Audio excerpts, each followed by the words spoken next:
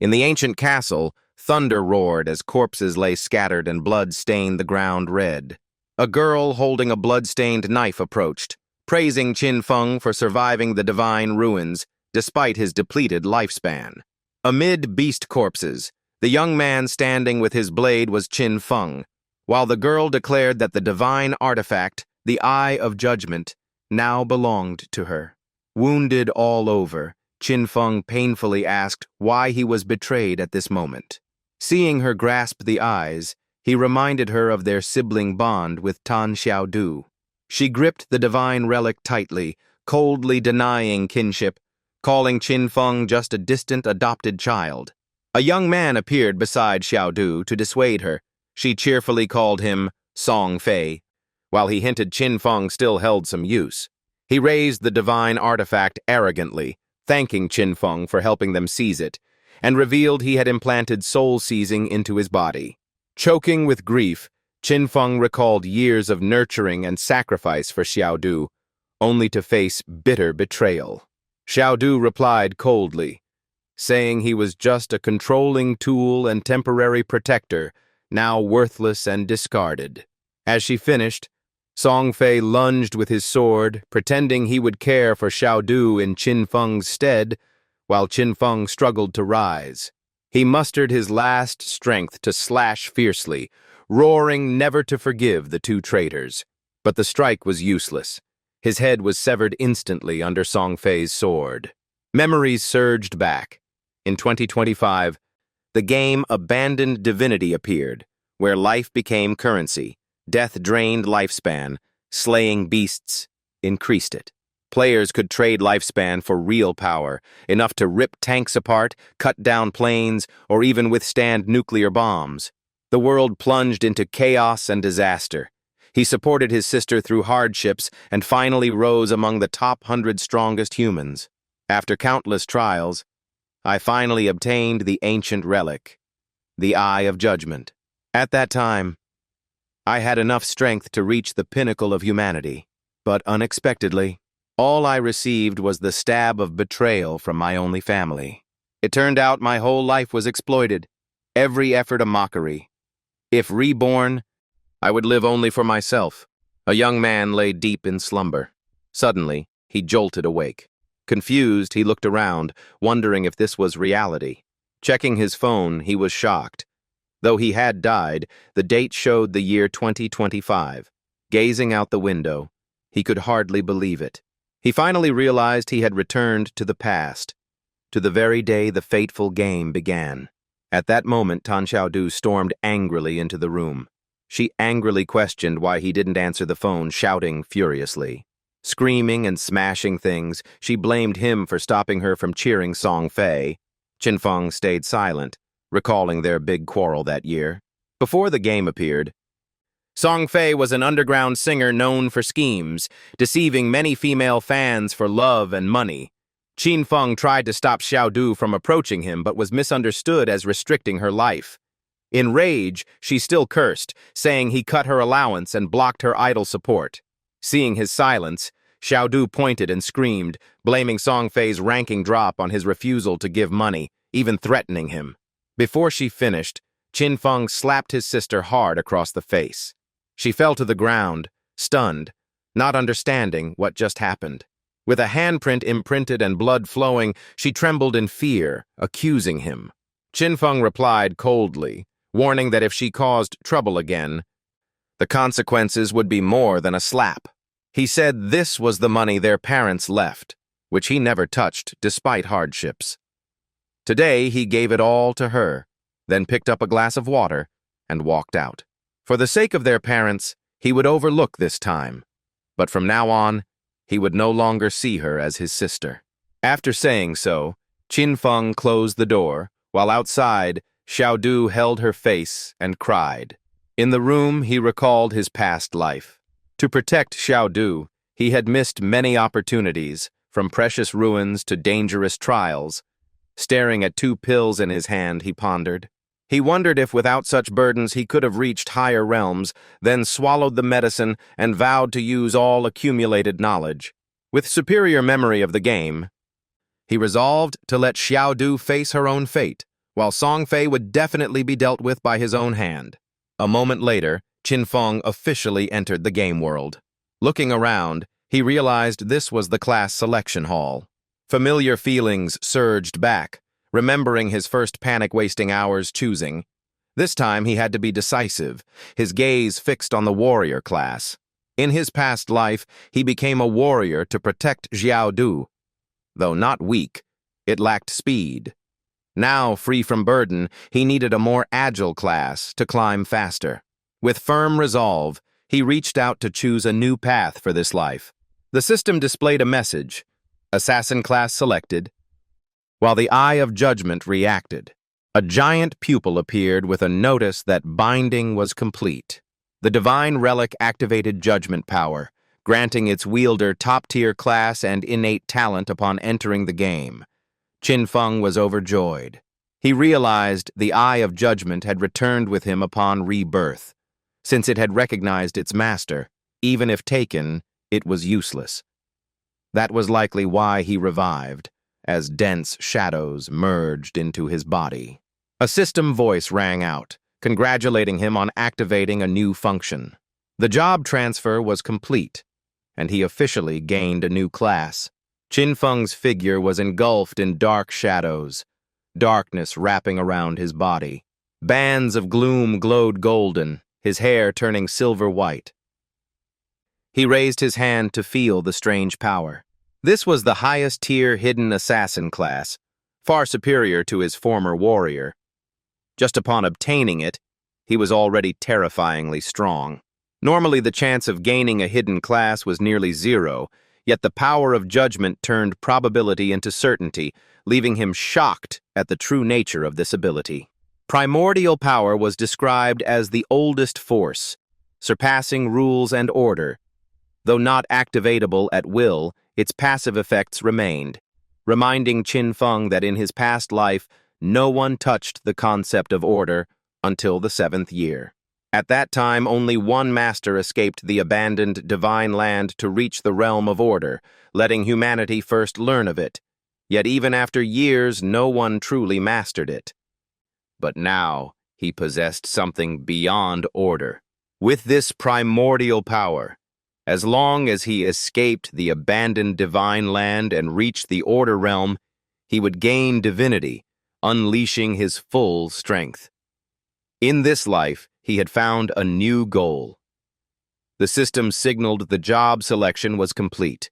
Next, the system requested a character name, and Qin Feng pondered the darkness tied to his class. He finally named himself Shadow, then advanced straight into the abandoned divine land. The outer world was a wasteland filled with bloodthirsty monsters eager to kill and steal lifespan. To survive, one had to leave town and slay them. He now arrived at the safe zone, Shell. The system explained further. Death would take half of one's lifespan, both tradable and untradable. Within the town, there were no monsters and players could not attack each other, making it a safe haven. Meanwhile, some players chatted. One panicked man asked where he was, dragged into the game right after a night shift, even feeling real pain. Others doubted reality, but soon realized they were trapped in a deadly game. Qin Feng silently listened, thinking people from all over would soon become experts and reshape the world. To get ahead of all, he had to act faster. There was no time to hesitate. Players around curiously eyed Qin Feng, speculating about his class. Some guessed assassin, but wondered why they chose the same, yet lacked his strange effects. Ignoring the noise, Qin Feng pulled up a scarf and quietly walked away. In another corner, many people screamed in pain. They had just been killed by monsters, and discovered death revived them in town, worrying over how terrifying the creatures outside were. A single monster bite drained half their health. 5 people together couldn't kill one giant worm, and some even lost half their lifespan, throwing the whole team into panic. A young man bent down to ask a girl named Lizzie for advice, just as Qin Feng passed by silently observing. He noticed she was an archer using a longbow, a sign of a hidden class. Upon seeing him, the girl cheerfully greeted him. She suggested forming a party since the outside was too dangerous, but Chin Feng only gave a cold smile, firmly refused, and walked away, leaving them stunned. The group mocked and sneered, saying he was posturing and would surely die alone, though some argued he might be a special assassin with a chance to survive. The girl curiously checked his info panel. The display showed the character name Shadow, making her displeased, thinking him arrogant. Even so, she ordered her teammates to follow, wanting to see what skills he had to learn from them for fighting monsters. She also coldly remarked that she wanted to witness his death. Chin Feng calmly kept walking in the town. The group quietly trailed after him. Inwardly, Lizzie thought the place too dangerous, but relying on years of gaming experience, she quickly formed a team, though still haunted by the monster she had encountered. It was unbelievable that such a creature appeared in the novice village, strong enough to wipe their group, clearly not something level 1 players could defeat. Her teammates discussed as they walked. They remarked Chin Feng's starting gear was different. While they only had daggers, he carried a short blade, moved faster than normal assassins, and wore unique attire. Lizzie watched him more intently. The player named Shadow ahead was indeed strange. Sticking close might yield useful info. Just then, Chin Feng turned his head back. Lizzie panicked, thinking she was discovered, her heart racing. At once, Chin Feng's body was swallowed by black mist and vanished without a trace. The trailing group froze, quickly scattering to search everywhere. The girl puzzled over where he went, wondering if it was an invisibility ability, questioning what kind of class it was, then let it go. The group discussed returning to town to find ways to level up, speculating about hidden rewards or special NPCs, then left, while Chin Feng remained silently gone. The system described the stealth skill as boosting the first strike's damage and making detection harder, making Chin Feng realize the Shadow class was far stronger than a normal assassin, as he pondered while advancing deeper into the forest.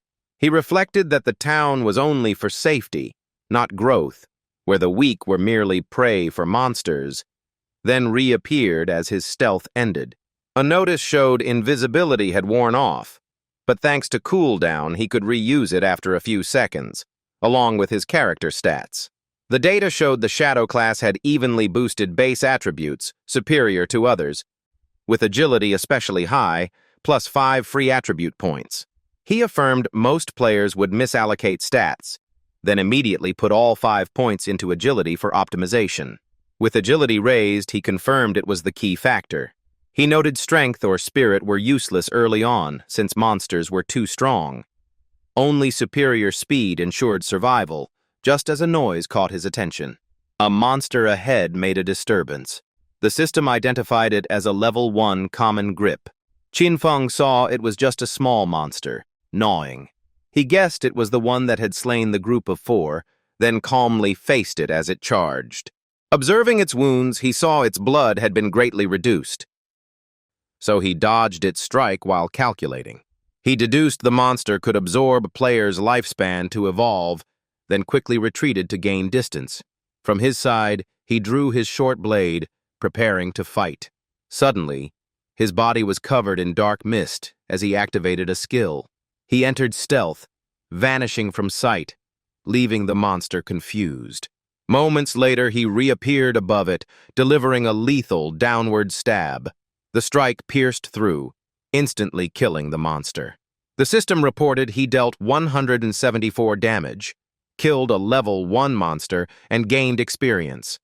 With backstab and other effects, the attack far exceeded expectations. He recalled his past life's experience. As a warrior, 1 critical hit only dealt 40 damage, requiring a long struggle to kill monsters, often taking injuries. Memories of sharing lifespan with Tan Xiaodu resurfaced, fueling his resolve. The monster's corpse dissolved into energy, and the system awarded him 3 tradable days of lifespan and 54 years, 155 days of untradable lifespan, surprising him. He calculated the 5 players had lost over 100 years of life, but the monster kept only half. The locked type was currently useless. Suddenly, The system issued another notice. A power called Judgment Authority activated, granting the talent infinite evolution, allowing him to gain evolution points from solo monster kills and 5 free points daily. If he slew a boss monster, he would receive the full evolution points, currently holding 5 points. He was astonished and exclaimed over the new ability. He was shocked to realize that skills could evolve, something unheard of in his past life, and decided to upgrade Hidden Shadow and Backstab, with the system requiring 4 evolution points. Successful upgrade. Hidden Shadow gained longer invisibility, reduced cooldown, and extra damage upon revealing. Backstab reached a new level, boosting rear damage, making him thrilled. Combined with Stealth Mastery, his invisibility lasted 32 seconds, nearly infinite, allowing instant kills. Just then, a sudden voice came from behind. Another group saw him kill monsters, admired him, and thought the game was too easy. The girl praised his strength, while a young man called Kang Zi bragged about protecting her. But Qin Feng noticed something unusual. He spotted a monster lurking behind them. While Kang Zi kept boasting and invited Qin Feng to join, Qin Feng quietly stepped back and activated Hidden Shadow. He vanished instantly, pondering the nurturer, while the girl curiously asked about his disappearance. Kang Zi mocked that he was afraid of him, unaware of the looming danger. When they turned, they were horrified to see the monster charging. Within moments, both were torn apart into bloody remains. The system revealed info about the Nurturer, a bronze-tier boss monster commanding small spiders. Qin Feng, still hidden, speculated about it. He confirmed it was the Novice Zone boss, with 1,600 HP and minions, far beyond normal players, then decided to test his new skills. Excited, he used Piercing Hidden Strike, thrusting his dagger at the boss's head. The giant spider shrieked in agony as Qin Feng attacked again. He activated Hidden Shadow to disappear once more. The Nurturer boss lost track of him completely. The system showed his strike dealt 338 damage due to a weak point hit. He felt lucky for his speed, knowing a counter would have killed him with his low HP, then grew excited seeing damage over 300 while he only took 9. The boss roared, wrecking everything nearby. Amid the rampage, Qin Feng calmly observed. He noted the monster was intelligent, its frenzy a deliberate strategy to clear the area. The spiderlings were also highly alert, hindering his approach. But he trusted his deduction as the boss kept destroying the environment. He launched another attack to test his theory. A fresh wound cut deep into the boss, with the system reporting 299 more weak point damage. Holding a stone, he realized the main damage came from stealth skill effects and class privileges, even with ordinary objects. He kept throwing stones at the boss, finding that timing cooldowns could re-trigger the special effect. He planned, wait for Hidden Shadow to refresh, then use a thrown stone as a piercing hidden or backstab strike for maximum damage. The next stone hit a weak point, the system showing 279 more damage, proving his strategy effective. After the sequence, he reactivated Hidden Shadow, grabbed another stone, and rushed at the boss. He calculated patiently, waiting for cooldowns to unleash a decisive strike. Meanwhile, in Shelltown, the system broadcast new announcements. The leaderboard displayed player Yin Ying, killing the bronze-tier Nurturer boss and becoming the first to reach level 2, topping the entire town. The news shocked players, many still struggling to survive, stunned that someone soloed a boss. They buzzed with doubt and admiration, unable to believe only one name appeared. Laziz's team was also stunned by the message. Teammates confirmed it was the one who had left earlier, yet couldn't fathom how he was strong enough to solo a boss when they couldn't even handle small mobs, sending chills down spines. Kang Zi and the dead girl also trembled. They were even more shocked learning the giant spider and its brood were slain. The girl suspected it was the hidden assassin from before. At that moment, another forest system notice appeared. The system announced he had slain the bronze boss, gaining 300 EXP, leveling to 2, earning 2 evolution points, unlocking the ranking, and 1 reputation point. After absorbing the energy, he spoke softly. With the boss dead, the spiderlings scattered, making him regret the lost EXP. The system further granted transaction lifespan, the skill Greedy Hand, and a corroding dagger, prompting him to reflect on the new skill. Info displayed: Greedy Hand, an assassin skill with 20% chance to gain extra loot, requiring level 1. He was overjoyed the bronze boss dropped such a rare divine skill, recalling how it once greatly supported teammates in his past life.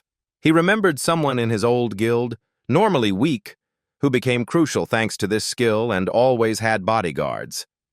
Then a new thought flashed in his eyes. Looking at his palm, he muttered a new idea.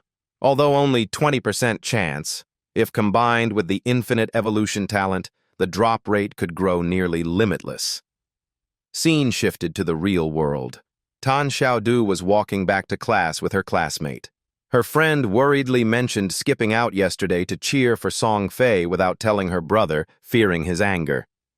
Xiaodu blushed, insisting she wasn't wrong and even that her brother should apologize, while her friend sighed, praising how much he cared for her.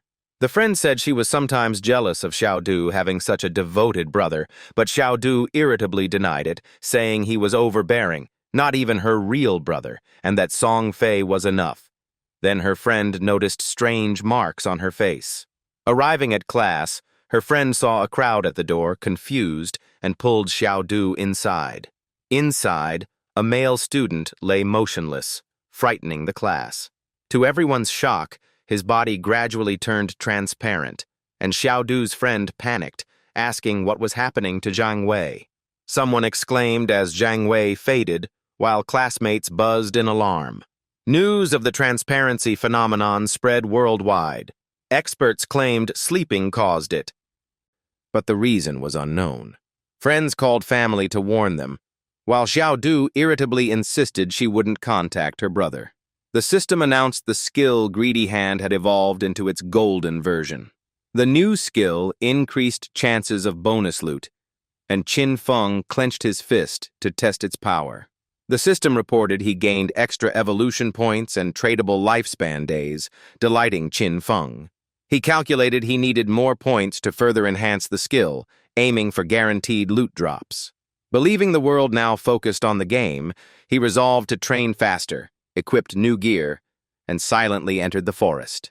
Qin Feng predicted when game skills applied in reality, society would collapse. To obtain them, he needed levels and tradable lifespan, so he sought strong bosses. Hearing chaotic shouts in the distance, he climbed higher and spotted a group fighting monsters. The system revealed the monster Swift Runner, a bronze tier, making Qin Feng chuckle. Watching closely, he recognized a familiar face among them.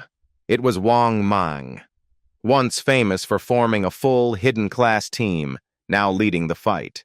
Wang Mang's holy shield blocked a ferocious strike from the monster. Qin Feng realized Wang Mang's hidden class was Holy Shield Warrior, far superior to normal warriors with invincible skills. Meanwhile, a female mage ally raised her staff. Magical energy gathered and then burst out, launching a powerful strike at the monster. The magic attack dealt 70 damage, which Qin Feng analyzed silently. He assessed that the prophet mage's power far exceeded normal mages, especially with fireball. Then the archer took aim. Next, a hidden priest joined the fight. Qin Feng noted the archer's unique multi-shot and the divine priest's superior group healing as the team kept pouring damage. The monster grew enraged, shattering defenses and wounding Wang Mang. Panicked cries rose, the archer worrying over the worsening situation. The enemy's speed made ranged attacks ineffective. Wang Mang ordered the priest to heal him while others kept chipping away. Qin Feng thought Wang Mang was too careless, as prolonged fights in the wild would attract more monsters. As predicted, more enemies appeared behind them, corrupted ones. The level 2 mud-covered monsters excelled at ranged attacks. A swordsman charged forward, warning the leader. His slash severed a monster's arm, buying a brief reprieve. Qin Feng was astonished to see this was a rare hidden class he had never encountered. Although the strike dealt 33 damage, the monster's defense was too high, worrying the swordsman. Then it spewed slime from its mouth. Some were hit and screamed in panic. His sword got stuck in the muck, and he was slowed by the ground shackle's skill, while the monster lunged at the female mage. She cried for help as danger closed in, and Qin Feng stirred from afar. A flash streaked, severing the monster's head. The whole team froze in disbelief at the sight. They whispered, shocked someone else had instantly slain the corrupted one. Even with low-level monsters, they needed several seconds to kill, yet this stranger did it instantly. With another swift strike, a second monster fell instantly, stunning the team. Everyone trembled, acknowledging it was truly lightning-fast monster slaying. They tried to guess who it was but failed, only hoping it was an ally, then focused on the last monster. After killing 2 monsters, Qin Feng received rewards: EXP, evolution points, a new skill book, and lifespan days, most notably the skill Venomous Throwing Dagger. He analyzed it as a poison damage over time skill, immediately evolved it to silver grade with 14 milliards range and weakening effect. Meanwhile, Wang Mang was pierced by the boss. The monster skewered both his arms, hanging him in agony. Teammates screamed desperately, calling his name. The priest tried healing but failed. Wang Mang still urged everyone to escape. At that critical moment, a sudden beam shot out, piercing the boss's forehead. The strike dealt 845 damage, leaving the whole team stunned in disbelief. In an instant, the boss lost half its HP, writhing in pain. It roared madly, forced to release Wang Mang. The boss's HP bar dropped rapidly in waves. After several spasms, the monster collapsed, and the system displayed a notice for Qin Feng. He had dealt over 90% of the damage, claimed all loot, leveled up to 3, gained evolution points and lifespan days, amazed by the venomous dart's power. Qin Feng discovered the poison synergized with passive class traits, allowing endless stealth and dart throws, nearly invincible in early stages. Wang Mang exclaimed such power wasn't human.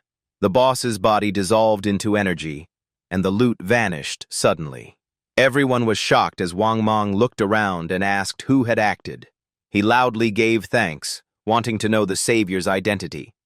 Qin Feng coldly replied with a warning. He reminded them not to trust strangers in the wild, silencing the group. Before leaving, Wang Mang thanked him and asked to be friends, introducing himself and promising future support if needed. Qin Feng considered Wang Mang a potential ally, especially with government backing, a stable channel to sell his goods. He clenched his hand to activate the system.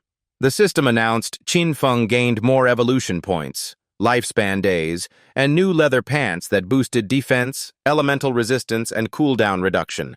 He was pleased with the loot. He checked his inventory, noting many items for other classes, planning to return to town when full to trade for lifespan. His current progress far surpassed his past life. He vowed to face Song Fei quickly this time. Meanwhile, Wang Mang's group still struggled against monsters. They panicked as enemies multiplied, with someone shouting to retreat. But everyone froze, puzzling their teammates. Turning around, they were stunned to see another giant monster appear. The group was horrified, questioning what it was as it charged forward. Sharp tentacles lashed out from the creature's body toward them. Wang Mang's team took continuous damage and was completely wiped, respawning back in Shell Town. Wang Mang angrily lamented the unfairness of monsters constantly appearing. He analyzed that they usually gathered in packs, fleeing when near death. Escaping the game required level 3, but it was extremely difficult, so they needed to rally more people. Some suggested forming squads of 6 to 10, but worried larger numbers would attract stronger bosses. They recalled a 40-man team where the cursed boss killed over 30 in a single move. Without reaching level 3, death was certain. All admit they were dragged in while asleep. If they can't leave the game, their real bodies will starve. Lezi angrily curses the cruel game. A member fears their lifespan is running out, with less than 10 years left. Lezi insists they must not die again. At that moment, the system announces the ranking. Top rank is Hei An at level 3, followed by Wang Meng and Ba La La at level 1. Lazi is shocked, suspecting Hei An holds the leveling secret. She declares the goal is to reach level 3 at any cost to escape the game, and asks teammates to spread the word. Lazi offers 10 million to Hei An if he helps them level up. Teammates are shocked, while she thinks the sum might still be insufficient. Meanwhile, Qin Feng continues fighting monsters. The system reports Qin Feng has slain another level 2 polluted monster. He gains experience and evolution points, enough to upgrade the skill Greedy Hand.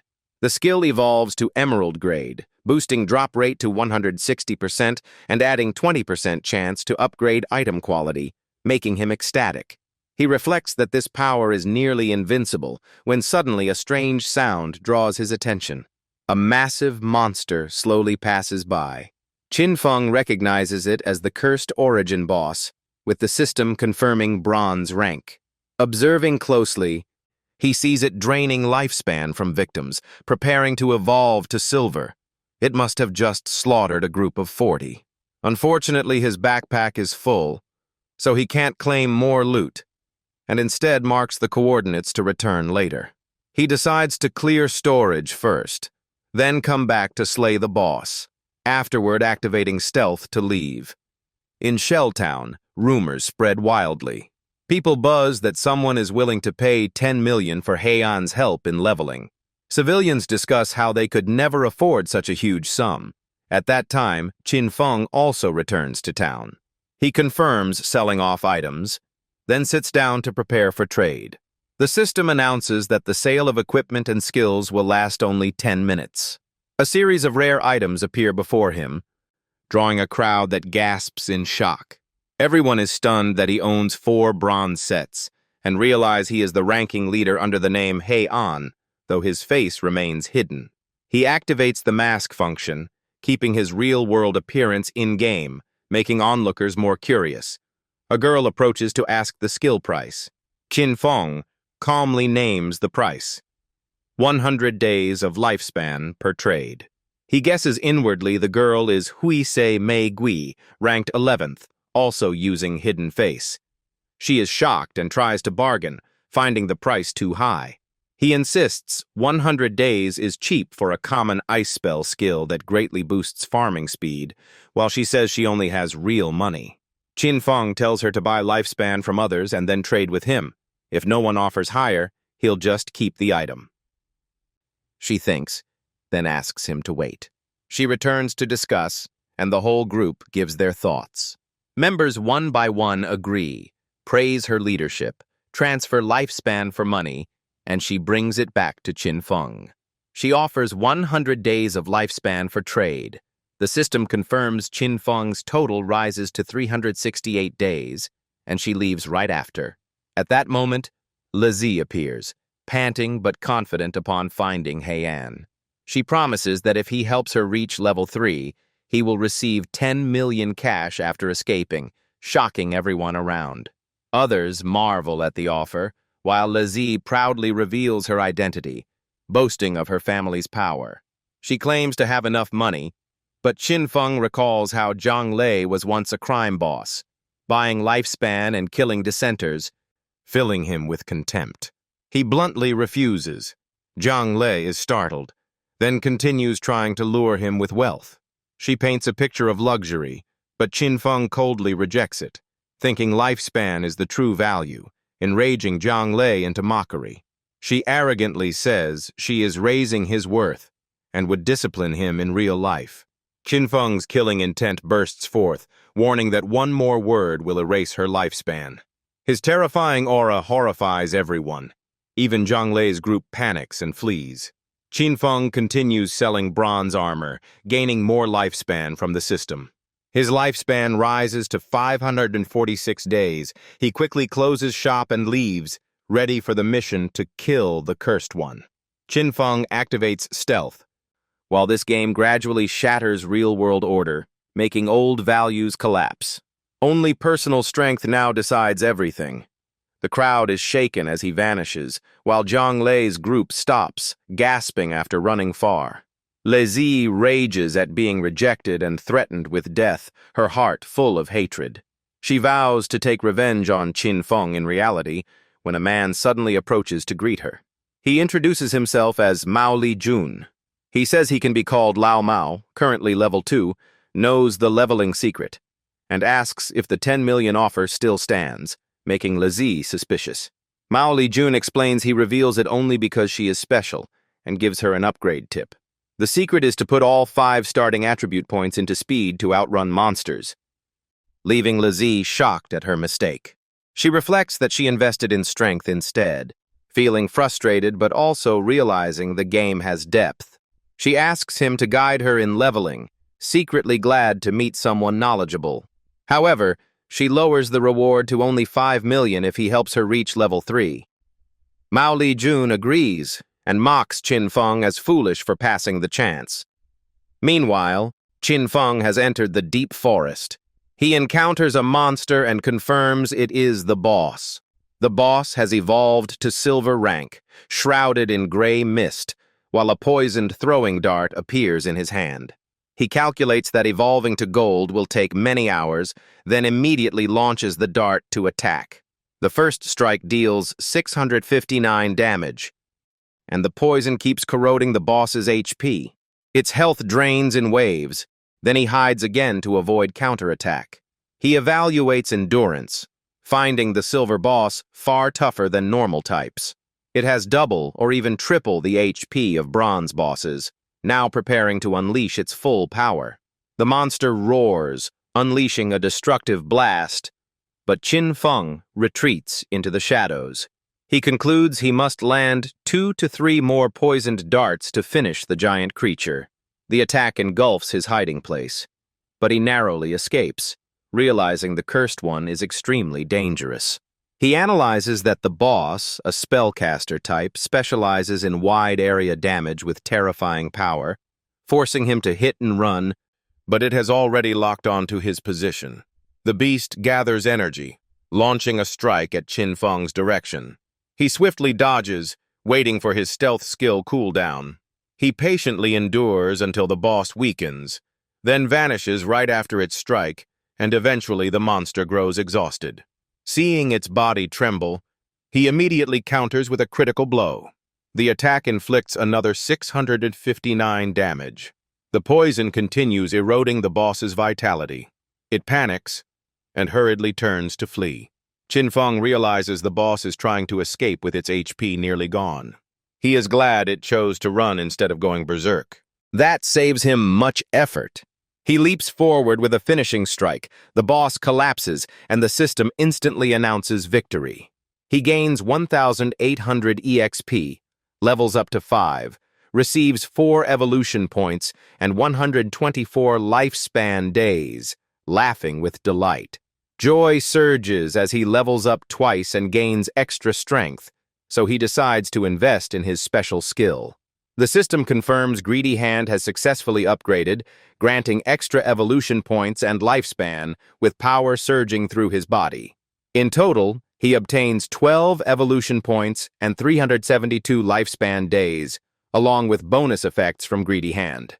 Thanks to this skill, the loot is upgraded from silver to gold, making him realize why it is one of the rarest treasures. The loot is so abundant his backpack nearly overflows. He wishes for a spatial ring to expand storage. Just then, his eyes light up at spotting a special item. Scene shifts to another group, where a girl cheers for surviving and returning alive. Everyone breathes relief, grateful to Wang Meng for helping them reach level 3 safely. Wang Meng humbly says it was a team effort, regretting there's little time left to rest. One jokes that maybe because they were shabby, the elder ignored them, and if they had worn fine gear, he might have accepted. The town system announces the ranking, with Qin Feng at the top, followed by others. News shocks all as he has reached level 5. Earlier they saw him selling items, now he jumped 2 levels. Some dream of marrying sisters to him, while others envy since they're only level 3. They sigh that the great elder levels too fast, while they can only look up. Many start thinking of informing their families, as this game will surely overturn the world.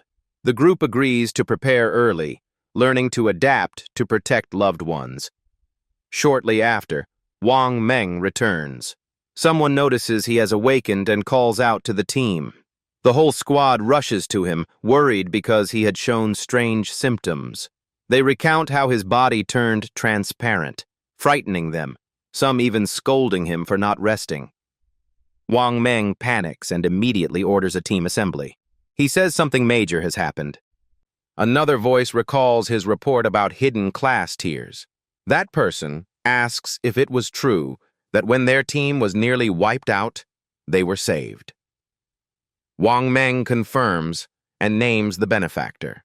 He reveals it was Hei An who rescued them, then only level 3, but moments later rose to level 5, jumping 2 ranks.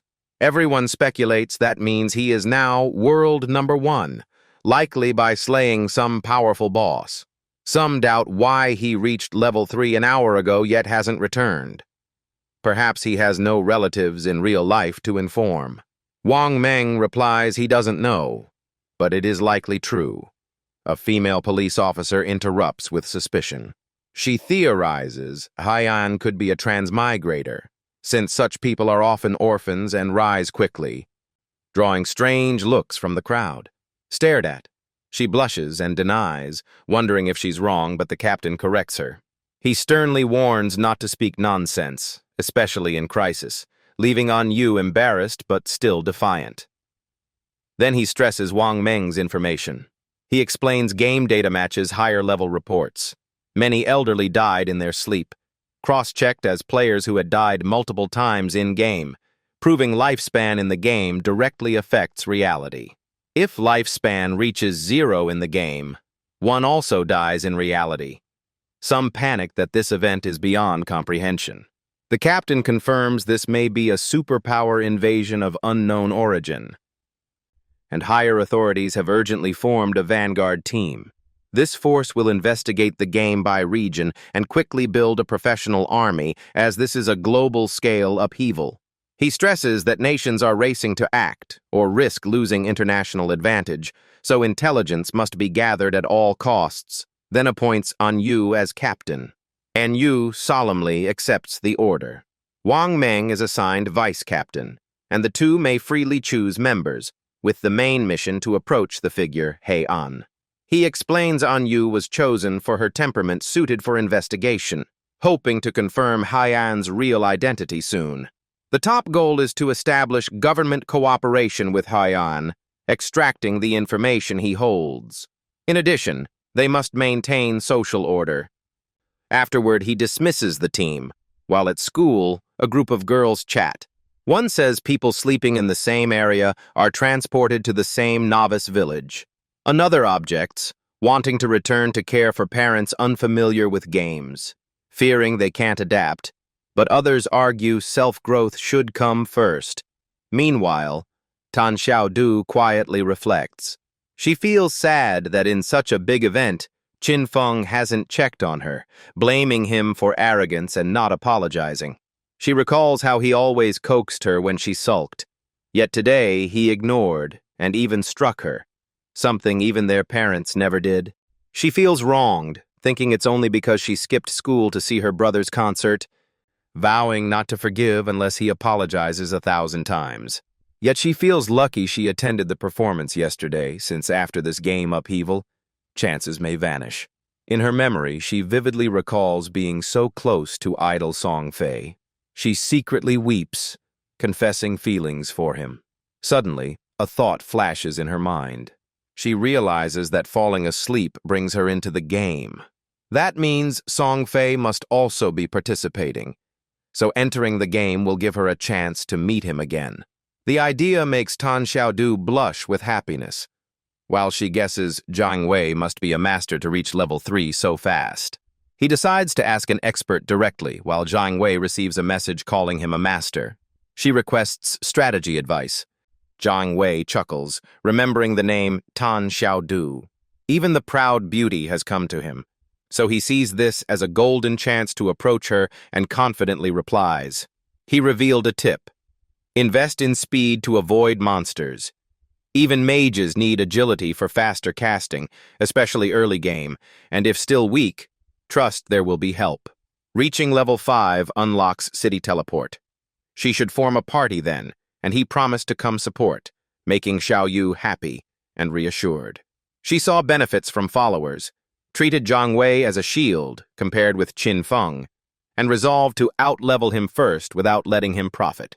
At that moment, Qin Feng joyfully looted an item from the boss, a rare ring. The gold ring fit all classes, boosted many stats, had strong dark resistance, and raised weak spot damage from 1.5x to 1.6x, which greatly pleased him compared to normal players. It also dropped a rare assassination skill, allowing long leaps, short invisibility, multiple target slashes, high damage, and fast cooldown, extremely useful. After learning it, he immediately found it convenient, while still having some evolution points to allocate. He chose to upgrade the skill Greedy Hand to Diamond tier, giving high chance of extra loot and even improving item quality when killing monsters. With this greed skill, each kill was worth triple others. He used evolution points to upgrade Shadow Slash, gaining longer range and stronger strikes, though regretting the cooldown remained. Even so, that one skill alone allowed near-constant stealth, while other skills seemed worthless. The Silver Warrior skill book could only be sold cheaply, but before he could act, 3 monsters suddenly attacked. He looked at the monsters with killing intent, ready to test himself. They happened to be level 4 climbers, so he treated them as test dummies for his new skill and unleashed it. All 3 instantly collapsed, dead in a single strike.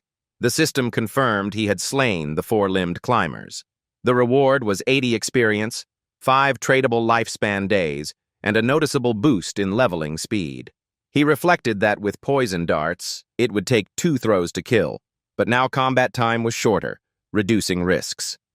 His stored lifespan reached 618 days.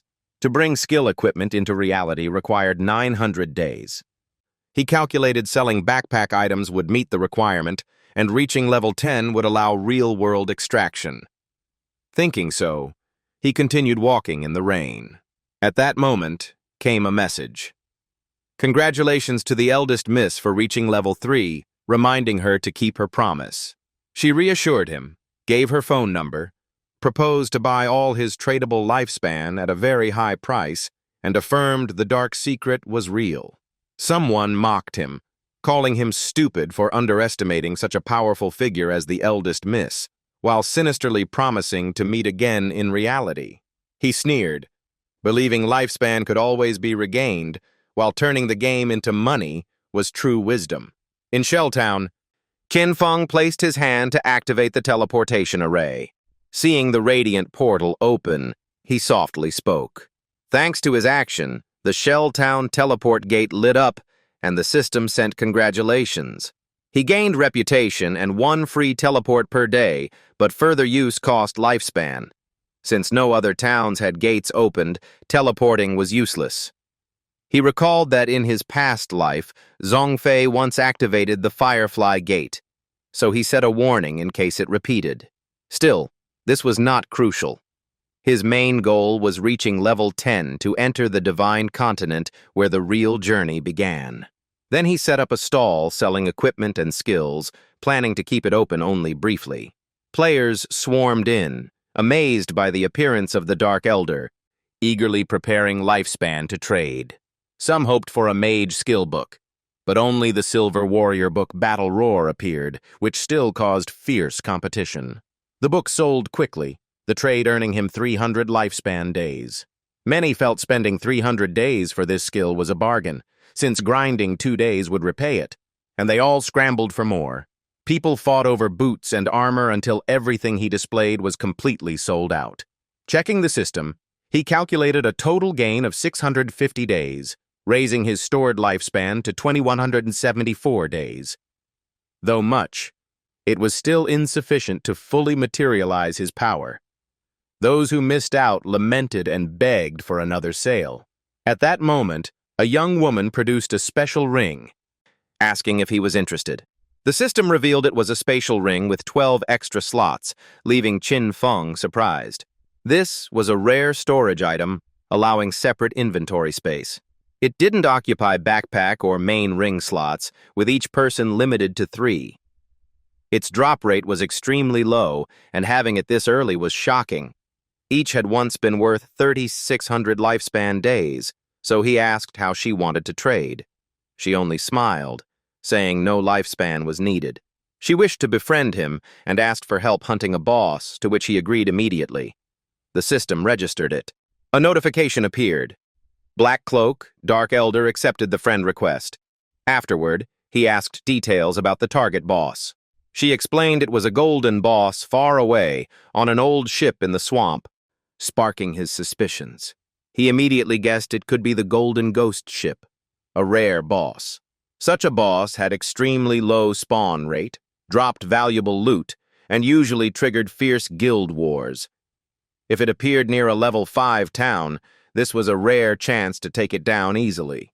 Not only lucky to receive a storage ring, he also discovered she belonged to Wang Meng's group and might be the legendary Carp. He wondered in surprise how she could have found such a rare golden boss. She explained she was waiting for teammates who were late, so she wandered and accidentally spotted the boss under a cliff, reminding Qin Feng of past life rumors.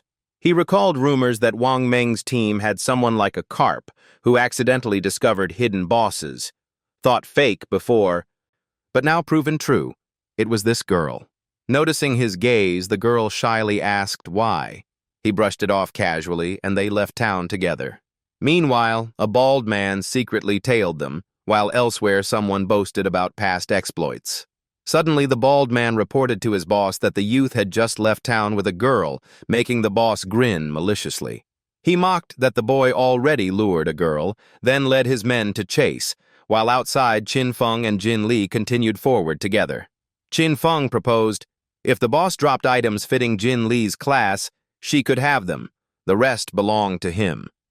Jin Li worried it was unfair to Wang Meng's team, but agreed, only asking him to sell gear to her captain at a discount. He nodded in agreement, and they immediately set off. When Wang Meng just came online and learned the Dark Elder was taking someone to hunt a golden boss, Jin Li grew terrified. She trembled, reminding him he was an assassin, and she was only a mage, fearing she couldn't survive. But Qin Feng reassured her that he alone would fight, while she just watched from afar, which frightened her even more. Though she knew he was powerful, soloing a golden boss was absurd. Suddenly, Qin Feng activated stealth, vanishing before her eyes. Jin Li panicked, calling out, unable to see him. At the same time, the stalkers began their move. Seeing Qin Feng vanish, the boss sneered, thinking he abandoned the girl, and ordered his men to seize her. He rallied his gang, boasting that following him would bring profit, then commanded them to surround Jin Li. But they didn't know Qin Feng stood right before them, suddenly unleashing Shadow Slash. The whole group was instantly wiped out. The system announced he had slain 5 players. The reward was only 12 lifespan days, too little, making him scoff. Then he returned to Jin Li, who asked in shock where he had gone. He calmly replied he dealt with the stalkers, while she thought he just went to the bathroom, adding humor to the moment. She even teased about using stealth while peeing, leaving Qin Feng speechless until he cut her off and urged her to lead to the boss. Meanwhile, elsewhere, Tan Xiaoyu logged into the game.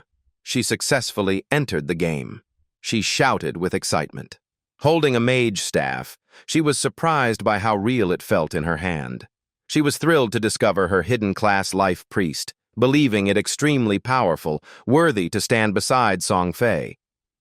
But thinking whether he knew the stat allocation secret, her gaze turned cold, secretly despising him. Qin Feng was criticized for being self-centered, while Xiaoyu felt confident with her hidden class and Zhang Wei's support.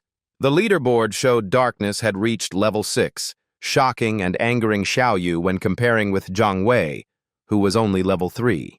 Xiaoyu realized Darkness was the true expert, wishing for his help to surpass Zhang Wei. But she had no way to find him. Another group worried about losing contact with Xiao Yao and could wait no longer. They discussed needing a healer for monster hunting, and Xiao Yu immediately stepped up to greet them. She directly asked if the group needed a healer.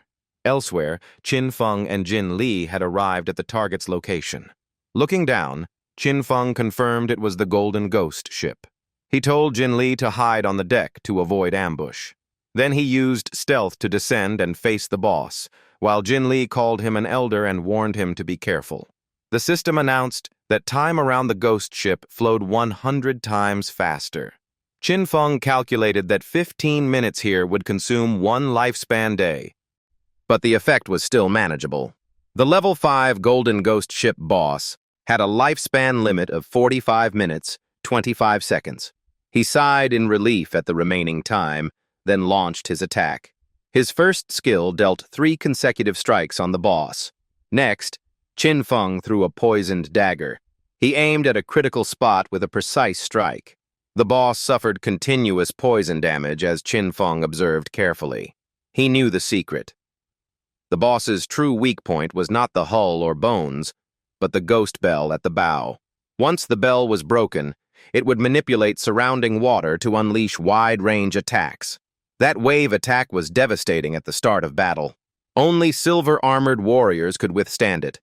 While he relied on his darkness-class speed to dodge, then waited for the boss's ranged move. The boss summoned 12 rotting water ghouls, each as strong as a silver-tier boss. The monsters charged wildly, throwing the fight into chaos. Every 3 minutes, another one spawned, and dragging the fight would bring overwhelming numbers to wipe the party. Luckily, Qin Feng's invisibility kept him unseen. With the right positioning, he could slay them in a single strike. He unleashed a powerful move that wiped out all the monsters, leaving Jin Li stunned. She trembled after witnessing such terrifying strength firsthand. Jin Li was horrified to realize he was darkness, the top-ranked player, moving like a phantom. The boss quickly lost 1/3 HP, and Qin Feng called for Xiao He. Jin Li, confused, asked Qin Feng about the strange name. He reassured her that she only needed to wait for his resurrection, making her blush in doubt. She hesitantly thought Xiao He sounded like a dog's name, while her own was He Bo Lin, then guessed it referred to the one who had tried to kidnap her earlier. The enemy group realized they had been careless. A man who once claimed to be a legend grew bitter at being suppressed and reported that Jin Li had been found. He rallied his comrades, vowing to hunt both Jin Li and Qin Feng fighting under the cliff. Meanwhile, Qin Feng thought to himself, the 4th trial, the hardest of the Golden Ghost ship. It would unleash an extremely strong shockwave. This attack affected the soul in a wide area, applying a 5-second hard crowd control, nearly impossible to dodge. Seeing the danger escalate, Jin Li was too frightened to speak. Below, Qin Feng was engulfed by slime. He took a heavy blow from the slime mass, his HP dropping sharply. The system announced his death, with 2 beams of light rising from the slime. This death cost him 326 years of non-tradable lifespan and 1,087 days of tradable lifespan. Just then, the enemies arrived. Seeing Qin Feng fall, they laughed mockingly, calling him arrogant for soloing a golden boss. Greedy for the huge lifespan he dropped, they shouted to attack the boss at half HP for loot and gains, but the next scene shocked them all. The promise ended, opening into the next part. The scene shifted to Shell Town. The ambushers who revived cursed angrily, unable to believe the boss was so strong, shocked that darkness alone had halved its HP while they died instantly to water columns and ads. They lamented the heavy loss but still decided to return, refusing to believe the boss was so strange. At that moment in the swamp, Qin Feng had revived. He was surprised to see countless loot still scattered around. He asked Xiao He about the lifespan count, while Jin Li was astonished by his quick resurrection, telling him the others had just been wiped out by water columns. He laughed, saying they brought it on themselves, remembering how he had also suffered from this ship in his past life. The Golden Boss only used the immobilization skill once, So with half HP it was easier, but it could teleport unexpectedly, making it hard to kill. Thinking so, he drew out a poison dagger, ready to strike. He aimed straight at the ghost bell on the bow and hurled it. The boss roared instantly, murderous aura covering the area. Qin Feng reacted quickly, using stealth to evade. He was confident since he had mastered all of the boss's movement patterns. Right after, he struck the target with a slash. On the shore, the thugs respawned, saw him fighting the boss, and shouted to their leader, planning to kill him for the loot. Jin Li grew angry at their attempt to steal credit, vowing not to let their plan succeed when the boss was about to fall to Qin Feng. She gathered energy into her staff, releasing violent bursts of lightning. She shouted the incantation, thunder crashing down on the thugs who couldn't dodge. They were scorched by the lightning, and the survivors panicked, spotting a mage as the culprit. Enraged, they cursed and prepared to kill the girl, making Jin Li tremble and scream. She fled in panic, crying for help, while the thugs chased her madly. Not far away, another group was also observing the scene. In that group, one person stared coldly at Jin Li and her pursuers. Qin Feng, still hidden, fought patiently while waiting for his chance. Seeing the boss's HP nearly gone, he sighed, admitting that even at level 5 the boss's power was terrifying, and soloing it was still exhausting and lengthy.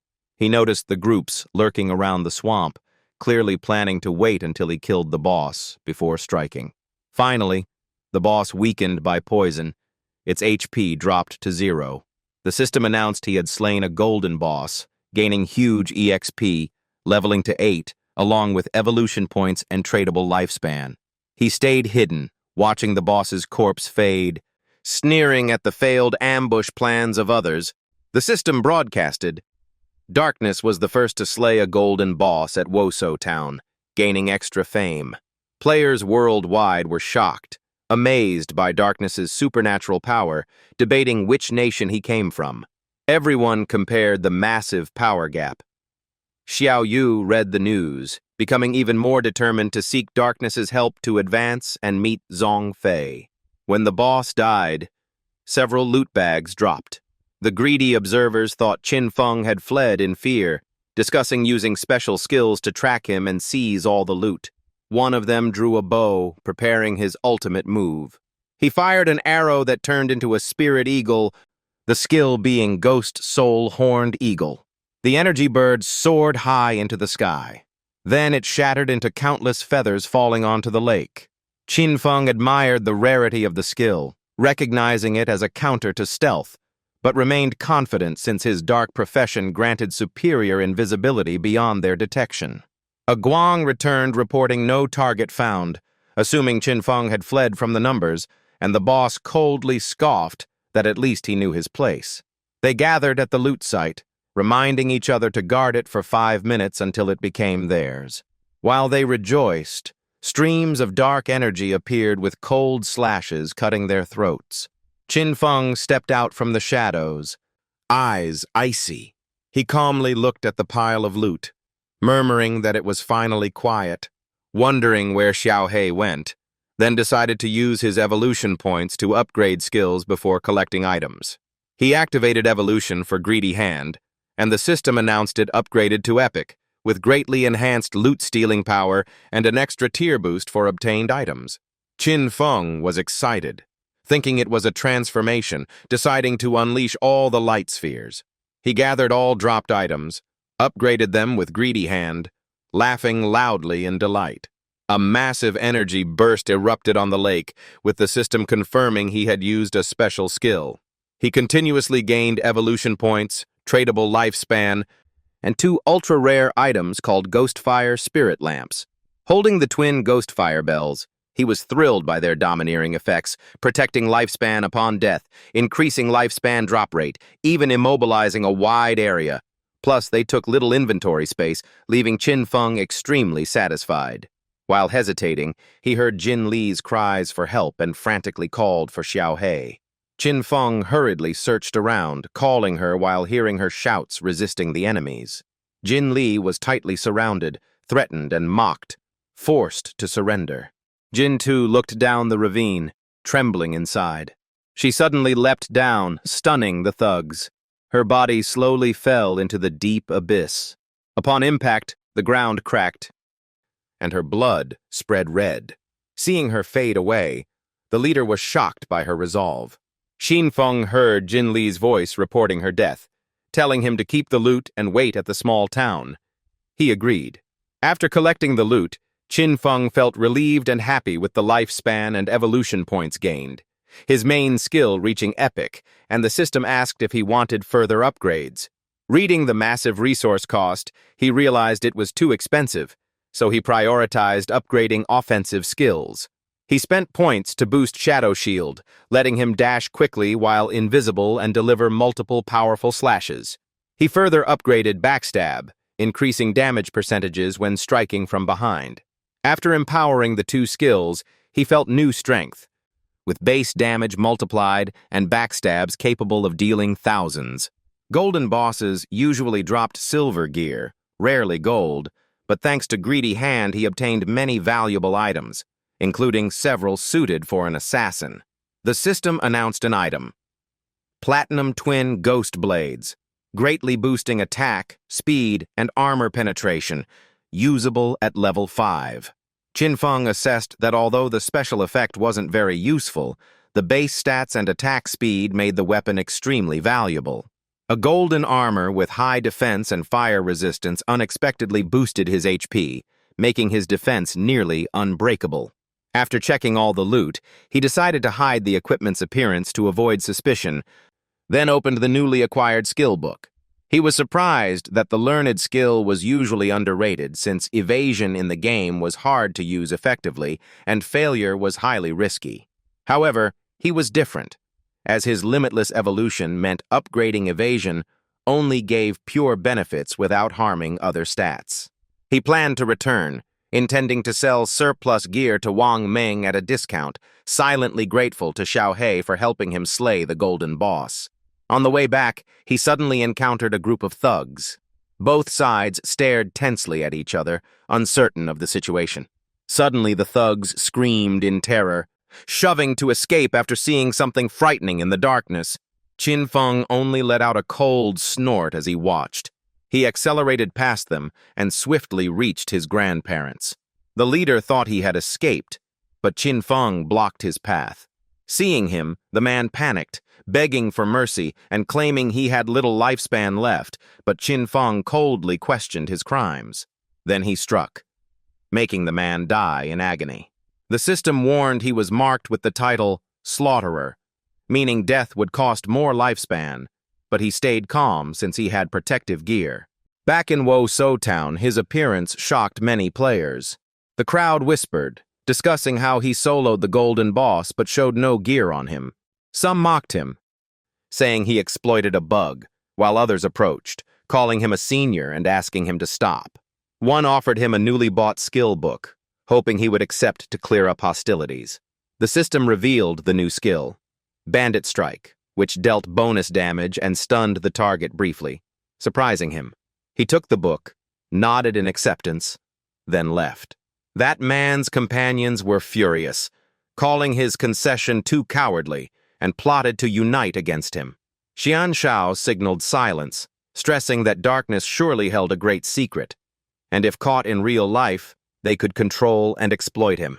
Hearing this explanation, the underlings understood and flattered him, while Xian Shao schemed to use a honey trap to extract Qin Feng's secrets, believing he was just a poor nobody in real life. At this time, Qin Feng met Jin Li, gave her gear and told her to trade, making her happy, but also revealing she wasn't Xiao He, but Dai Li Zi. Receiving the equipment and skill, Jin Li was thrilled as her power and recovery improved greatly, constantly thanking Qin Feng. He replied calmly, then reminded her to hand over the promised spatial ring, which she quickly gave him. She then mentioned a strange cave resembling ruins, unintentionally offering him valuable information. Hearing this, Qin Feng was secretly amazed, feeling lucky he had shared loot with her. Otherwise, he wouldn't have learned this crucial news. With the new ring, his inventory reached 27 slots, and he planned to sell extra gear, then head to the ruins with her. But she said team leader Wang Meng would return in an hour. She pointed to the map location, explained how to find the entrance, and admitted she fled out of fear of the monster's sounds, leaving her embarrassed. He nodded, deciding to head straight to the ruins, then vanished with his skill, leaving Jin Li dazed as he departed. At that moment, Qin Feng was moving at maximum speed.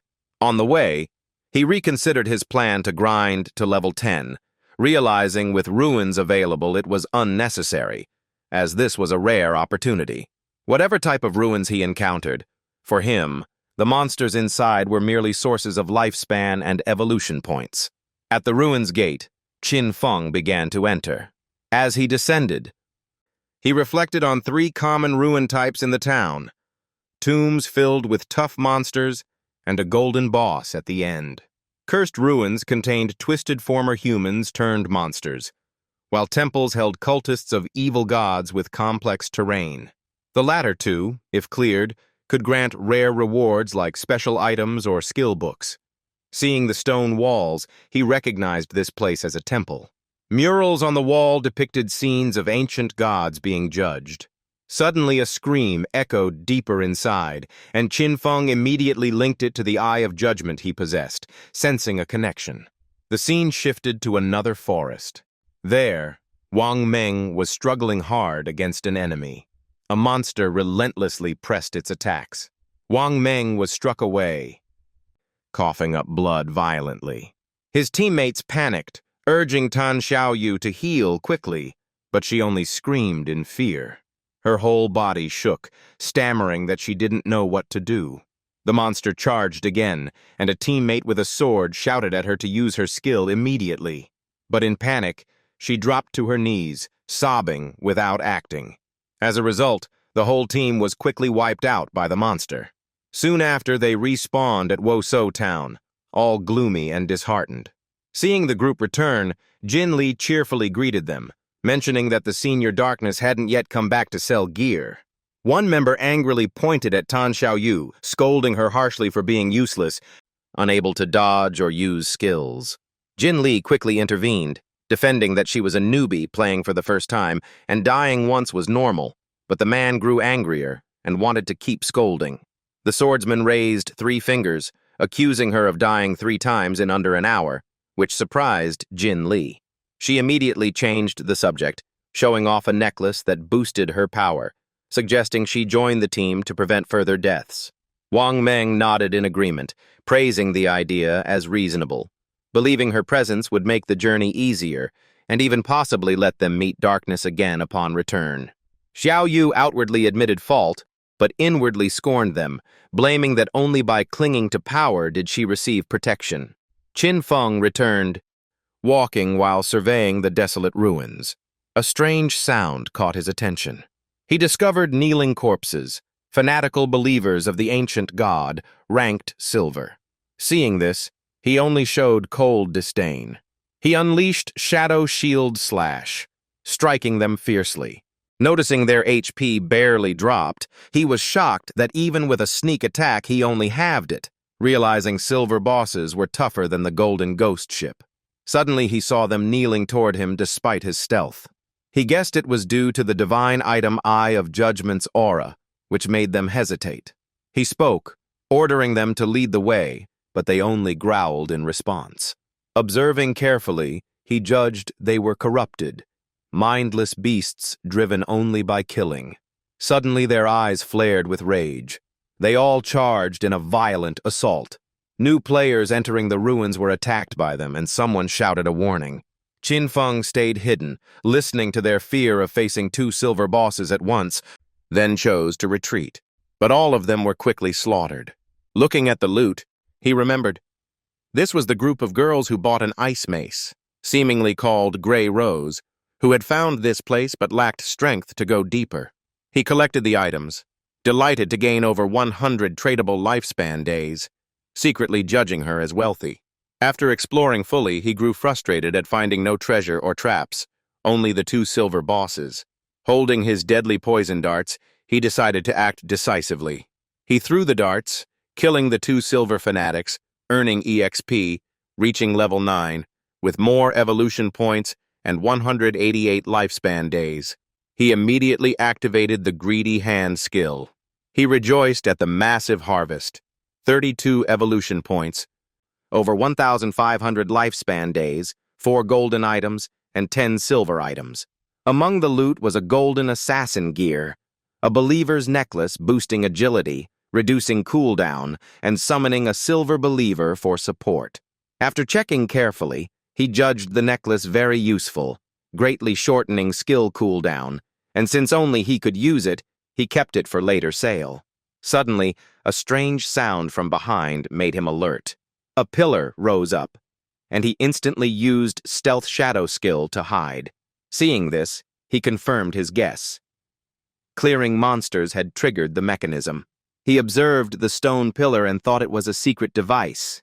Suddenly, the pillar gave a loud clack. Then the surrounding area began shifting. When it lowered, he suspected it might be a moving lift. Looking up, the stone slab above slowly closed. After a long descent, the block stopped, and he sighed in relief, estimating it had gone down several hundred meters. Looking around, he realized this place was very unusual. It was a labyrinth hidden inside the divine temple. He recalled that in his past life he had seen many such mazes, full of traps. If someone led the way, it was easier, though time-consuming. He took out the necklace he had just obtained, thinking that thanks to its attributes he avoided death, then examined its golden believer, summoning effect. He immediately summoned a loyal silver rank believer identical to the one outside. He ordered it to scout ahead, and it roared in obedience before moving forward. Watching his companion scout made him feel safer, but he still decided to enhance passive evasion for security. He used evolution points to upgrade Phantom Shadow and Shadow Shield Slash to epic level, gaining very high dodge rate and much greater attack power. He analyzed that evolving from epic to legendary required 10 times more points, so starting skills stronger saved costs. He gave an example. A skill already epic needed fewer points to reach legendary, and from there could reach myth, godhood, or immortal levels. On the other hand, weak skills needed multiple upgrades to reach epic, costing hundreds of points. But his advantage was being able to raise all his skills to epic baseline first. With 11 points left, he only managed to evolve Stealth Shadow, increasing invisibility duration and ambush damage, but cooldown was still long and power insufficient, so he planned to change it later. Just then, the Believer Scout triggered a trap. A massive stone block fell and crushed it instantly. He calmly said he would wait for cooldown to summon again, noting the labyrinth was too dangerous so he must probe slowly, hoping to find precious treasures. Meanwhile, on the upper floor of the Divine Temple, the group that had been killed revived and appeared again. A member reported to the red-haired female captain that 2 monsters had vanished, shocking her. They realized their lifespan was reduced. Guessing only the one who killed the Silver Boss could take it, surely the Dark Elder. Terrifying, yet lucky they didn't die again. The female captain recalled seeing a shadowy figure talking with monsters, suspecting it was the Dark One, whose power was unfathomable and formidable. Meanwhile, Qin Feng kept summoning silver believers, but they were quickly destroyed. He concluded after 3 hours of probing that he might have reached the maze's end, where sending many people would only lead to mass death. After a while, he summoned another believer. Then he let it continue, scouting the path ahead. When they reached a large door, he ordered it to open, but despite trying, it didn't move. The door remained completely still. He wondered why it couldn't be opened. He stepped forward and placed his hand on the door himself. Suddenly, the door opened by itself, leaving him more confused. A cold air current flowed out from inside. He felt a chill down his spine, sweating nervously. Before him appeared a girl and a treasure chest. He saw the chest was locked, covered in thorns with an NPC standing beside it. The system showed only question marks for the girl's information. He was shocked to meet for the first time a mysterious NPC with no data. The NPC emitted strange, incomprehensible sounds. Then suddenly she knelt and gradually vanished. He stood, stunned, puzzled about what just happened. The thorns on the chest also disappeared. He guessed that female NPC must be connected to the Eye of Judgment. Seeing the chest glowing, he concluded it could contain an epic tier item, but danger or traps were still possible. He ordered his loyal believer to open the chest, and it roared in obedience. As the lid opened, golden light burst forth. He rejoiced to find inside a rare assassin skill book with both active and passive effects. He obtained the epic skill book Grace of Liberation, whose passive guaranteed critical weak point strikes with doubled damage, plus an active throat cut dealing heavy continuous damage. After reading, he was stunned at the overwhelming effects, greatly boosted weak point hits and a terrifying active ability. He analyzed that if the initial strike dealt 300 damage, the skill would add 900 more over 3 seconds, totaling 1,200, tripling the actual damage. He judged that even using Shadow Shield Slash's multiple hits would still count as one strike, synergizing with this skill. With just 10 more evolution points, he could raise it to legendary, truly an enormous gain. He believed it was all thanks to Xiaohei's blessing, then decided to sell the remaining loot to their group and contacted them to prepare to return to the small town. Jin Li immediately replied joyfully that he had finished exploring, and said their group would also return. Upon reaching Shell Town, Qin Feng was surprised by the scene before him. Crowds of players gathered, cheering and praising him as the Dark One, asking to be friends, followers, or boasting status to form ties. Some begged to join, others promised to give wives, with all kinds of requests pouring in from many towns. Looking at the crowd, he realized the teleport gates between towns had opened, meaning he could now reach Songfei. He used Shadow Shield to vanish in front of everyone, leaving them astonished.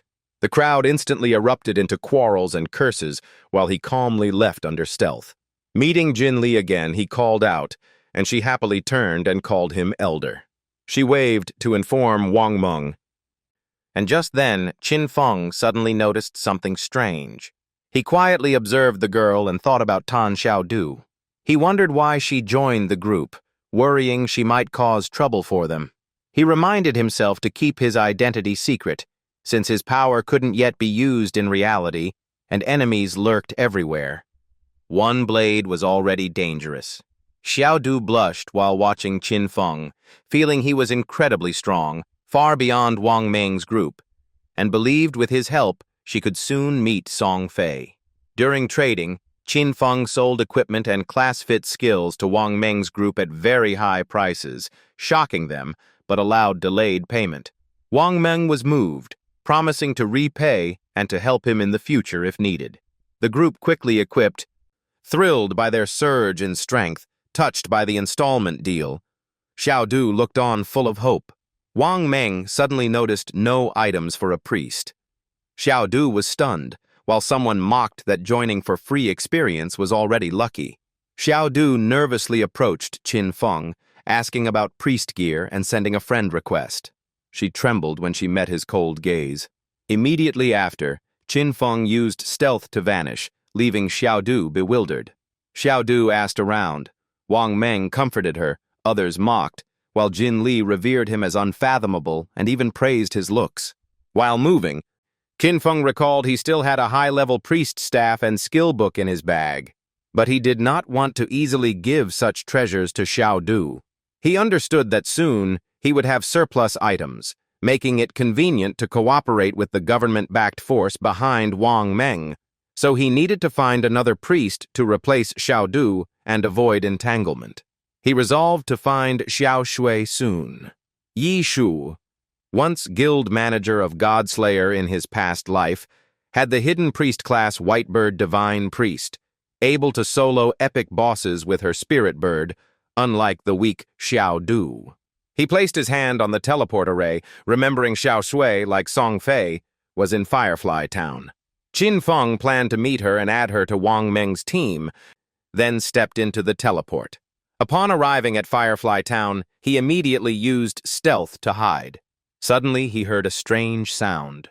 Turning back, he saw two recently revived players angrily cursing, vowing to return to fight the silver boss, scolding Song Fei for dragging many girls and swearing to kill him in revenge. He secretly rejoiced at quickly finding Song Fei's whereabouts. Soon he reached a valley. This was a level 5 area called Quozeng Valley, inhabited by fire fiends and stone shacklers. Qin Feng hid behind a cliff to observe, hearing a group shouting to slay the boss. One yelled for teammates to run as a blazing monster charged at them. He recognized it as the two-headed fire fiend, a silver boss. But the battlefield was complete chaos. Players were not only fighting monsters but also slaughtering each other. While watching, he saw a youth shielded by a group of differently shaped girls, though none truly beautiful. That youth was Song Fei, the target he had long sought. The girls all stood forward to protect him. Two enraged players rushed in, accusing him of stealing lifespans and threatening to kill him, while a shield-bearer declared he would use anti-mage skills to finish him. A chubby female mage rushed up, smashing her staff on the shield-bearer's head and shouting not to touch Song Fei, stunning the man. Qin Feng quietly recalled that Song Fei was the heaven-defying mage god, once empowered by fangirls who gave him all gear and skills to rise quickly. Though he was the only mage, they devised ways to support him. The fangirls dumped all attribute points into distorted mage builds, initially letting Song Fei dominate and steal lifespans everywhere, but gradually they all died off. The fat mage shouted loudly and swung her staff at the foe. Song Fei feigned sorrow, acting worried for the girls and wishing the boss would be slain soon so the world would be filled with love. The fat mage was moved, declaring he was the one truly suffering, then rallied the sisters to rush forward and protect brother. The fangirl group chanted in unison, hailing Song Fei as their only king and swearing to follow him to the end. Suddenly, the boss targeted Song Fei and unleashed fiery attacks. Immediately, a girl rushed out to take the hit for him. He sat down pretending to worry, making the girl madly moved, willing to risk her life for him. The fat mage kept rallying, shouting that if they killed the boss, Vika would top the rankings and surely surpass the one called the Dark One. The other girls excitedly shouted slogans, vowing to stand by Song Fei. The fangirl's spells rained thunderbolts on the boss, making it roar in pain. Song Fei secretly felt smug, thinking if this boss was so hard, then how could the Dark One slay a gold boss? He must have exploited a bug, while he himself was still only level 7. He longed to kill the boss to reach level 8, confident he could surpass the Dark One stuck at level 9 and become number 1 in the game. At that moment, Qin Feng suddenly appeared, seizing Song Fei's head. With a light swing, he severed it. Qin Feng softly said, "Shadow Shield, slash," still holding Song Fei's head in his hand. He squeezed hard, distorting the man's face grotesquely. The fat mage screamed in panic, calling brother. But before she could act, Qin Feng swept through and cut everything apart. The system announced he slew the two-headed fire fiend boss, gaining 1,500 experience, and killed Song Fei along with all his fangirls. Damage numbers kept flashing, all nearly 2,000 or more. The remaining players were stunned, unable to believe one strike could instantly kill the boss, the damage tens of times higher than their skills. They panicked further, seeing the wide area strike kill both Song Fei and his fans, concluding this must be the Dark One who had slain the gold boss, quickly surrendering all loot. The crowd cheered, praising him for avenging them and swearing loyalty. But Qin Feng coldly thought that in his past life, he would already have been besieged. He returned to Firefly Town. Song Fei revived and received notice he lost over 1,000 tradable lifespan days and nearly 20 years of permanent lifespan, panicking that the Dark One appeared here and stole his boss. The fangirls also revived, bewildered then furious, cursing him as a dirty backstabber and accusing him of only stealing the silver boss. A green-haired girl approached, asking to join Song Fei's team, introducing herself as a shooter with stealth detection skill. The fangirl mages drove her away, saying shooters killed monsters too slowly and would hinder brothers' rank climbing, making her uneasy. But Song Fei immediately spread his arms, appearing magnanimous, claiming he believed love could make up for everything. He held her hand gently, saying he accepted her even as a shooter, inviting her to accompany him. The girl was moved to tears, confessing her love to him. The other fangirls also pushed forward to declare their devotion, one as an assassin with stealth, another having learned control skills to freeze foes, all wanting to fight for him. Song Fei once again acted like a leader, proclaiming they were a big, loving family that welcomed everyone and calling for eternal unity. The fans were moved to tears, believing that following Song Fei was a choice they would never regret. They screamed in unison, vowing revenge on darkness and promising to let their brother personally finish him. The slogan, "Avenge, Brother Fei," resounded, making surrounding players gossip and marvel at such fanaticism. Many could not understand, thinking that if even with so many girls protecting him, he still died to darkness, it proved the opponent was terrifyingly strong, while the female fans were blindly obsessed. After sowing sweet words, Song Fei secretly felt smug, believing that if he defeated darkness before witnesses, his fame would shake everyone, since he thought an assassin could never compare to a noble mage like him. At the same time, Qin Feng used Greedy Hand to gain 16 evolution points, over 200 days of lifespan, and a haul of silver and gold loot. He immediately spent the points to upgrade the skill Grace of Liberation from Epic to Legendary, doubling weak point damage and adding the active move Throat Cut, which inflicted continuous damage with shorter cooldown. He calculated that doubling weak point chances meant nearly half an enemy's body counted as a weak spot, making every strike devastatingly critical. And the empowered Throat Cut could potentially one-shot even a gold boss. He realized upgrading from Epic to Legendary required few points, but evolving to Mythic would need 100 times more, 200 evolution points in total. By this rule, other skills would also demand massive points to advance. With 9 points left, he chose to enhance Backstab Empowerment, raising back attack bonus from 30% to 40%, leaving just 1 point in reserve. Qin Feng rejoiced at harvesting over 1,400 days of lifespan from the Silver Group, then decided to head back. Suddenly, a female assassin appeared from behind to attack him. He only glanced at the one charging in.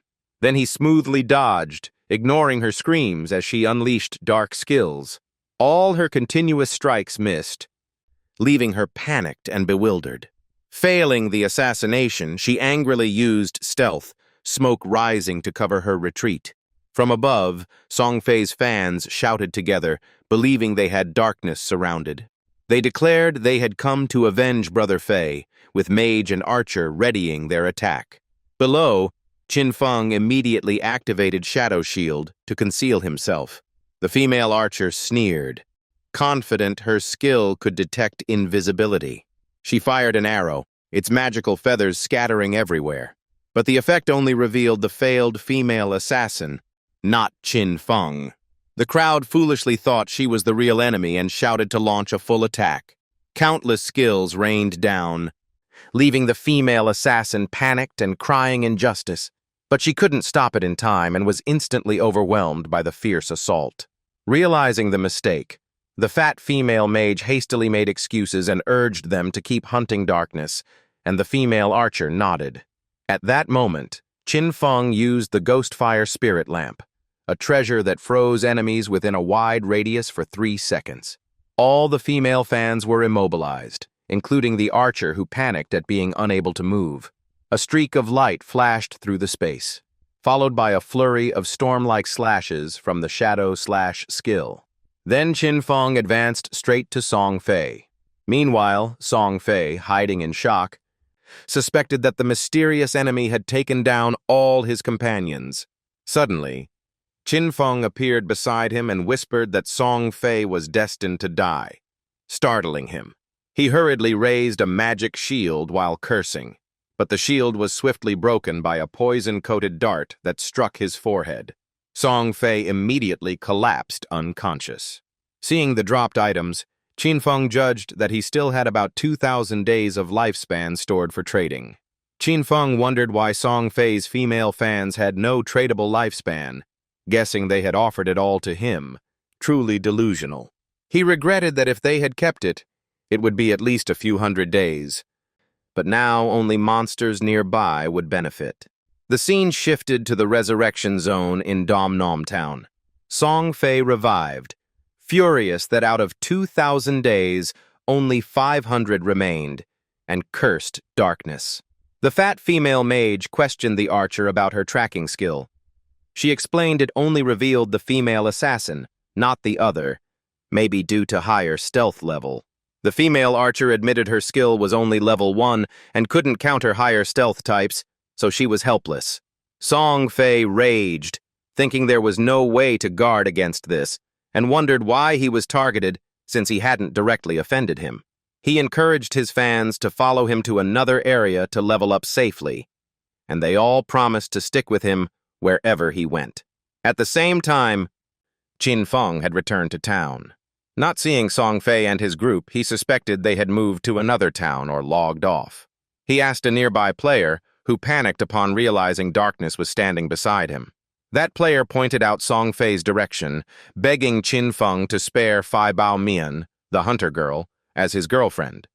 But Qin Feng advised him to change girlfriends, secretly guessing she was the archer able to detect stealth. The man begged desperately, afraid of losing his girlfriend, but Qin Feng had already vanished with Shadow Shield.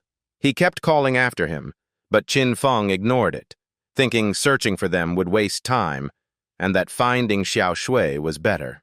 Suddenly, a figure flashed past him. He was surprised to recognize it as Xiao Shui. He revealed himself, approached, and asked for help. Xiao Shui, startled, asked if he was darkness.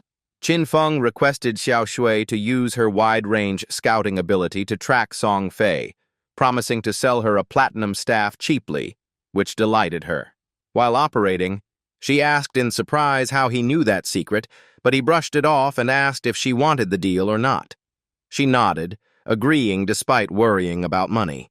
He reassured her it only cost a few hundred days, far cheaper than the original 700-800, then immediately completed the trade successfully. Holding the gleaming staff, Xiao Shui laughed happily. Qin Feng tapped her head lightly, reminding her to work quickly, and she nodded in obedience. She released her bird to scout, wondering why darkness felt familiar, then asked why he wasn't afraid she'd scam him. He replied, "Didn't she hate Song Fei?" Xiao Shui was shocked, suspecting he might be someone she knew in real life, but the tone didn't match. Qin Feng only smiled and told her to guess. She bluntly said she disliked pointless guessing and kept controlling the bird to work. Her eyes gleamed in sync with the bird's movements. Through the bird's vision, she observed the surrounding scenery. After a while, Xiao Shui exclaimed she had found Song Fei. She reported the coordinates 3866 to 9527, but warned they might move before he arrived.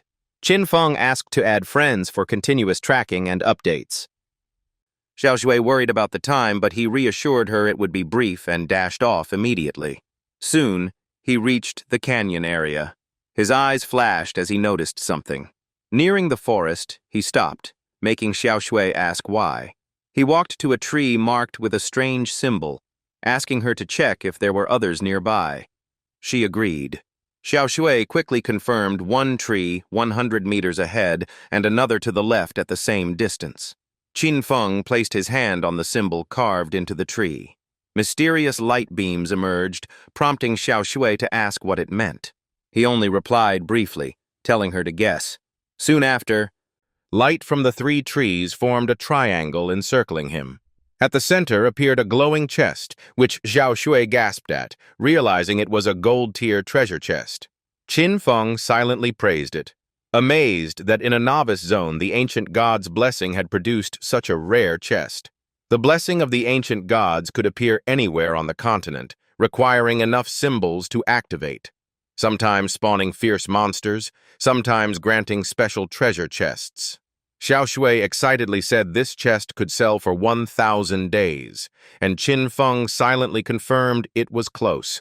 Recalling in his past life the real-world exchange value ranged from £110,000 of the first day to £150,000 of the second. She secretly memorized how he activated it, thinking her searching ability could help her find more in the future. The system announced he had opened the gold chest, receiving the skill book Curse Flower, which made him curious about its effect. The info showed a gold tier skill used on a player's corpse within 15 seconds of death, spawning a flower that drained all tradable lifespan until empty, with no cooldown. He was stunned, realizing this was an extremely rare skill he had only heard of in his past life. Just kill and guard the corpse to drain the opponent's entire lifespan. He thought to himself that Song Fei's glory days were over, determined to kill him until he quit the game, then quickly reach level 10 to cash out benefits in real life and continue destroying him outside the game. Meanwhile, Song Fei and his group were working together to kill a boss. After defeating the boss, he felt secure that he had run far enough, believing darkness could not catch him, even though he had already been robbed of a boss and killed twice. His expression turned vicious as he swore that once he reached a higher level, he would return for revenge. Suddenly, the fat mage shouted that another group was also fighting a boss nearby. Song Fei glanced over and fabricated that they were fans of darkness, enraging the fat girl. The deluded fans immediately screamed, treating the other group as helpers of darkness, and urged to slaughter them all for Brother Fei's glory. As the crazed fans charged, the shield-bearing boy thought they were allies and invited them to fight the boss together. But in return, he was struck in the face by a staff. That strike carried full force, born from the fat mage girl's fury. The other team panicked, shouting in horror at why they were attacked by mistake. The deluded fans, filled with killing intent, declared it was the fate of those siding with darkness. The female archer, wronged, bewilderedly said she knew nothing about darkness. But immediately arrows pierced her face and eyes, leaving no chance to explain. The last teammate could only scream in terror. The crazed marksman howled that all enemies and monsters must be wiped out to glorify Brother Fei. She shouted hollow slogans while continuing to fire arrows wildly. In an instant, both the monsters and the victims were slaughtered cleanly. Song Fei looked at the pile of dropped loot, excitedly thanking his loyal family for eliminating such undercover fans. The crazed fans cried while shouting that no matter where, they would forever stay loyal to Brother Fei. At that moment, Qin Feng appeared from afar, witnessing their celebration. He immediately activated Shadow Shield to hide. His voice echoed through the air. Hearing that voice, the group's faces instantly turned pale with panic. Song Fei froze, starting to turn back. But before he could move, his head fell, accompanied by a cold declaration of his death. The foolish fans burst into tears, crying out, "Brother!" At that moment, Qin Feng's figure became visible before their eyes. He unleashed his newly acquired skill, Curse Flower. From Song Fei's neck bloomed a crimson, blood-soaked flower. The fans screamed in horror at the sight. The scene shifted to the respawn point, where Song Fei reappeared. He shouted in fury, cursing darkness for haunting him. Was it just out of jealousy over the girls surrounding him? He thought the man's appearance in Dom Dom Town was because of him, even suspecting one of his fangirls was involved. But suddenly the system reported his lifespan dropping, 400, 390, 380, 370. He panicked as his remaining lifespan fell below 400 and kept draining, suspecting it was punishment for multiple deaths. At that moment, his loyal fans were also resurrected. They trembled while recounting that when Qin Feng used the skill, a blood-red flower grew on Song Fei's body, sucking something from him, terrifying him. The strange flower grew on his corpse, draining his life, while the system reported his lifespan sharply decreasing, making him curse the dark enemy trying to steal his existence. He told his fans to log off, buy more lifespan in real life, then return fully equipped to take revenge. And they cheered him on. Gritting his teeth in hatred, he swore retaliation, unwilling to let years of grinding and money invested be wasted at darkness's hands. On his group's corpses, more cursed flowers bloomed in succession. Qin Feng seized the chance to harvest a massive amount of lifespan from the victims. The system warned that the killer was on the 4th floor, where death would cost nearly all life. Qin Feng ignored it, happily receiving another 1,000 days, guessing Song Fei's group had logged out. High above, Xiao Shui secretly observed everything through her bird. She was horrified to realize darkness's true power, the top-ranked player whose might struck fear into hearts. Qin Feng asked about Song Fei's status, and Xiao Shui confirmed he and his fans had logged out. He told her to report immediately once they returned. When she asked to leave, Qin Feng stopped her, saying he had a valuable priest skill book to give her. Xiao Shui's eyes lit up instantly, and she eagerly agreed. Qin Feng told her to wait in town. The scene shifted to the area called Dom. He offered the valuable book at half price if Xiao Shui accepted, but she misunderstood and thought he wanted her body. He helplessly clarified, only asking her to join the team and take the fixed healer role. She agreed, but warned she would report back if the team was weak. He reassured her, confirming the team was strong and he was contacting them. At that moment, Wang Mong swung his hammer to fell the monster. His body was poisoned, but he sighed in relief as the battle finally ended. He hurriedly asked Tianyu to detoxify him, but her confusion made him impatient. Tianyu pretended to understand while nervously searching her skill panel for antidote abilities. Tianyu shouted the wrong spell, and purification art struck a tree instead of curing poison. Wang Mong coughed blood as Qin Li panicked and dodged. Tianyu awkwardly apologized for using the wrong skill. The whole team urgently called for help and rushed Wang Mong back to town for treatment. In town, everyone tried to calm him down. Wang Mong felt resentful, thinking of replacing the priest, but new good ones were already in teams. Meanwhile, Tianyu proudly boasted she had reached level 4 and wanted to meet Song Fei soon. Tian Feng messaged Wang Mong, recommending a hidden class priest and asking if the team wanted them. Wang Mong replied calmly. Trusting Tian Feng, he agreed immediately. Tian Feng told them to train at Firefly, and Wang Mong agreed since Conch was too crowded. After that, he turned back to look at Tianyu hesitantly. He explained the new area was too dangerous for her level, so she couldn't come, leaving Tianyu stunned. She quickly protested, insisting she could still keep up, but the team left in haste, telling her to manage alone, abandoning her in shock. Gritting her teeth in fury, she cursed being abandoned and decided to seek help from darkness. At that time, Wang Mong met Tian Feng and respectfully called him Big Boss. He paid 800 days of lifespan, saying Captain An would later add 500. Tian Feng thought of An Yu, then introduced Xia Shui Tian to Wang Mong. Suddenly, a new voice declared their arrival. It was a female gamer, with the ID Executor of Justice. Tian Feng recognized her as An Yu, the hidden dragon swordsman, top 20 worldwide in the past life, pillar of Great Xia, and nightmare to foreign enemies. An Yu shook Tian Feng's hand cheerfully, respectfully introducing herself, while he politely responded, noting this was his first time meeting a past life expert stronger than himself. And Yu half-jokingly praised Darkness's speed, even suspecting he was a transmigrator or reborn. Tian Feng recalled that in the past life, An Yu never joined Wang Mang's team. She likely now represented the Zhanghai government managing lifespan, which was safe with her dragon swordsman power. And Yu continued to express her wish to buy all equipment from him, revealing she held all lifespan entrusted by the government, and asked if he planned to kill her. Tian Feng reassured her that cooperation was best, while inwardly noting she appeared naive, but was actually shrewd, tough, and a vital link to the government, saving him much effort. Scene shifted to the real world.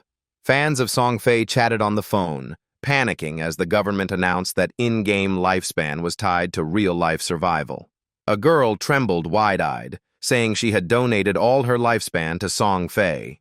Another cried because killing too many had given her a murderer status, which doubled lifespan loss on death, leaving her with very few days. One person numbly calculated they only had a few years left after several deaths.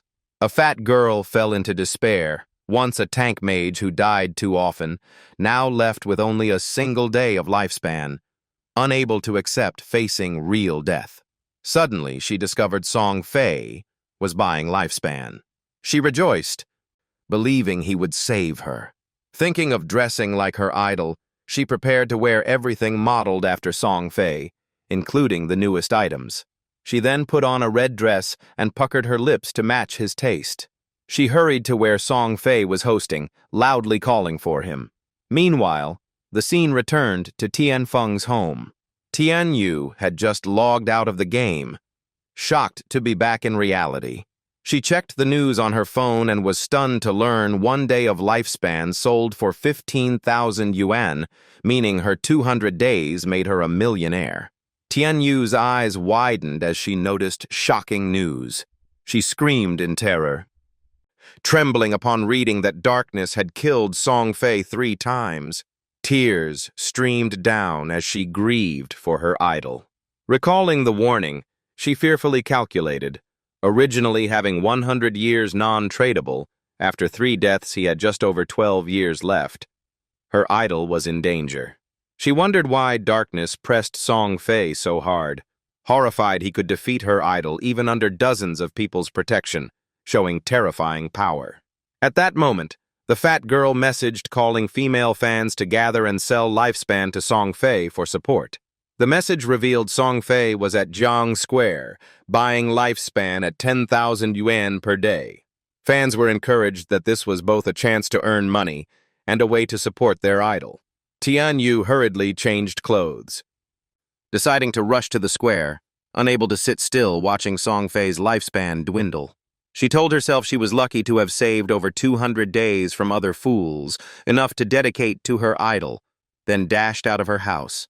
In-game, Tian Feng kept slaughtering monsters along the beach. The corpses scattered everywhere proved his killing power. The system announced he was first to reach level 10, unlocking class promotion, stat boosts, reputation from city to world level, and activating a special teleport condition. A global notification rang out. Darkness was the first player worldwide to hit level 10. People were stunned, praising his strength. From slaying the golden boss to killing Star Song Fei multiple times, truly living up to his name.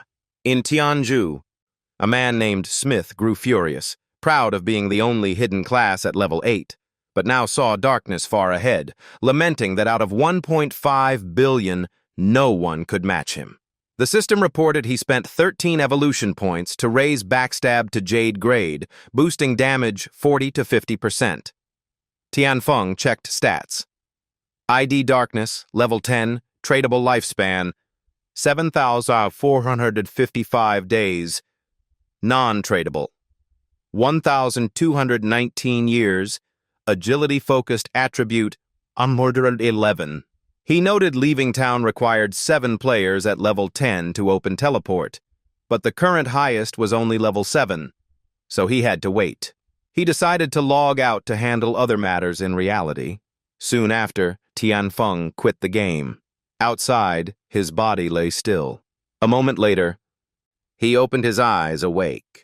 The system asked if he wanted to use tradable lifespan to extract powers into reality, and he instantly agreed, opening the extraction panel. He spent 100 lifespan days to bring the hidden class shadow into reality, instantly boosting strength, physique, agility, and spirit. He then spent 2,000 days to gain real-world level 3, with attributes soaring again. After that, he chose to extract skills. He calculated and found extraction cost was based on base quality, not evolution level. Surprised that stealth only cost 900 days to platinum, an immense gain. He spent a total of 3,162 days to obtain platinum stealth and silver toxic throwing dagger, leaving 1,292 days unused for now. Black energy swirled around his hand, spreading like a demonic force. He felt confident, now twice as strong as a normal human, with superhuman speed, invisibility, and deadly ranged poisoned daggers, enough to assassinate Song Fei. He checked his phone, discovering Song Fei was burning lifespan madly, likely preparing to confront him with the square only 10 minutes away by foot. Suddenly, a message came from Hu Chi-yin, abusing authority, demanding Tian Feng call back immediately or face consequences. Tian Feng cursed in anger and blocked the number. He then immediately left the place. He tossed the phone aside and activated his stealth skill using shadows. With cold eyes, he believed they would soon learn the cruel truth of the game. The square was packed with cheering crowds chanting Song Fei's name. Among them, Tian Yu also appeared to watch the event. On stage, Song Fei sat beside a girl as the chants echoed non-stop. He smiled in satisfaction at the adoration. The girl whispered that although he had died 3 times in-game, she had already sent people to investigate darkness. Song Fei asked eagerly about the investigation results.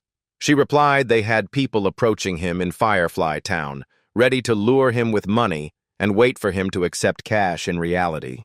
Her face turned vicious as she vowed to catch him so Song Fei could vent his anger. Song Fei laughed in agreement, recalling her company had once used that trick to force players into unpaid labor. She sneered, remembering the tortures, saying those people were trash, while many women willingly donated lifespan to Song Fei. Hearing this, Song Fei grew even more arrogant and proud. Suddenly, a man in the audience shouted, warning people not to sell lifespan carelessly. He reminded them the government had clearly said lifespan lost in-game meant death in reality. The man pointed directly at Song Fei, accusing him of knowing the consequences, yet still luring fans, threatening legal action. Song Fei closed his eyes, expecting troublemakers like this. He took the mic, apologizing that buying lifespan caused public issues and wasted resources. His crazed fans screamed in denial, insisting Song Fei bore no fault. He continued manipulating, calling for healthy love, rational pursuit, and spreading positive energy together. He painted himself as someone cooperating with authorities, spending his own money on lifespan, a role model to admire. Song Fei declared his purpose was for the fans' happiness, but he wept, saying he had caused them trouble. Fans below cried with him, feeling more sorrow at his sincere apologies. The crowd praised him dazedly, marveling at his warmth and character. They then turned on the critic, hurling insults and threats until he cowered in fear. A fat girl spoke up, urging the crowd not to believe false rumors. She climbed onto the stage, flaunting her body, loudly cursing and denying that game lifespan affected reality, shocking Song Fei. She pounded her chest, claiming she had died for him many times and was willing to sacrifice real lifespan to prove her love. The blinded fans roared in agreement, expressing insane devotion. One by one, people offered their lifespan, from dozens of days to their last few, all willing to give him everything. Amid the frenzy, Song Fei pretended to be moved, declaring his love for all fans. He especially acted touched by the fat girl, stepping forward to hold her hand in gratitude.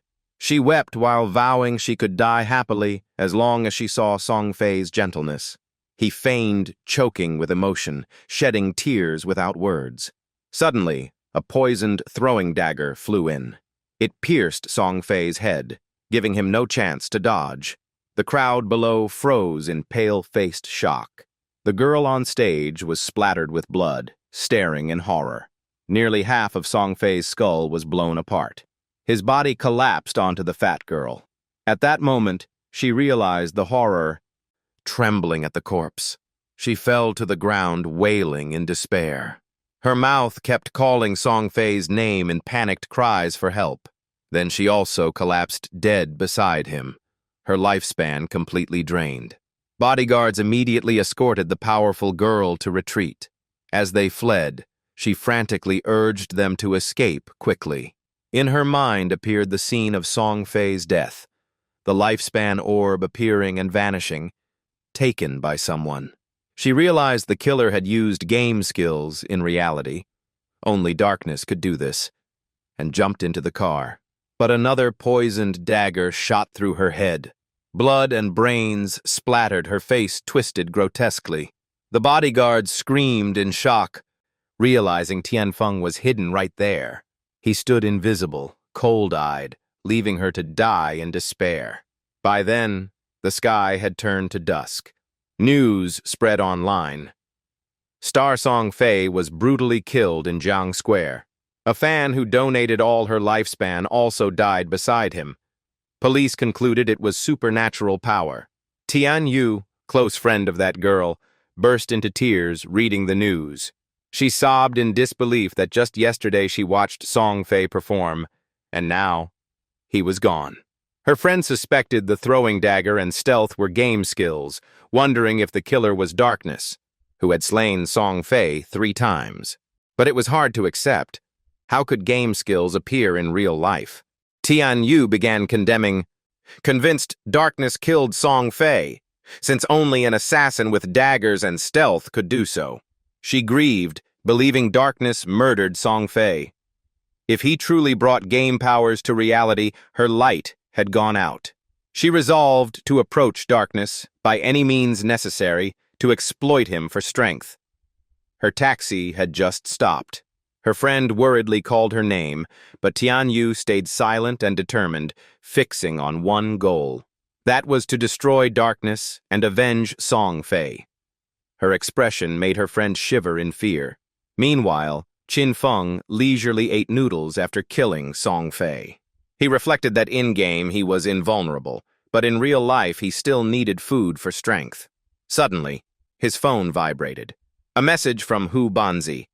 Angry at being blocked, threatened job loss and pay cuts. Qin Feng thought of Yang Xiaonia. He remembered she had joined his guild in the past life, now comforted her to quit and focus on the game. Yang Xiaonia, surprised, followed his advice to add agility, then asked about his lifespan and wealth. Qin Feng mocked Hu Pang and saw Qian Shishi as the real threat. He recalled Qian Shishi, the debauched heiress of the Qian Corporation, notorious with many men, and now eyeing him. After the game launched, Qian Shishi went to North America, founded the Alice Guild against Great Xia, once his guild's great enemy. He calculated he must eliminate her before she left the country, or Alice Guild would become a disaster. Rumor said most Alice Guild founders were her former lovers. If she died, their bond would collapse. Just then, Qin Feng's phone rang, interrupting his thoughts. Tan Xiaodu angrily shouted that if he hadn't died in-game, he shouldn't bother her, boasting she had enough money for a house and cut ties. Qin Feng replied coldly, while Tan Xiaodu insisted on severing relations forever. He simply said, "Okay," and hung up. Gazing into the distance, he resolved to keep leveling until the truth was revealed. When the secret of real-life skills was exposed, the world would fall into chaos. The scene shifted into the game. Tan Xiaodu's friend advised reconciliation, but she proudly revealed selling her lifespan to Chan Corporation for 2 million. Suo Nian was shocked, while Tan Xiaodu boasted of buying a house, inviting her friend, and soon meeting Shadow. A young man suddenly approached, calling her name. He gave her an assassin skill book, reminding her of their intimacy promise. Xiaodu smiled awkwardly, but secretly despised him, waiting to reach Shadow and abandon him. Then she messaged Wang Meng, asking him to tell Shadow she had an assassin control skill book ready to gift if needed. She thought that Flatterer was still useful, and the book would be her bridge to bind herself to Shadow. She fantasized about Shadow's closeness, guidance, revenge, leveling, and endless protection. She planned to rely on him step by step, then discard him once he was no longer useful. She then swore to kill him and gouge out his eyes to avenge Song Fei. But Wang Meng coldly said her skill was only good for selling, leaving Tan Xiaodu stunned. The story shifted back to when Qin Feng logged into the game.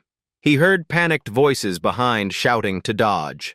Qin Feng approached and heard them yelling about a tough boss.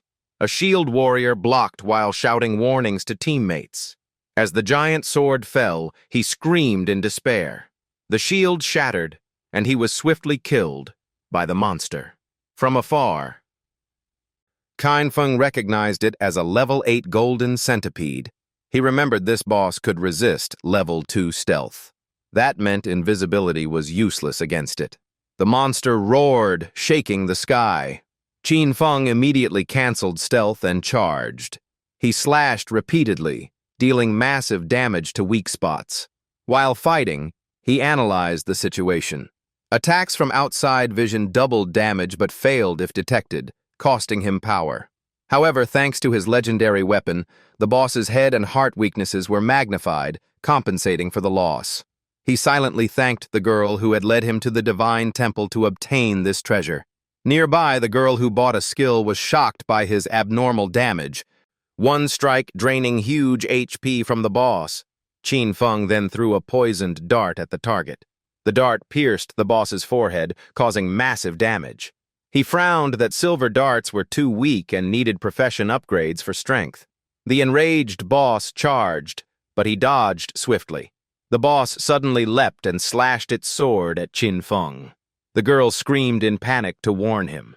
Qin Feng's gaze turned icy, locking onto the target. He dodged the deadly sword strikes as lightly as a feather. The onlookers were stunned by his speed and precision, as if he knew every attack beforehand, as though he had practiced against this monster countless times before. During battle, Qin Feng recalled his past life, where he had to train alone because weak teammates couldn't help. His battle spirit made his eyes brim with killing intent. He struck the boss relentlessly, confident he could enter the top 100 even as a mere warrior. The monster glared at him with hatred. Qin Feng compared it, finding it far easier than the golden ghost ship with its unavoidable skill. The girl was stunned that a golden boss actually tried to flee. Qin Feng drew a short blade. With one decisive slash, he beheaded the boss as the system announced rewards of experience, evolution points, and lifespan. He immediately activated Greedy Hand, harvesting Da Liang evolution points and tradable lifespan days, thrilling him. He opened the system panel and discovered a new skill, Black Light Shield, turning evasion into a damage immune barrier. Qin Feng was very satisfied, realizing that combined with his dodge ultimate, he could stack multiple shields and become nearly invulnerable to bosses. He upgraded the skill to epic level, greatly enhancing duration and conversion efficiency. Qin Feng laughed with delight, confident that 7 immune shields would let him explore high-level zones early.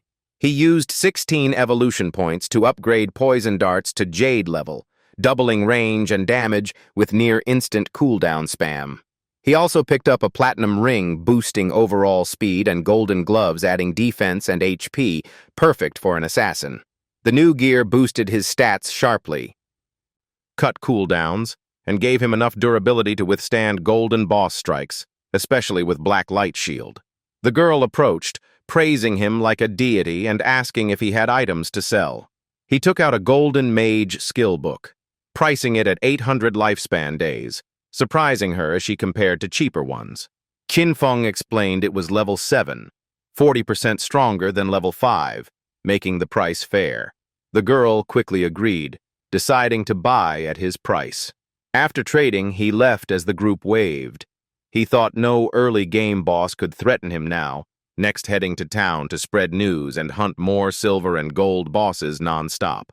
At that moment, Wang Meng messaged, saying Xiao Du asked to gift him a skill book, but Qin Feng dismissed it as trash.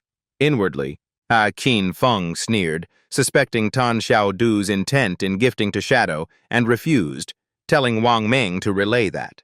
Wang Meng passed the message, making Tan Xiaodu furious and dark-faced. Then Qin Feng told Wang Meng to prepare lifespan because he had goods to sell. Wang Meng suddenly asked if he was the one who killed Song Fei. Qin Feng fell silent for a while. Then, he decisively admitted it was his doing. He thought Wang Meng guessed by matching Shadow's offline time with Song Fei's death.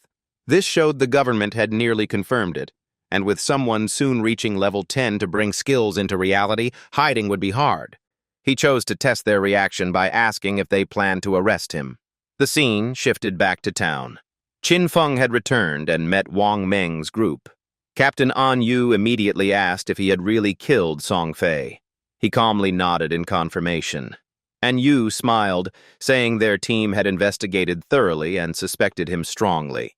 But they also knew Song Fei and Zhang Li had intended to harm him, and Dajang Corporation imprisoned and tortured players, so their deaths were actually self-defense. Qinfeng thought they hadn't found his real identity, so cooperation continued, unlike his spotless past life. This time, killing Song Fei and Zhang Li directly would create major changes.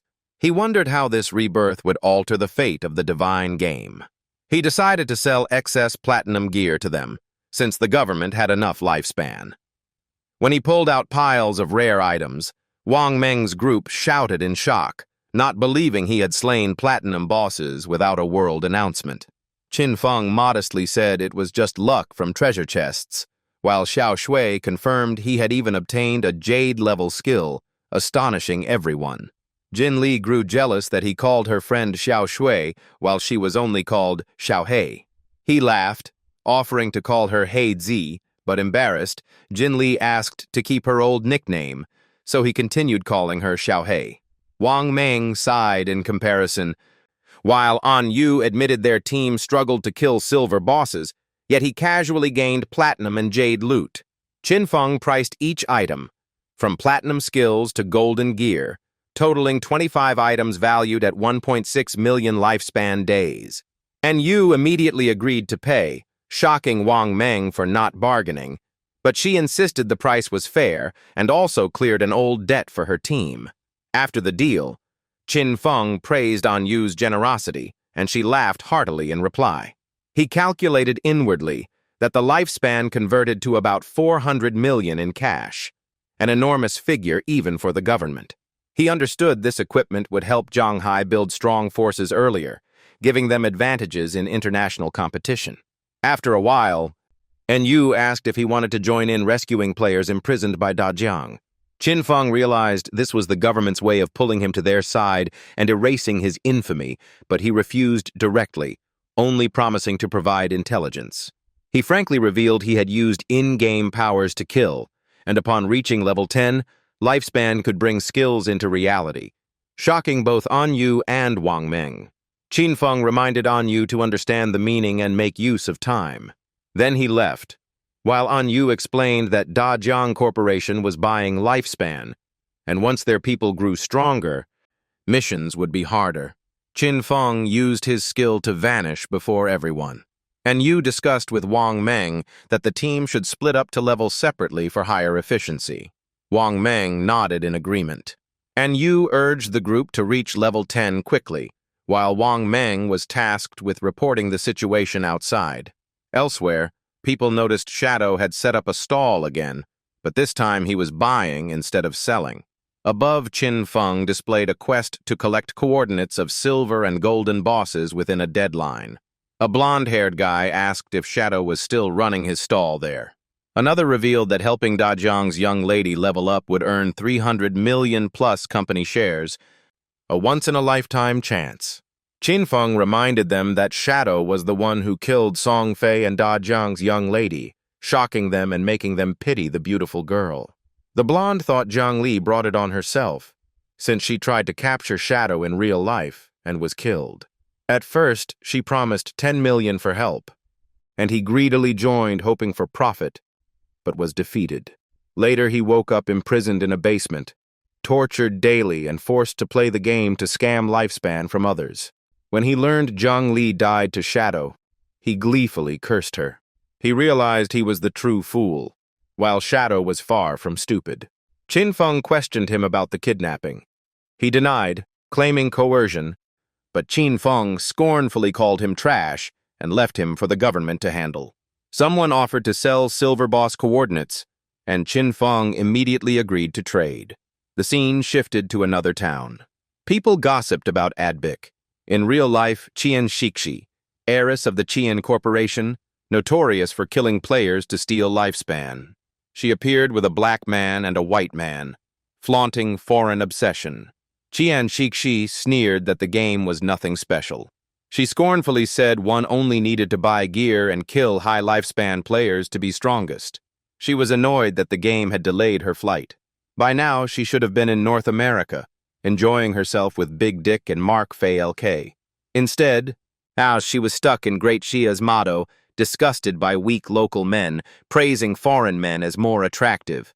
Dentoni flattered her, boasting Westerners were superior, then hinted at offering her real-life experience, which Qian Shixi eagerly accepted.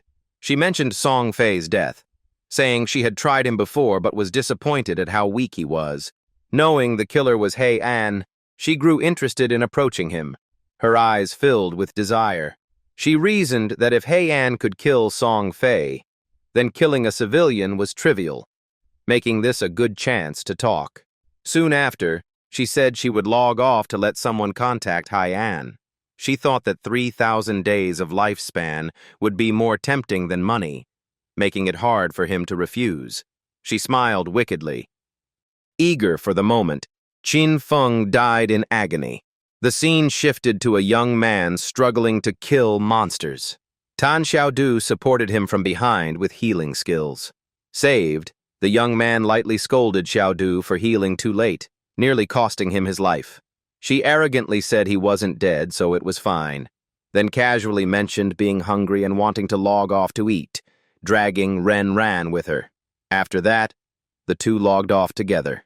The young man grew angry, thinking Xiaodu once called him Big Shot, but after meeting Hei An, she looked down on him, so he vowed to humiliate her. The scene shifted back to real life. In her new home, Xiaodu woke up with a growling stomach. She tried ordering food but found all restaurants closed, no drivers available, as everyone seemed inside the game. Remembering how Qin Feng always handled meals before, she had never touched kitchen work. Xiaodu suddenly fell into silent thought. She shook her head, telling herself food was nothing compared to freedom. She encouraged herself that she could live better even without Qin Feng. In a seaside cave came the sound of collisions. Metallic echoes spread through the dark space. A giant crab appeared, its eyes glowing red. Qin Feng suddenly appeared above its head. He swung his sword, cleaving the crab in half. After over an hour, he killed 4 silver bosses, gaining considerable evolution points. Each silver boss granted thousands of days of lifespan, and now all his gear had reached golden level or higher. His cooldown speed increased greatly, with main skills reusable in seconds, enough to dominate any low-level boss. To grow stronger, he needed a job promotion, since platinum bosses had stealth level 2, requiring him to raise his own to level 3, still short by over 20,000 experience. Only with stealth level 3 could he lower the risk against platinum bosses, since in his past life it took 20 people working together to defeat one. He decided to return to town and sell all loot to the government. His goal was to get ahead of others and solo the first platinum boss kill. The scene returned to the bustling town. Qin Feng had stockpiled over 100 years of tradable lifespan. Someone asked to buy more gear, and he nodded, thinking his lifespan was nearing 40,000 days, enough to exploit many things. A stranger approached, asking Qin Feng if he was Hei An. He proposed Qin Feng take on an assassination mission in real life, promising a generous reward. Qin Feng ignored him as if he hadn't heard. The man blocked his way, stressing the target was just a civilian named Qin Feng, even giving the address and reminding him of killing Song Fei. Hearing this, Qin Feng frowned slightly. Kill Qin Feng? The man thought he was tempted and offered 3,000 days of lifespan. Inwardly, Qin Feng calculated this was worth 50 million, wondering who in real life wanted him dead. Clearly, this man was only a middleman. He reasoned that being targeted so early meant it was someone familiar, and only someone with wealth and past conflict could spend so much. The image of Qian Feifei appeared in his mind. Only she had both motive and resources, but if she wanted him dead before, she wouldn't need to wait for the game to start. So he deduced her true aim was to use this as an excuse to approach Hei An. Eliminating Qin Feng was only secondary. He laughed, agreeing to the job but demanding half up front and the right to choose the timing. The broker stammered, saying he needed to ask his superior. He quickly messaged the person behind. After a while, he confirmed, agreeing to pay up front. The trade finished with 1,500 days of lifespan, and Qin Feng thought of it as opening interest, looking forward to meeting Qian Titi soon. The man even gave the target's address, which matched Qin Feng's current location. He sneered inwardly, thinking that no matter how arrogant Haiyan acted, he was still just a hired hand for the young lady. Suddenly, a girl blocked the way, calling Qin Feng to stop. She said she had the coordinates of a golden boss and asked if he wanted to buy. Qin Feng agreed to pay 100 days of lifespan after confirming the boss, and she happily led him north of the town. He asked what type of boss it was. She answered it carried a plague. Qin Feng was convinced she had truly seen it, while she nervously warned he should bring allies, but he refused. He confirmed inwardly this was indeed a real golden boss. This boss emitted a toxic aura draining health constantly, so it had to be killed quickly. With his strength now, a few moves would suffice, and the girl pointed the way. At the cave entrance, she pointed inside, saying her team had cleared the minions but failed to kill the boss. She went in first, Qin Feng silently following behind. At the end of the cave, she pointed out the boss's location. In front of them was a monster tree spreading deadly poison everywhere. Qin Feng immediately paid her 100 days of lifespan while she stood stunned, and he explained that his evasion skill would nullify the poison damage. The girl suddenly confessed it was a trap, and when he acted, people would appear with items countering stealth. He calmly replied, "It's fine." As she tried to add more, she admitted the plan forced her to pretend resistance to approach him and then gather real-life information. Hearing this, Qin Feng sneered, dismissing it as childish. She hurriedly explained she was coerced, begging him to punish the mastermind since she too was being controlled in real life.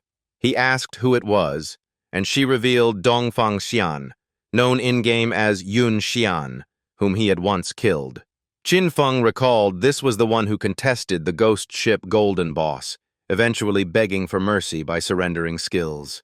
She panicked, urging that since he had killed Song Fei, he could easily kill Dongfang Xian. She begged him not to betray her, or she would be tortured to death. Qin Feng mocked the foolish plan, thinking that man had already died in his past life, then decided to fight the boss. He played along, telling her to lure the others over and leave the rest to him, then leapt into the air. The girl panicked as he charged the boss area, recalling Dongfang Xian once led 54 players in 3 teams, all wiped out in half a minute. The boss's poison dealt devastating damage. Before they could lower its HP by 5%, all had died, making her want to flee, while Qin Feng entered stealth and used a skill to expose enemy weaknesses. His eyes lit up as the activation succeeded. He unleashed Shadow Shield Slash, striking the boss repeatedly. The boss's health bar quickly dropped by more than half. The girl stood stunned, shouting in disbelief that one strike had cut the golden boss's HP by 2/3, dealing over 80,000 damage. Qin Feng silently watched red dots fall from the tree's body. Then he used stealth again and vanished. He reappeared beside the girl, calculating that the cooldown of Grace of Release was 14.3 seconds left, choosing not to kill the boss yet, waiting for Dongfang Xian's group to arrive as offerings. Outside the cave, orders rang out to prepare for the boss raid. Anyone blocking the way would be killed immediately. Recognizing the leader, Qin Feng doubted their plan, unsure if the girl could stop 10 of them. She suddenly summoned a massive shield, surprising him as it was golden gear, realizing why they needed her. With such defense, few early-game players could break it. She had obtained it by opening a golden chest after encountering an ancient god blessing. Qin Feng narrowed his eyes warily. He then slashed straight at the charging group with Shadow Shield Slash. That single strike killed them all on the spot. His eyes glowed again as he cast Blooming Curse, causing flowers to sprout from the corpses and drain their lifespans. The girl was terrified seeing him kill everyone with one strike, secretly glad she hadn't followed Dongfang Xian, or she'd be dead like Song Fei. She quickly suggested adding him as a friend, promising to reveal Dongfang Xian's real-life location, and Qin Feng agreed. She then offered lifelong special service to him for free. Qin Feng understood her intent, found it amusing, then used Shadow Shield to leave.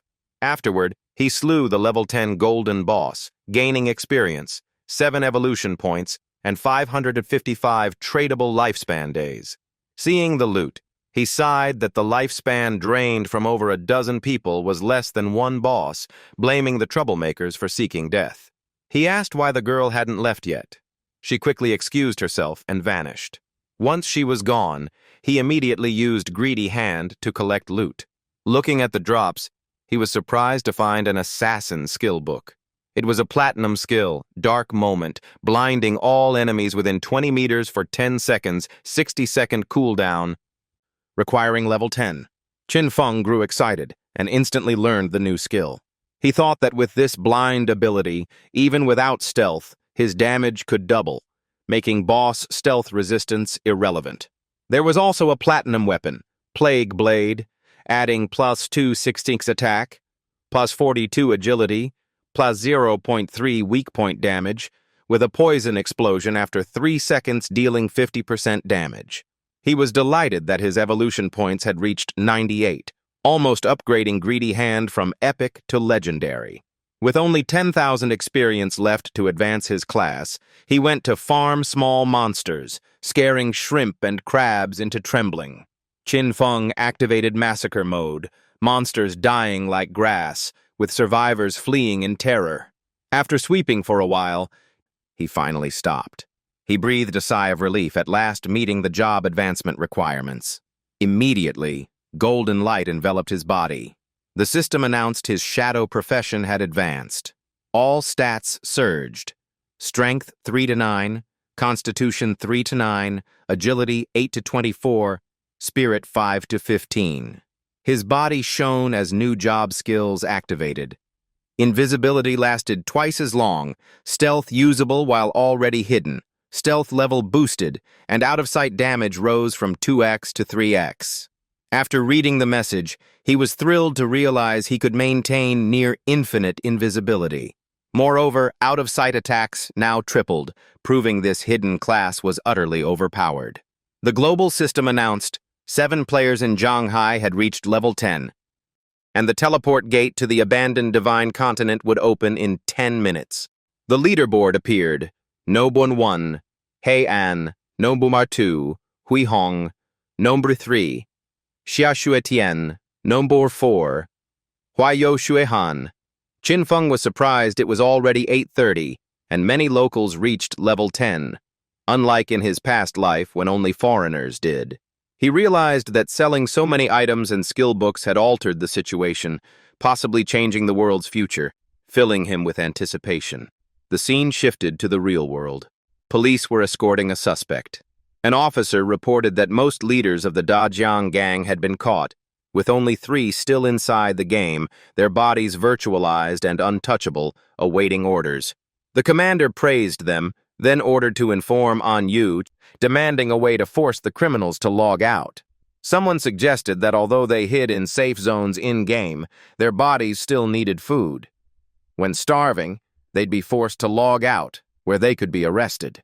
They noted the operation's success was largely thanks to Haiyan, who not only provided intel on the Dajiang syndicate, but also warned the game could extract powers into reality. Had they delayed, the leaders under Zhang Lei would soon reach level 10, gaining extraction powers, making arrests extremely dangerous. Riots had already broken out in some countries, killing thousands, though their in-game armies also leveled to 10 thanks to Heian's gear. They concluded Heian was a rare talent who must remain on Daxia's side. Back inside the game, the girl messaged Qin Feng, praising him as a savior hero, making him suspicious of her motives. She explained that government news had spread, stating Dajiang Industry and Song Fei had plotted kidnappings and murders, while his destruction of them was framed as acting under national commission. Reading it, he understood the government deliberately glorified him to secure long-term cooperation. He immediately asked about Dong Fangxian's whereabouts. She said he hadn't logged out yet but promised to inform him, so Qin Feng set it aside, focusing on preparing for the abandoned continent. Many had tested the teleport system in town, but none had entered the official transport zone. When he stepped in, the system announced transfer to the abandoned divine continent. He thought the current zone was just a novice village, and the real journey began here. Those outside saw Qin Feng vanish and wondered. They speculated he was surely the great He-An. Puzzled that even with anti-stealth level 2, they still couldn't see him, concluding his stealth far exceeded that.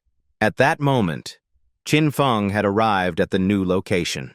He realized it was exactly as in his past life memories, the familiar ruins of Zhanghai.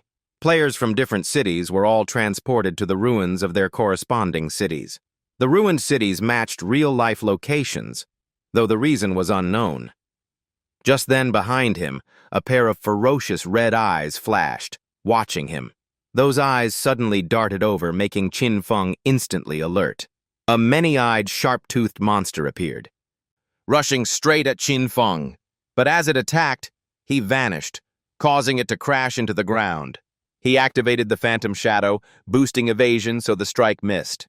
He immediately countered with Shadow Shield Slash, killing the Earth-greedy beast of level 11 common grade. Soon after, more monsters charged, and he leapt into the air to evade.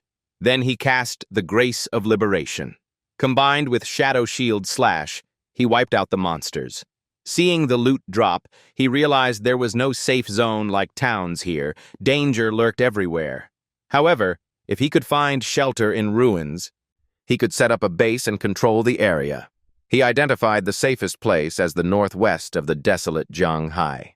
Moving that way, he realized this was the Chamthan Guild base from his past life. Meanwhile, on the abandoned continent, Anvu's group had also been teleported there. Xiao He was shocked by the scene.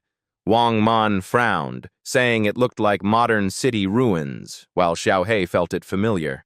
Then she realized the tall building was a relic of Jiangnan City. Xiao Shui nodded to confirm. Xiao He wondered about Shadow's whereabouts. Someone guessed he was also here. Xiao Shui smiled, reminding he excelled at hiding. Suddenly, two monsters burst from underground, attacking the group, making Wang Man panic and warn them. Xiao Shui quickly summoned her guardian spirit, a small bird radiating golden light over everyone. The two monsters immediately fixed their eyes on Wang Man. They rushed to attack. He raised his shield, but still took heavy damage, crying out in pain. Xiao Shui hurried to heal him, and reminded that monsters here were stronger than silver bosses near towns. In the team, an archer used a binding skill. At once, an energy ring locked down the two monsters, forcing them to writhe on the ground. He laughed proudly, thinking he had downed them with full power while Xiao He was chanting. Then she shouted loudly, casting magic to form a huge fireball from her staff. It shot swiftly toward the restrained beasts. The two monsters were destroyed instantly. The archer cheered for the kill and the loot gained. Wang Man told Xiao Shui to release a scout bird. She nodded and closed her eyes to control it. From above, she reported monsters everywhere, drawn by noise, no safe zone found yet, and asked the leader in confusion. Wang Man was stunned, and the archer cursed that this place was no different from a survival game. Xiao He asked Xiao Shui if she had found traces of Shadow, who was not far ahead, saying it would be safe if they met him. Xiao Shui replied she saw no one, but suddenly was shocked by a discovery. In the northwest, many lights flashed from monster loot drops. She confirmed it must be caused by a great expert who left items behind as their bag was full. She warned the team as new beasts swarmed in to encircle them. Anvu shouted to retreat quickly toward where Shadow had just cleared monsters, following the trail of light to find him. Wang Man ordered to hold formation, retreat while fighting, and the group responded in unison before executing. In another area, a horde of monsters gathered in growing numbers. Qin Feng wiped them all out with a single move. He sensed that even without buffs, Shadow Shield Slash dealt massive damage, enough to crush small monsters. This place was truly a leveling paradise. He stepped to a spot and confirmed it was the shelter location. Beneath the ruins lay a vast underground palace, discovered much later in his past life. This structure had immense capacity, the largest base in Shanghai, and also the headquarters of the Cham Than Guild. Before it was seized, the place was like an underground city, full of mechanical monsters and a powerful guardian boss. In his past life, after founding the guild, Ming had to gather 3 elite-level 15 teams with top equipment to barely conquer this palace. Qin Feng descended the spiral stairs, and the system immediately notified him he had reached the shelter. The soul-purifying land appeared, with strange, floating monsters like phantoms. With confident eyes, he determined that he alone was enough to defeat the Guardian and claim the area. The Wraiths spotted the intruder and let out shrieks. They all rushed to attack Qin Feng. He drew the Plague Blade, judging them to be gold element soul monsters of level 12. He cast Dark Moment, plunging the area into darkness that blinded his foes. The monsters froze, unable to react. Seizing the chance, Qin Feng unleashed relentless shadow shield slashes. He moved at extreme speed, sword energy sweeping across the battlefield. The spirits were slain and shattered, their loot destroyed, and in moments the area was cleared. After the fight, he realized blinded enemies took extra damage. Even basic attacks could finish level 12 monsters. Though much loot was scattered, he only noted he had slain 15 monsters in the Grand Hall, with countless more halls and thousands of rooms ahead. Truly a colossal structure. He guessed that clearing all monsters here would be enough to evolve the greedy hand again, then calmly moved on without picking up loot. After clearing another area, Qin Feng stood over scattered loot, confirming all minor monsters were slain. At that moment, the Guardian appeared, a warrior in full blue armor with an ancient helmet. Scene shift. Outside Hanation, 2 foreigners were also teleported into the abandoned divine land. The dark-skinned man wondered if this was truly the divine continent, while the girl with him found the scene familiar. Seeing the Statue of Liberty amid ruins, she confirmed this was the relic of New York. Elsewhere, another group was shocked to see the ruins of Shan City. Yet another group discovered the ruins of London. They questioned whether players were being sent to the ruins of their own former cities, with locations matching reality. Suddenly, 2 huge shadows appeared behind them. They were the minor monsters of the divine land, making a youth scream in terror and flee. The 2 foreigners had no time to run before being slain by the monsters, leaving only their tragic screams. In the ruins of Shanghai, the ground was covered with glowing loot. Wang Man peeked out to confirm no monsters remained, suggesting the group rest and recover. And Vu blushed with admiration for the great expert's strength, admitting their team was too weak. His praise embarrassed Wang Man, who reminded him to be discreet, but An Vu innocently asked why. Xiao H said thanks to the great expert clearing monsters they survived, then curiously asked where they would respawn if they died here. Wang Man suggested not to explore recklessly, wait until the team reached level 10 before acting. An Vu agreed, while Xiao Shui continued scouting.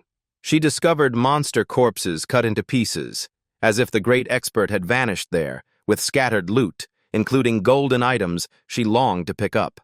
Wang Man said he had contacted Shadow to ask if he needed the loot. Meanwhile, Qin Feng was still busy slaughtering monsters. After a while, he sighed in relief, declaring all minor monsters had been slain, with golden loot scattered everywhere. The result?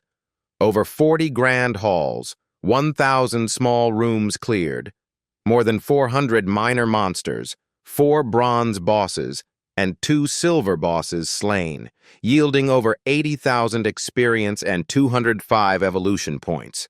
He lacked only 5 more points to upgrade the greedy hand, when a message arrived from Wang Man requesting to pick up loot and promising repayment in lifespan. Qin Feng understood Wang Man's team had arrived, agreed and proposed discussing gear later, receiving a reply to meet at the ruined fortress coordinates. After the conversation ended, sudden lightning flashes erupted ahead of him. The electricity grew denser, converging before him. He realized the area's guardian had appeared. A colossal boss emerged, the Soul Purifier Fai-san, level 15 platinum, guardian of this land. Whoever defeated it would claim the territory. Qin Feng used Shadow Shield concealment, judging this to be the strongest ruin monster, with 750,000 HP split into 3 phases. In his past life, the boss's single-target lightning damage was devastating. Even golden-geared warriors could barely survive. But now, he no longer needed to endure it. He immediately swung Shadow Shield Slash straight at the boss. But the strike was useless. Its health bar remained untouched. Suddenly, Qin Feng used the skill Throat Cut, causing its HP to drop by a huge chunk. The monster grew furious, condensing lightning into a spear and raising it high. It hurled them down repeatedly, while Qin Feng skillfully dodged each strike. While evading, he calculated one hit meant certain death due to platinum damage effects. His dodge rate was 75%, but against this boss the hit rate exceeded half. Still, with 182 agility and burst speed over 40 mph, he believed he could dodge before lightning struck. In the past, the whole guild needed priest shields and luck to barely survive, but this time was different. He resolved not to give the boss a chance, launching relentless attacks. The boss's HP dropped to 2/3. His combo had cut 250,000 HP, triggering Phase 2. In this phase, the boss gained temporary immortality and spawned lightning orbs. All 3 must be destroyed to avoid a full-screen explosion. In his past life, the team was wiped out by the shared damage, making Tan Xiaodu quit in rage, only for the next run to succeed. With that in mind, he swiftly threw poison darts at the lightning orbs. Each orb destroyed drained the boss's HP accordingly. A clear advantage, he calculated. After all 3 were destroyed, it would enter the final phase, so he continued striking the last orb. The orb exploded. The boss's HP bar instantly dropped to critical. The monster's eyes glowed dangerously. Electricity burst from its entire body, spreading outward from its center. Qin Feng recognized Phase 3, where the boss unleashed consecutive AoE skills. In his past life, only lightning resistance gear plus priest shields could barely hold. But now, none of that was necessary. Thinking so, he leapt into the air as a protective barrier instantly enveloped him. Below, thunder split the earth, while he dived from above, casting a spell combined with a dark light shield. A thought flashed in Qin Feng's mind. With the ground constantly bombarded by lightning, the only attack path was from the air. He then activated the Grace of Liberation skill together with the Dark Shield. His eyes gleamed with a deathly aura. He used his shield as a weapon, crashing into the boss so hard its helmet was blasted off. After the impact, Qin Feng landed on the ground calmly and composed. System announced. Platinum boss Fai-san was slain. Qin Feng reached level 11, gained stats and rewards, received extra lifespan for exchange, earned the title of First Platinum Boss Slayer, and became master of the Soul Purifying Land. He looked at the loot, reflecting that this shelter was not only a hideout but also a storage vault, possibly transferable to reality when the Great Upheaval arrived as modern weapons crumbled. In particular, from the first day, nuclear bombs, the strongest weapons, were useless, while tanks and planes lasted only briefly before turning to scrap. Thus, future wars would rely on powers from the divine game, with shelters manifesting in reality as fortresses with defensive barriers, becoming impregnable citadels. Suddenly, Qin Feng silently observed the surroundings. He recalled how in his past life the guild had used this place as a base of growth, filled with both memories and painful separations. This time he decided to walk his own path, determined to reach the peak alone. In a virtual forest, heavy rain poured relentlessly. A giant axe-wielding monster was in fierce battle. It was Tan Xiaodu's team. The monster swung its axe, teammates dodged, but she panicked, froze, and cried for help. As a result, she was split in two by the axe and fell dead instantly. Soon after, she revived in town with system warning of permanent and temporary lifespan loss. She was stunned and lamented while her teammates angrily blamed her carelessness. She argued back, accusing one of luring monsters poorly, sparking heated quarrels until a level 8 member quit the team. A teammate messaged Tan Xiaodu for help, but before finishing, he was slain by the boss's axe. Immediately, she too was sent back to town. After respawning, her companion suggested hunting monsters to level up since her lifespan was dwindling, and she agreed. At that moment, the system broadcasted across the game that Shadow and Jiang Hai had soloed the first platinum boss, gaining fame. The player community erupted, shocked that someone dared solo a platinum boss, speculating about Shadow's true identity. Tan Xiaodu was astonished, having never even seen a gold boss, let alone platinum. Her heart surged with rage at her incompetent teammates, mixed with envy that Shadow could defeat such a supreme boss. Scene shifted to where Qin Feng had just defeated the boss. He felt stronger, now level 11, allocating points into agility to pair with stealth, allowing him to slay bosses unharmed. Unexpectedly, the boss granted 20 evolution points, enough to upgrade the Greedy Hand to Legendary, unlocking loot bonus abilities, and 100 more inventory slots. The rare drop rate increased from 3 parts to 5, along with a huge storage space. At that moment, Greedy Hand evolved to Legendary Rank, and Qin Feng used it to collect the drops. The system reported he gained 5 loot items, 100 evolution points, some assassin gear, and a skill book, temporarily stored due to level limit. Then he summoned his devout follower. He ordered all loot in the palace to be piled up, and the follower obeyed immediately. He still had 115 evolution points, enough to upgrade skills not yet at epic rank. He spent points to raise many skills to epic and legendary, enhancing stealth, damage, control range, and the ability to absorb lifespan from the dead. Qin Feng was shocked to find he could collect even untradeable lifespan orbs. He instantly thought of special regions where lifespan drained quickly, seeing this as a secret art, ensuring he'd never lack lifespan.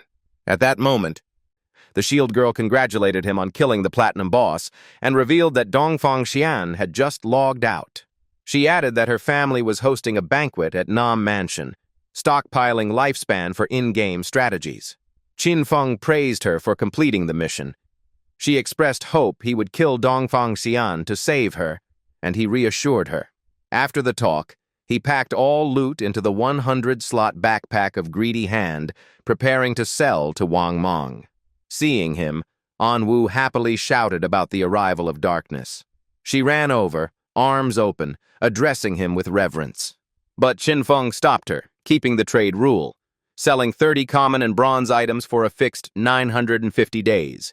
With slap marks still on her face, Anwu forced a smile, agreed, and transferred 2,000 days of lifespan to him. Qin Feng continued with higher-tier trade from silver to platinum items worth 18,000 days. Anwu, stunned at her first platinum gear, rejoiced that Zhanghai City would grow faster, while he replied calmly. Xiao H curiously asked about the multi-slot backpack like a magic bag. Qin Feng hinted their bags must be full and revealed the hidden teleport gate beneath the ruins. He added that the first use of the gate cost 500 days of lifespan, but later uses were free, then left decisively. And Wu excitedly bragged to teammates that darkness must be a reincarnator, while Wang Mang told her to calm down. She half-joked about seducing Qin Feng, making the mood even more absurd. The teammates looked at each other in boredom, not bothering to respond. Meanwhile, Qin Feng had already moved to another location. The system asked if he wanted to use lifespan from trades to bring in-game powers into reality. He immediately chose to sync level and class. Spending 27,000 days, the sync completed, and his eyes turned cold as he prepared to extract upgraded skills, not only Shadow Veil, but many others. He burned tens of thousands of lifespan days to upgrade and extract skills. Shadow Veil, Backstab, Greedy Hand, Shadow Shield Slash, Phantom Shade, Blooming Curse Shelter, dark light pool shield, plus golden boots and necklace. He judged the necklace of devotion reduced cooldowns and summoned platinum followers, making him nearly invincible in reality. But all his wealth vanished, leaving only a few hundred days. Even so, he needed more lifespan for the next extraction to reach perfect synchronization. Then his figure faded away. In reality, Qin Feng's body was shrouded in dark aura. He reminded himself to leave quickly since enemies knew his location, also weighing the soul-purifying land extraction that required 1,300 years of lifespan. So he could only find refuge for now. He gently raised his hand. Greedy hand instantly swept away everything in the room. He smiled, admitting its massive storage was very convenient, with all belongings neatly inside. He stepped to the window frame. Then he checked his phone, confirming Dongfang Xian was at Jiangnan Restaurant, 15 kilometers away, with his current speed. It would take only about 10 minutes to arrive, so he jumped down and dashed like the wind. On the way, only a black shadow could be seen flickering and racing past. At Jiangnan Restaurant, inside, people joyfully discussed how lifespan and game skills affecting reality were a chance for the Dongfang family to rise. Xian Ni had made a good start. Dongfang Xian modestly said it was only his duty. The old man added praise, revealing they had gathered vast lifespan to invest in equipment and skill books. His plan was to quickly push clan members to level 10, seize advantage, and build a 1,000-year family, even a 10,000-year dynasty.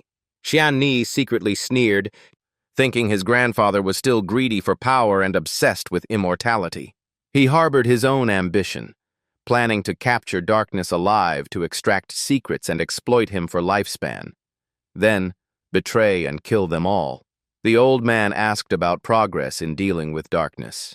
Xian Ni reassured him, saying he had arranged a trusted woman to uncover that one's identity and would soon have results.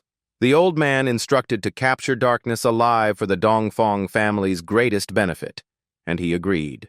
The whole clan raised their glasses in celebration and shouted slogans. Outside, Qin Feng had arrived and silently eliminated the guards. He stayed cautious, surprised the aristocrats carried guns. Dodging and shielding skills might not fully protect. A shot to the head or heart would be fatal.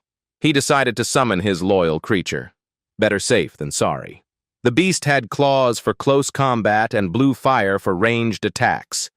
With silver-level endurance, it could withstand bullets, and he ordered it to slaughter everyone.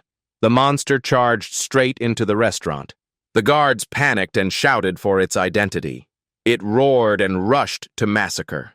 Dongfang Xian recognized it as a divine creature and urged his men to open fire. Even hit by bullets, the monster was unharmed. It spewed flames to burn enemies. Then its hand pierced through a man's body. Xian trembled at the sight.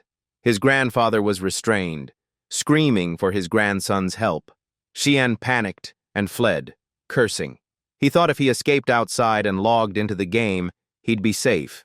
Upon reaching level 10, he would bring powers back to reality, leaving nothing to threaten him.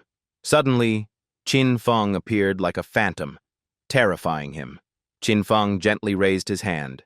Xian's head instantly separated from his body. He calmly walked past the corpse. In his last moment, Xian could only stammer the words, "Darkness."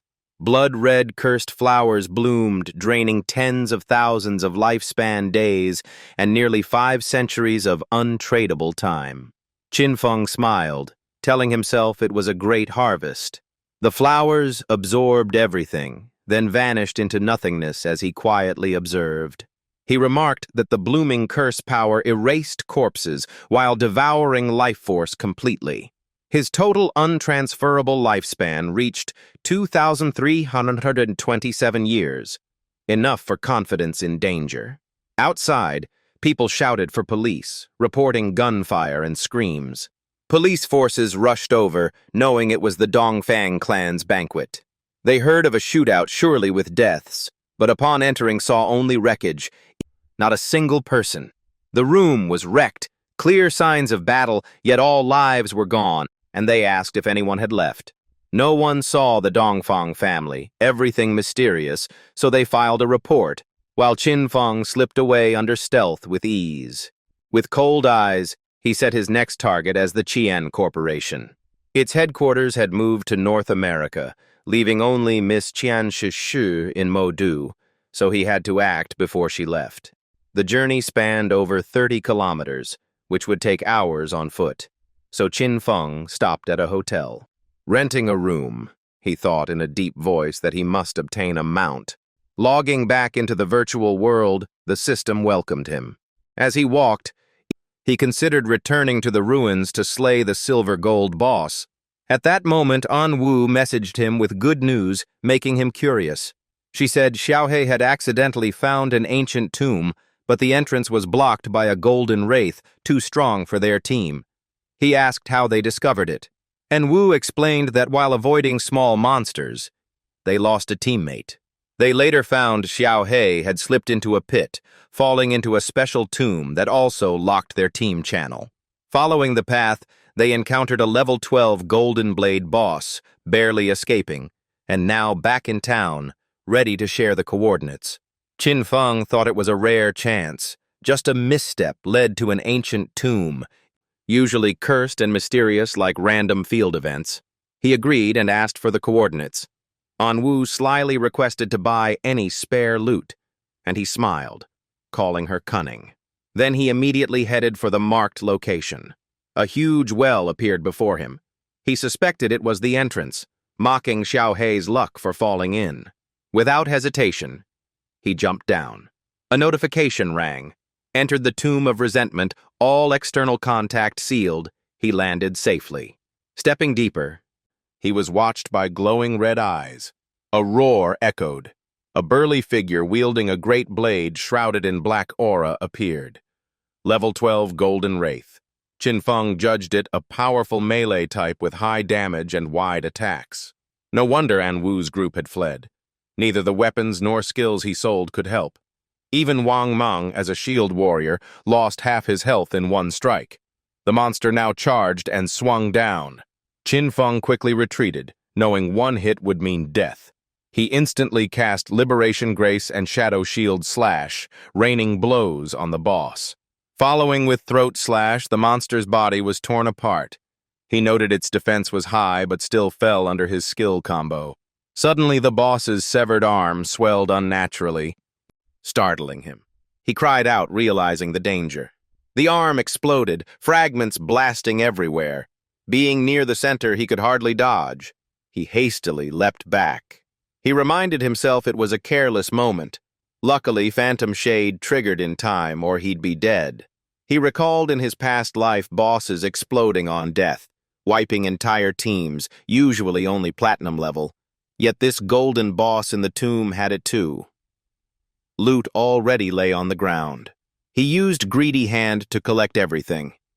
The system reported over 1,000 lifespan days, 20 evolution points, the Platinum Skill, Dark Knight Patience, Platinum Armor Resentment, plus 6,300 more lifespan days. He was excited, as both the equipment and skill were useful. Skill info appeared. Dark Knight Patience. Assassin type, infuses darkness into weapons, adds dark attribute damage in an area with 500 elemental damage, short cooldown, requires level 11. He was stunned after reviewing. It was an AoE skill for dark class.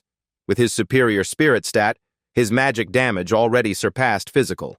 His stats, Strength 9, Physique 9, Agility 24, Spirit 15. He decided to upgrade it to Epic. Spending 6 evolution points, the skill rose from Platinum to Jade, Diamond, then Epic. Range expanded from 5 Veons to 12 Oshabmate. Bonus damage increased from 500 to 1,300. Still level 11 requirement. He rejoiced at the result. He noted that although its total damage wasn't as high as Shadow Shield Slash, it was an excellent AoE skill for clearing monster hordes. Shadow Shield Slash covered a 5mm straight line, while Dark Knight Patience struck in a circle, making it far superior for clearing when surrounded. He equipped the Platinum Resentment armor. Attack 55, Physical Defense 45, Elemental resistance, 42, crit plus 42, HP plus 777, level 11 required. Its effect of plus 30 basic attack when hit wasn't too helpful, but its defensive stats far surpassed his golden armor. The remaining loot exceeded 20 items, selling for tens of thousands of lifespan days, enough funds to delve deeper into the tomb, hoping to find a rare mount. Elsewhere in the game, a goblin rushed forward. It swung its blade, slicing Tan Xiaodu and her friend in half in terror, killing them instantly. They respawned back in town. A teammate shouted angrily. He grabbed Xiaodu's collar, calling her a brainless burden who kept wiping the team. Now he had only 2 years of untransferable lifespan left. He warned if he saw her again at school, he'd really hurt her, then shoved her to the ground. Her girlfriend quickly helped her up, calling her name in worry, while the guy logged off. The friend advised returning to the small town where her parents lived, where a volunteer group supported the weak. But Xiaodu, full of hatred, swore revenge on Zhang Wei and the whole team, refusing to believe that trash was stronger than her. Then she told her friend, "Yin Yin, go by yourself," before logging out, leaving the girl shocked and crying out. In reality, Xiaodu still fumed, thinking no one carried her. She grabbed her phone and texted Han Han, asking for help to level up. He shamelessly replied she had to sleep with him first, bragging he wanted to try what the goddess was like in bed. She gritted her teeth, cursed, and furiously told him to get lost. Then she messaged another man, confessing she once liked him but had been blocked by Qin Feng, now severed ties with her brother, and wanted to go public with him. The other mocked her as stupid, saying if she could abandon her own brother, no one would trust her, telling her to get lost.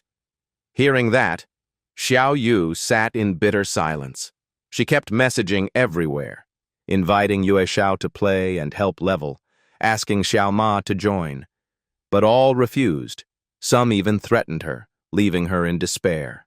Frustrated, she cursed the useless men, then cried that her non-tradable lifespan had only 2.5 years left.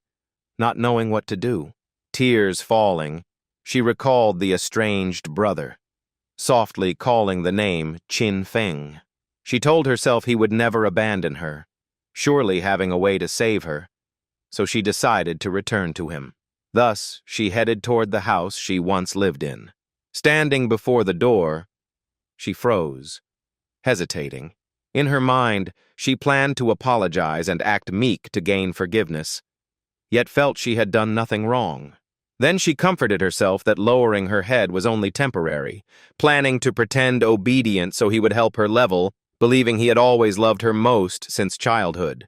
Once leveled up and free of lifespan worries, she would cut ties mercilessly. With that thought, she knocked and loudly called his name. She kept knocking, pleading, and shouting, but inside remained silent. Angry, she kicked the door open, scolding him for not giving her face. But upon entering, the house was completely empty, with no trace of Qin Feng, throwing her into panic. She tried calling, but the system said the phone was off. She redialed, still met with an automated voice, blankly murmuring his name. In the game world, deep within the tomb of resentment, Qin Feng swung attacks that easily destroyed monsters, their bodies shattering. He saw a surge of black qi rising, realizing he had reached the end of the path. Along the way, he had slain over 200 small monsters and many bronze and silver bosses. Nearly reaching level 12, opening the final coffin would release the main boss, hoping for platinum. He summoned his devout follower. Ordering it to open the coffin, the loyal creature strained to push the lid.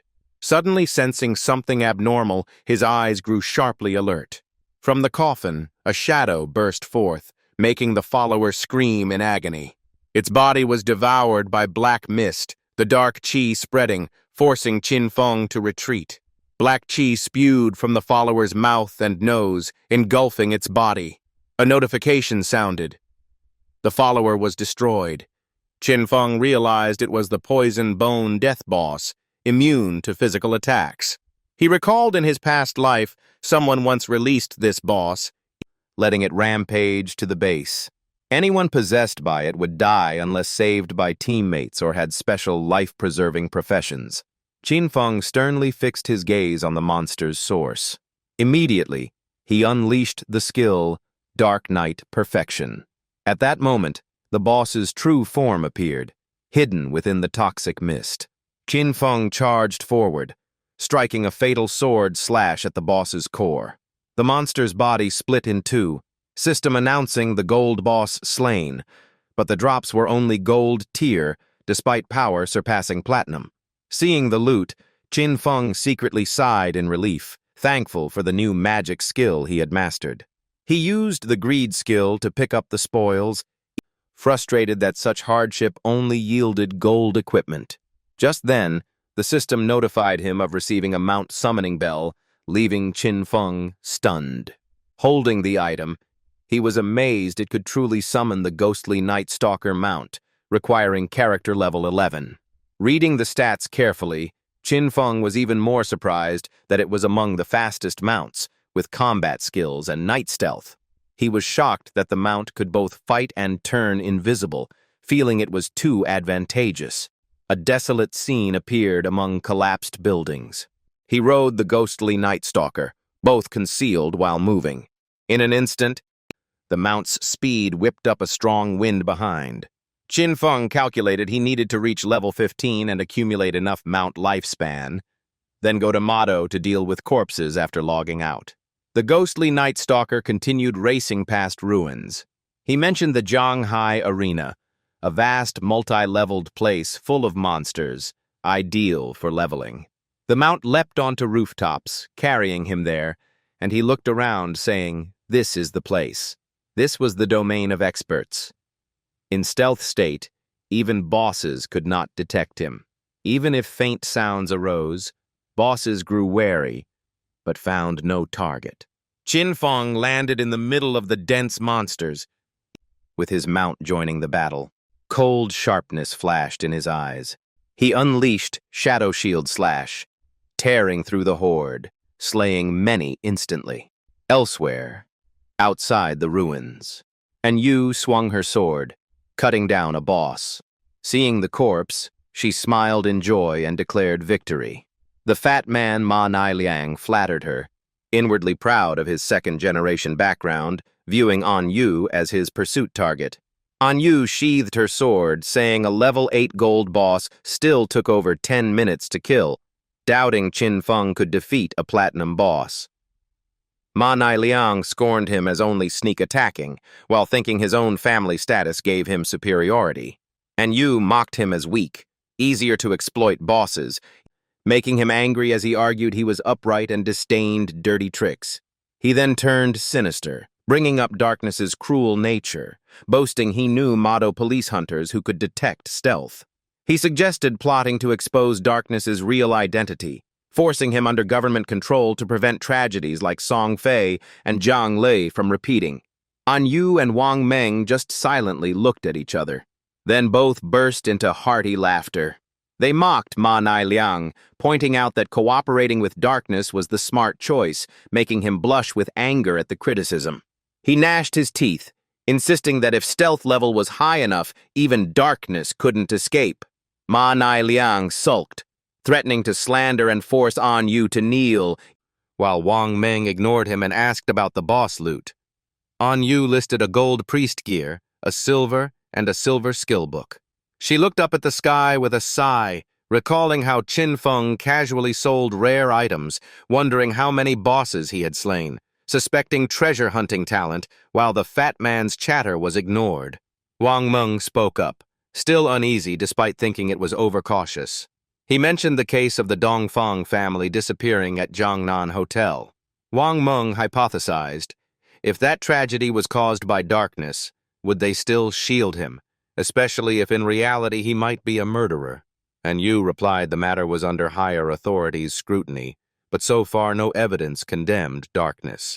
She smiled, saying even if he truly caused it, she would still cooperate, even willing to clean up after him herself.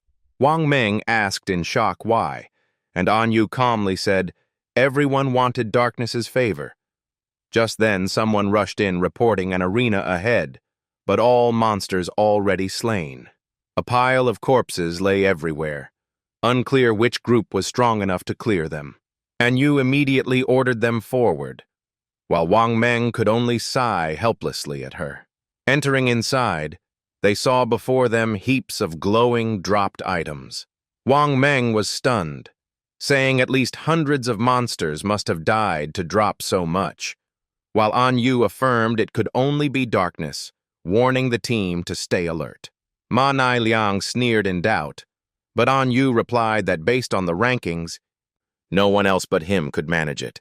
The fat man snorted, saying with stealth he could do it too, while An Yu quietly messaged Qin Feng to buy spare equipment.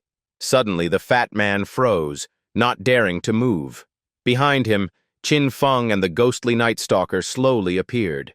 He screamed in terror, even losing bladder control. And Yu's eyes lit up at the sight of the mount, asking in amazement about its origin. Qin Feng calmly replied it was spoils from the tomb whose location they had given him. Then he looked at Xiao He, smiling in thanks, making the girl blush shyly. Qin Feng proposed a trade, reminding them the loot on the ground could be taken by anyone, and An Yu nodded, trusting his fair prices. Someone whispered a reminder, pointing out the fat man had wet himself. Ma Nai Liang seethed inside, cursing darkness for humiliating him before everyone. After finishing the trade, Qin Feng rode his mount away from the place. The system ranking appeared. Darkness stood first at level 13, far above level 10 opponents. Qin Feng thought clearing the arena this time had earned him a precious gold skill book. The book was Silent Concealment, gold grade, allowing permanent stealth while standing still, with 300 ambush damage on attack, 120-second cooldown, requiring level 13. He judged the skill extremely powerful, not only boosting in-game stealth but also synergizing with his invincible state in reality. If upgraded from gold to epic, both ambush damage and cooldown improved greatly.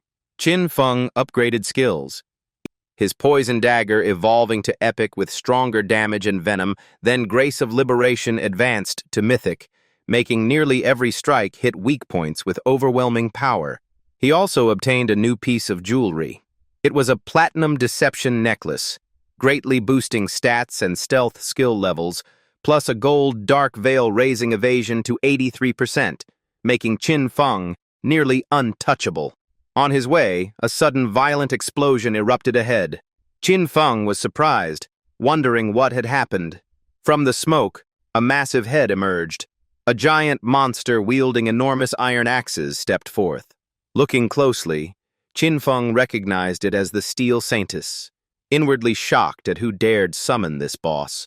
In his past life, this boss required over 1,000 people to bring down with more than 4,000 deaths. It was the guardian of the Holy Cathedral, the second largest hideout in Zhanghai ruins. Though he hadn't planned to approach yet, Qin Feng resolved to take the challenge. He urged his mount to charge swiftly toward the boss. At the battlefield, countless people were joining forces to attack the monster. One fighter was smashed down by the boss's steel axe, teammates panicking at its overwhelming strength. Wherever the axe swung, corpses fell in droves. Qin Feng shook his head, thinking these people reckless, but suddenly noticed something unusual. He saw below a warrior riding a white tiger, shield and spear in hand, charging to confront it. That was Chen Wuming, possessor of the hidden class Holy Temple Knight, who had once fought Qin Feng to a draw in his past life, a cunning and dangerous foe. In the past, the Steel Saintess had been slain by Chen Wuming's Holy Temple Guild, spawning the saying, "West has Godslayer, East has Holy Temple," each controlling half of Zhanghai's ruins. When founding the guild, the Holy Temple Knights promised protection for members, but at the cost of 50% lifespan, turning most into mere tools for the strongest leaders. Someone bitterly declared that this time, Chen Wuming definitely could not escape. Down below, the boss kept sweeping players with relentless strikes. Qin Feng leapt lightly from the ghostly Night Stalker onto the ground.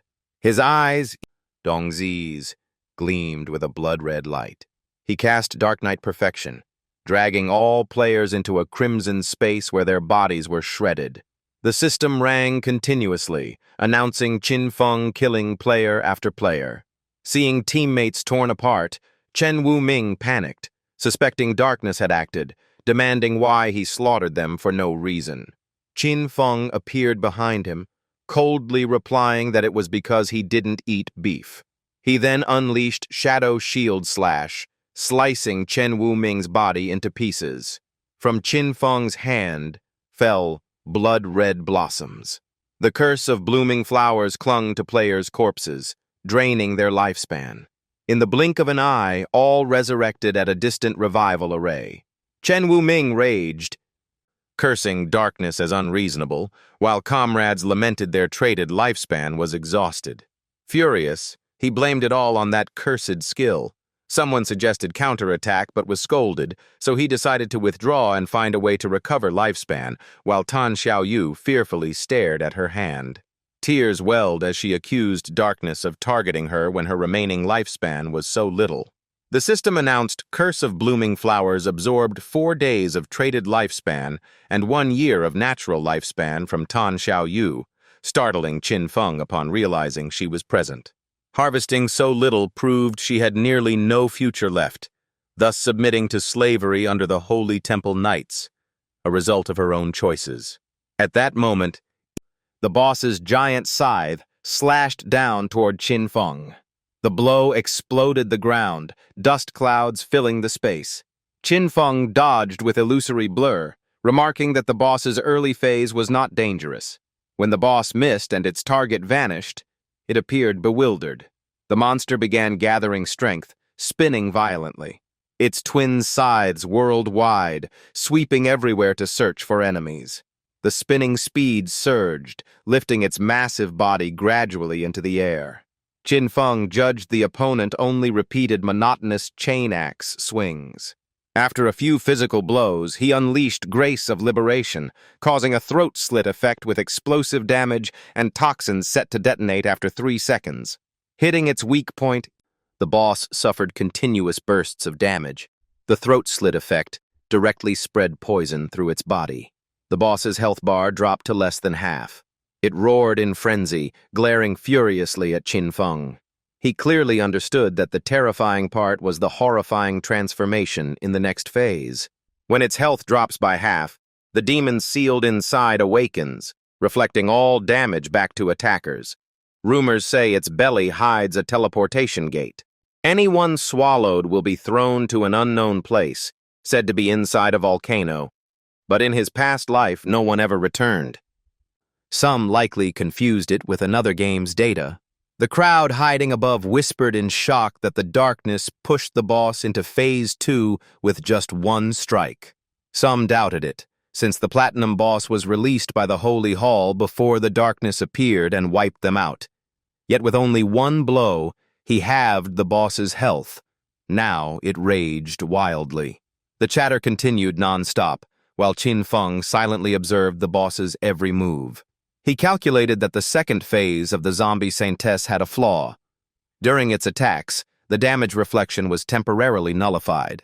That meant he could only strike when it attacked, otherwise continuous burst skills like Shadow Shield Slash, Throat Cut, Plague Blade, or Venomous Dagger would instantly kill him by reflection. He glanced at the hidden watchers, considering using them as stepping stones. At that moment, a man with a top knot strode forward, shouting for everyone to move aside, and the crowd quickly parted. Recognizing the newcomer, someone exclaimed, "Big Bro and Quan is here," the one nicknamed Safety First. People quickly reported that they had been watching and memorized all the boss's skills, but after losing half its health, it suddenly froze, body mutating, clearly preparing a new move. And Quan nodded, then asked if it was true the darkness fought alone. The green-haired girl confirmed, saying after the boss entered Phase 2, the darkness vanished. The group leader immediately ordered Tukan to use the red eye skill to check if the darkness was still around, and the girl responded at once. She cast the skill, summoning a small rabbit that leapt into the battlefield. The rabbit circled the boss, searching frantically for Qin Feng's trace. Through the rabbit's vision, the girl reported no sign of the darkness, guessing he had left. Safety First affirmed that if even a Tier 3 scout found nothing, then he must be gone, since a Tier 4 stealth skill was impossible. With that said, he immediately leapt straight into the battlefield. He laughed and reminded Toucan to stay alert, to report if the darkness returned. The girl was a bit flustered but quickly agreed. Others were stunned seeing him dive down, thinking he sought death by daring to solo a platinum boss, but then they recognized his face. Some recalled that back in the novice village he once killed a golden boss without taking damage, revealing him as the Master Safety First, a martial soul expert of absolute evasion, famed for dominating top-tier soul game rooms with lightning-fast reflexes. At that moment, the boss turned its gaze directly on him. It swung its massive blade down with ferocity. Safety First remained calm in the face of it. He rolled away gracefully, letting the strike smash into the ground and scatter stone shards. Suddenly, the boss conjured a hand of dark energy, grabbing toward him. He flipped again, escaping danger once more. The boss attacked in a frenzy, while he kept rolling to dodge, shouting excitedly as he moved. His underlings outside cheered, praising their leader's calmness, his flawless roll dodges, and unmatched aura. Some wondered why every time he rolled to dodge, the boss's health also dropped, with flashes of sword strikes appearing on its body, finding it unbelievable for a martial soul expert to be that insane. The green-haired girl explained that perfect evasion was just the basics. The real danger lay in Safety First's lethal attack skill. As long as he succeeded in rolling, absolute evasion was triggered. Then his next strike would pierce half the opponent's defense. Now Safety First focused his power into his sword, eyes flashing, absorbing energy to prepare a skill. His followers trembled, thinking this move could deal 4-digit damage.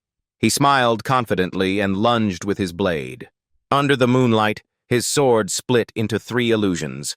Sword aura streaking like meteors, severing the boss's extended arm in a flurry of cuts, making its health glow violently. Safety First did not stop, unleashing his finishing move, his blade blood-stained, charging his ultimate strike. The followers above screamed in shock as the boss's health dropped to only 1/3. He calmly sheathed his sword, arrogantly declaring the Rifted Moon Slash as his sword Dao. But suddenly, a wave of sword aura counterattacked straight into him. Immediately, countless streams of sword energy pierced his body. All the damage he inflicted on the boss reflected back, the numbers showing over 1,000 damage. Witnessing this, everyone froze in horror, crying out the name of their leader, Safety First. None could believe it. His dodges were perfect, every strike landed, yet the boss lost no health while its bar still dropped, all due to the reflection mechanic. His body gradually dissolved from the battlefield. Qin Feng smirked coldly. He stepped forward to collect the loot, thinking that luckily the guy had shown off and forced the boss to use many skills. During that time, he continuously attacked, lowering the boss's health to 1/3. Martial soul experts might be fast and deal high damage, but against reflection, they were doomed. Unable to attack while rolling and dying instantly when striking, truly a self-destructive path. Suddenly, the boss turned its head, leaving Qin Feng puzzled. He worried it intended to return to the Holy Land to recover health, which would make all previous efforts wasted. After the martial soul expert's death, the crowd was too scared to act, but once the boss stopped attacking, the reflection effect disappeared. Qin Feng decided there was no choice but to use a stronger method. He immediately dashed forward to block the boss's retreat, preventing it from returning. The watchers above were stunned, realizing all those terrifying strikes came from the darkness, making Safety First a mere joke while the darkness was the real master. The green-haired girl could hardly believe her Tier 3 detection failed, wondering if he possessed stealth skill Tier 4 or higher. One greedy man stared at the items dropped by the martial soul expert, full of desire. Qin Feng raised 10 layers of dark light shields, each able to block one strike. The furious boss swung its giant blade straight at Qin Feng. As the strike came, he seized the moment, thinking now is the time. He instantly unleashed Shadow Shield Slash, sliding across the boss's body. After the flurry of cuts, 7 layers of Darklight Shield remained. He calculated that out of 9 blows, the last 3 were reflected damage, luckily absorbed by the shields, or he would have died. Suddenly, the boss's body emitted strange energy, its severed arms regenerating completely. It slowly rose before Qin Feng, shrouded in a violet aura. All of his Darklight shields were erased in an instant. Seeing the purple flames spewing out, Qin Feng calculated the damage was too high. Even with over 80% evasion, 7 shields would vanish instantly, and a half-second delay meant instant death. Meanwhile, the greedy man from earlier crept toward Safety First's dropped loot. But just as he was about to touch it, Qin Feng's venomous dagger pierced straight into his forehead. Watching him collapse, Qin Feng coldly snorted, "Want to steal my spoils? Dream on." The blooming curse instantly activated on the target. The system reporting Qin Feng absorbed 612 tradable days of lifespan and 67 untradable years from Safety First, plus 355 days and 20 years from the lackey. He mused that Safety First was truly interesting, with so much lifespan that even dying once hardly mattered. Right beside him, the boss suddenly trembled and let out a growl. Qin Feng calculated that he could only rely on Darklight Shield combined with Shadow Shield Slash to slowly wear its health down. The boss went berserk, slamming its arms down with each strike cracking the earth, while other arms raised high preparing to smash down. Safety First's followers gasped in terror at the darkness's power, finally understanding why he claimed the first kill. At this moment, Qin Feng's eyes gleamed as he decided to unleash his ultimate move. He cast a chain of Shadow Shield Slashes, countless strikes raining down, shattering all his Darklight shields. The system announced he had slain the platinum-ranked zombie Saintus, gaining 48,000 experience, 120 evolution points, and the reward of the Holy Land Cathedral Key. The onlookers were stunned, mouths agape, unable to believe the darkness had truly soloed a platinum boss, truly #1 on the rankings. Qin Feng immediately used the mythic Greedy Hand skill. He obtained emerald-grade assassin leather armor with high defense, strong resistance, and a dark flame effect that weakened enemy defense and resistances, though less effective on major bosses. He also gained emerald-grade assassin's intuition, allowing detection of hidden shadows, boosting anti-stealth ability, requiring level 13.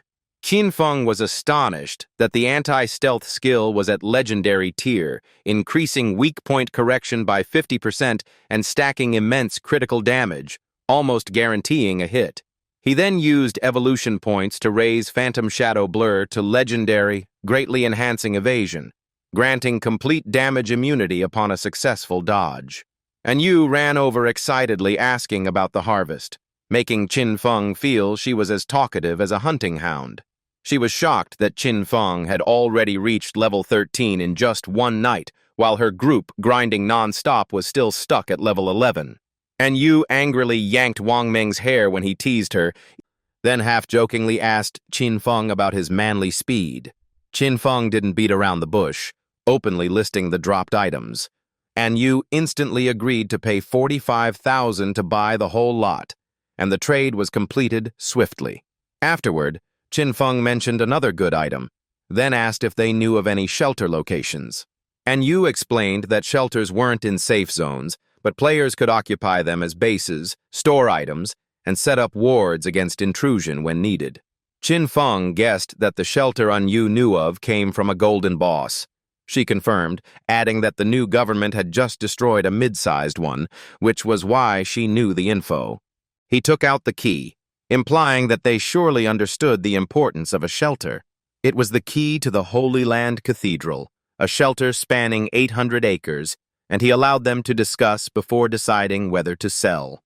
And Yu and Wang Meng were stunned by the immense size of 800 acres. And Yu understood that such a scale meant powerful defenses and high facilities, enough space to house the entire government, so she immediately asked for a price.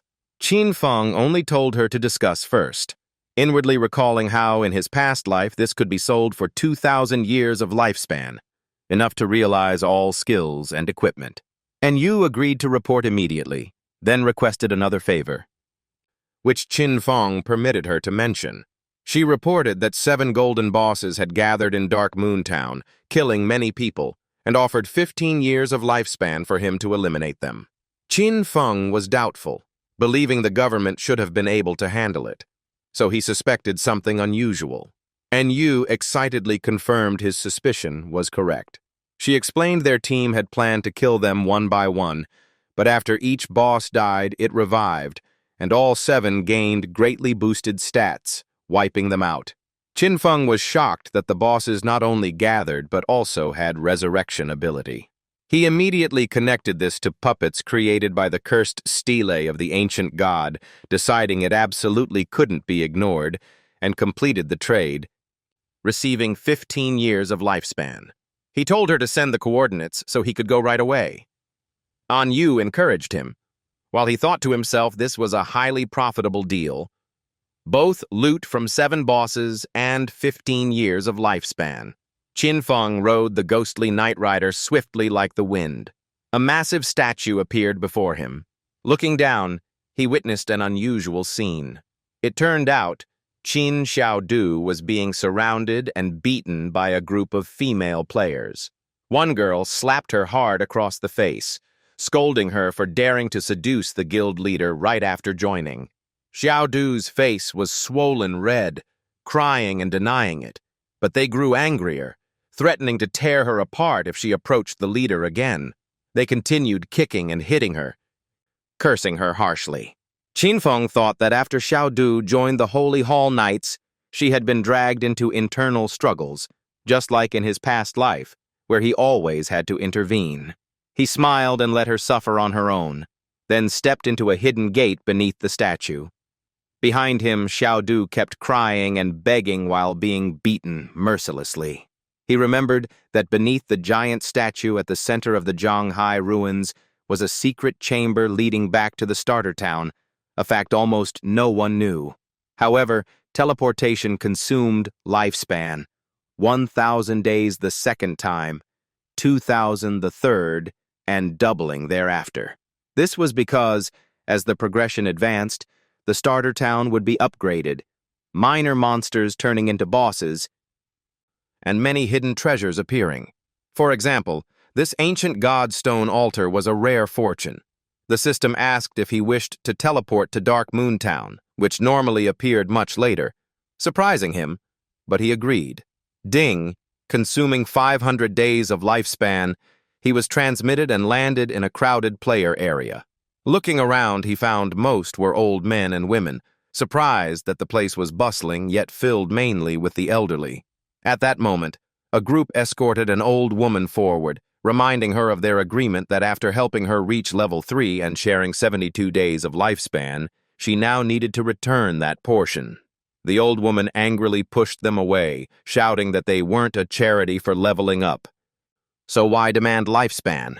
The young man quickly explained they took nothing extra. From the start, they promised to share the dropped lifespan, and she only needed to return the agreed portion.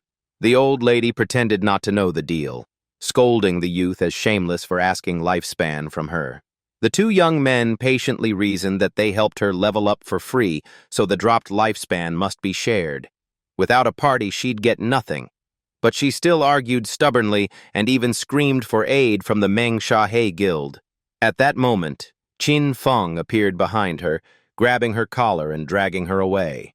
He shoved her straight outside the safe zone boundary, leaving the 2 young men confused. Without hesitation, he swung his blade while gripping her neck.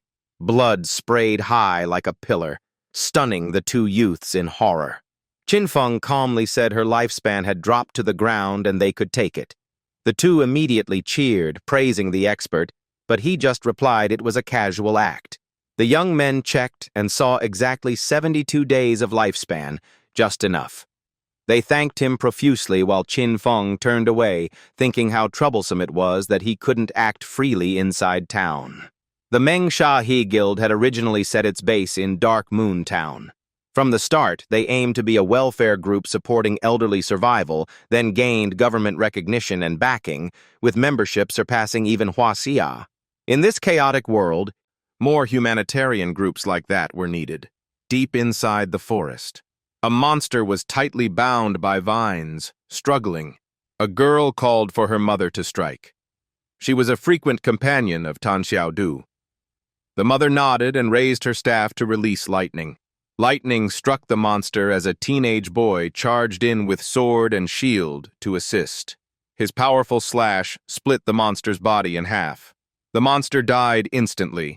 The group cheered in joy. The girl praised her parents' strength, but the mother advised that with persistence, anyone could fight small monsters. The group continued their journey. 3 girls asked if Xiaodu had joined the Holy Night Temple, hearing the fees were huge. And the daughter named Suonian confirmed. She said she once invited Xiaodu to join Meng He, where the weak gathered in unity and received careful guidance. But Xiaodu refused. Suonian's mother said Xiaodu was taken by the Holy Night Temple after reaching level 10, and the 3 commented they only treated her as a tool, with the 3-year contract no different from slavery.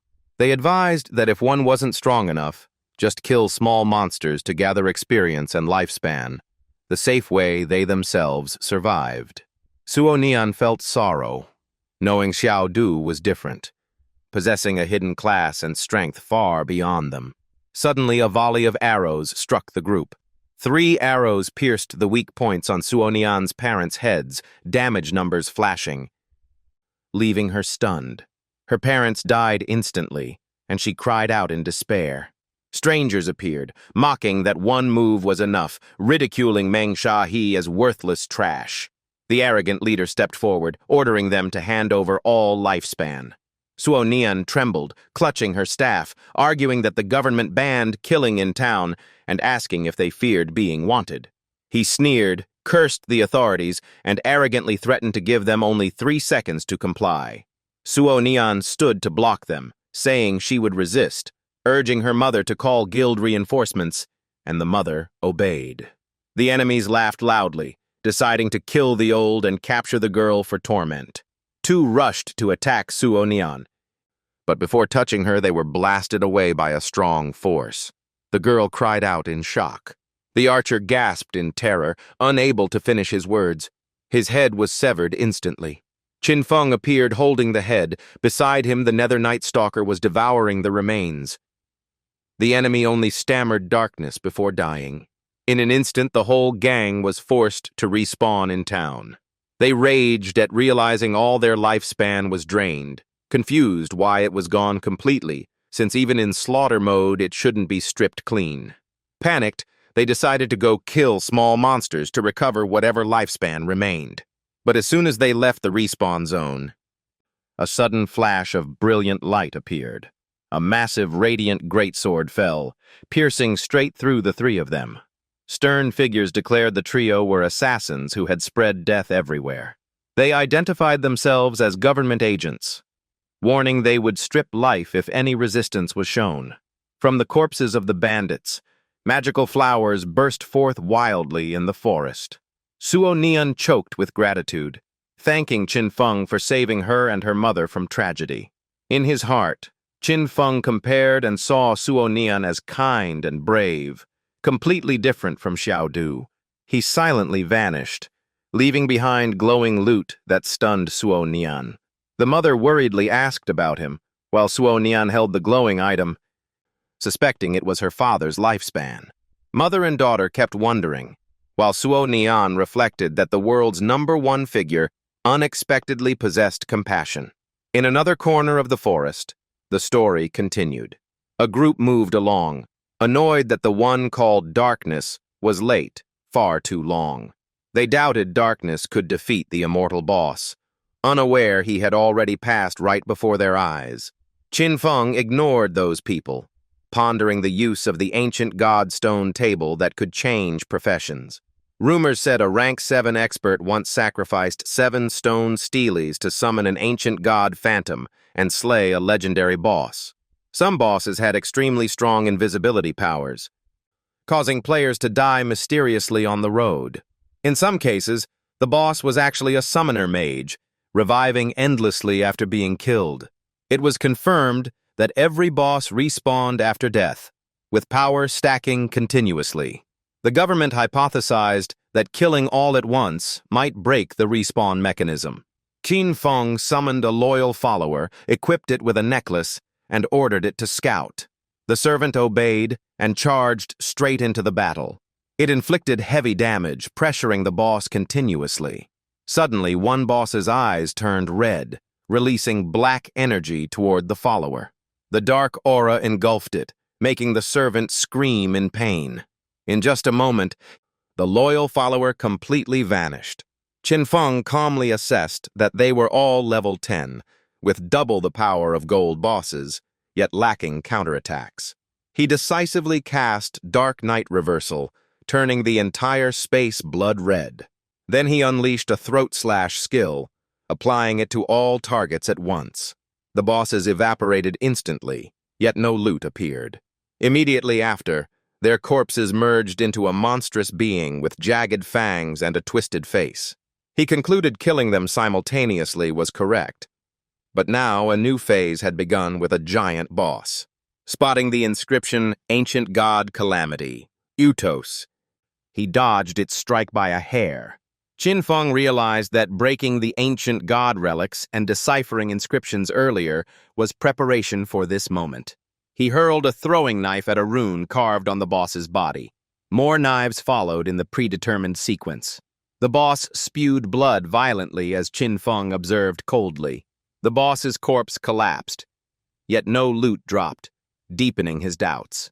Suddenly, the monster's head rose right behind him. The abomination's body began to rot and deform. Mouths full of teeth lunged forward frenziedly. Qin Feng realized the creature had to be slain beside the coffin bearing the corresponding rune. He recalled the ancient god stone table he had seen, judging this to be the final stage. His eyes blazed with fierce momentum, ready for battle. The boss's roar thundered across the sky, echoing through the space. And Yu's soldiers panicked at the tremors, guessing the boss was going berserk, and hurried over. They suspected darkness wouldn't dare show up, certain even he couldn't defeat this boss. Upon arrival, they were stunned at the devastation and scattered coffins, screaming in horror at the boss's head. The ground shook violently, leaving them confused, wondering if the boss had been destroyed by a natural disaster. A message from Yu arrived, ordering retreat because darkness had slain the boss, stunning the group in disbelief.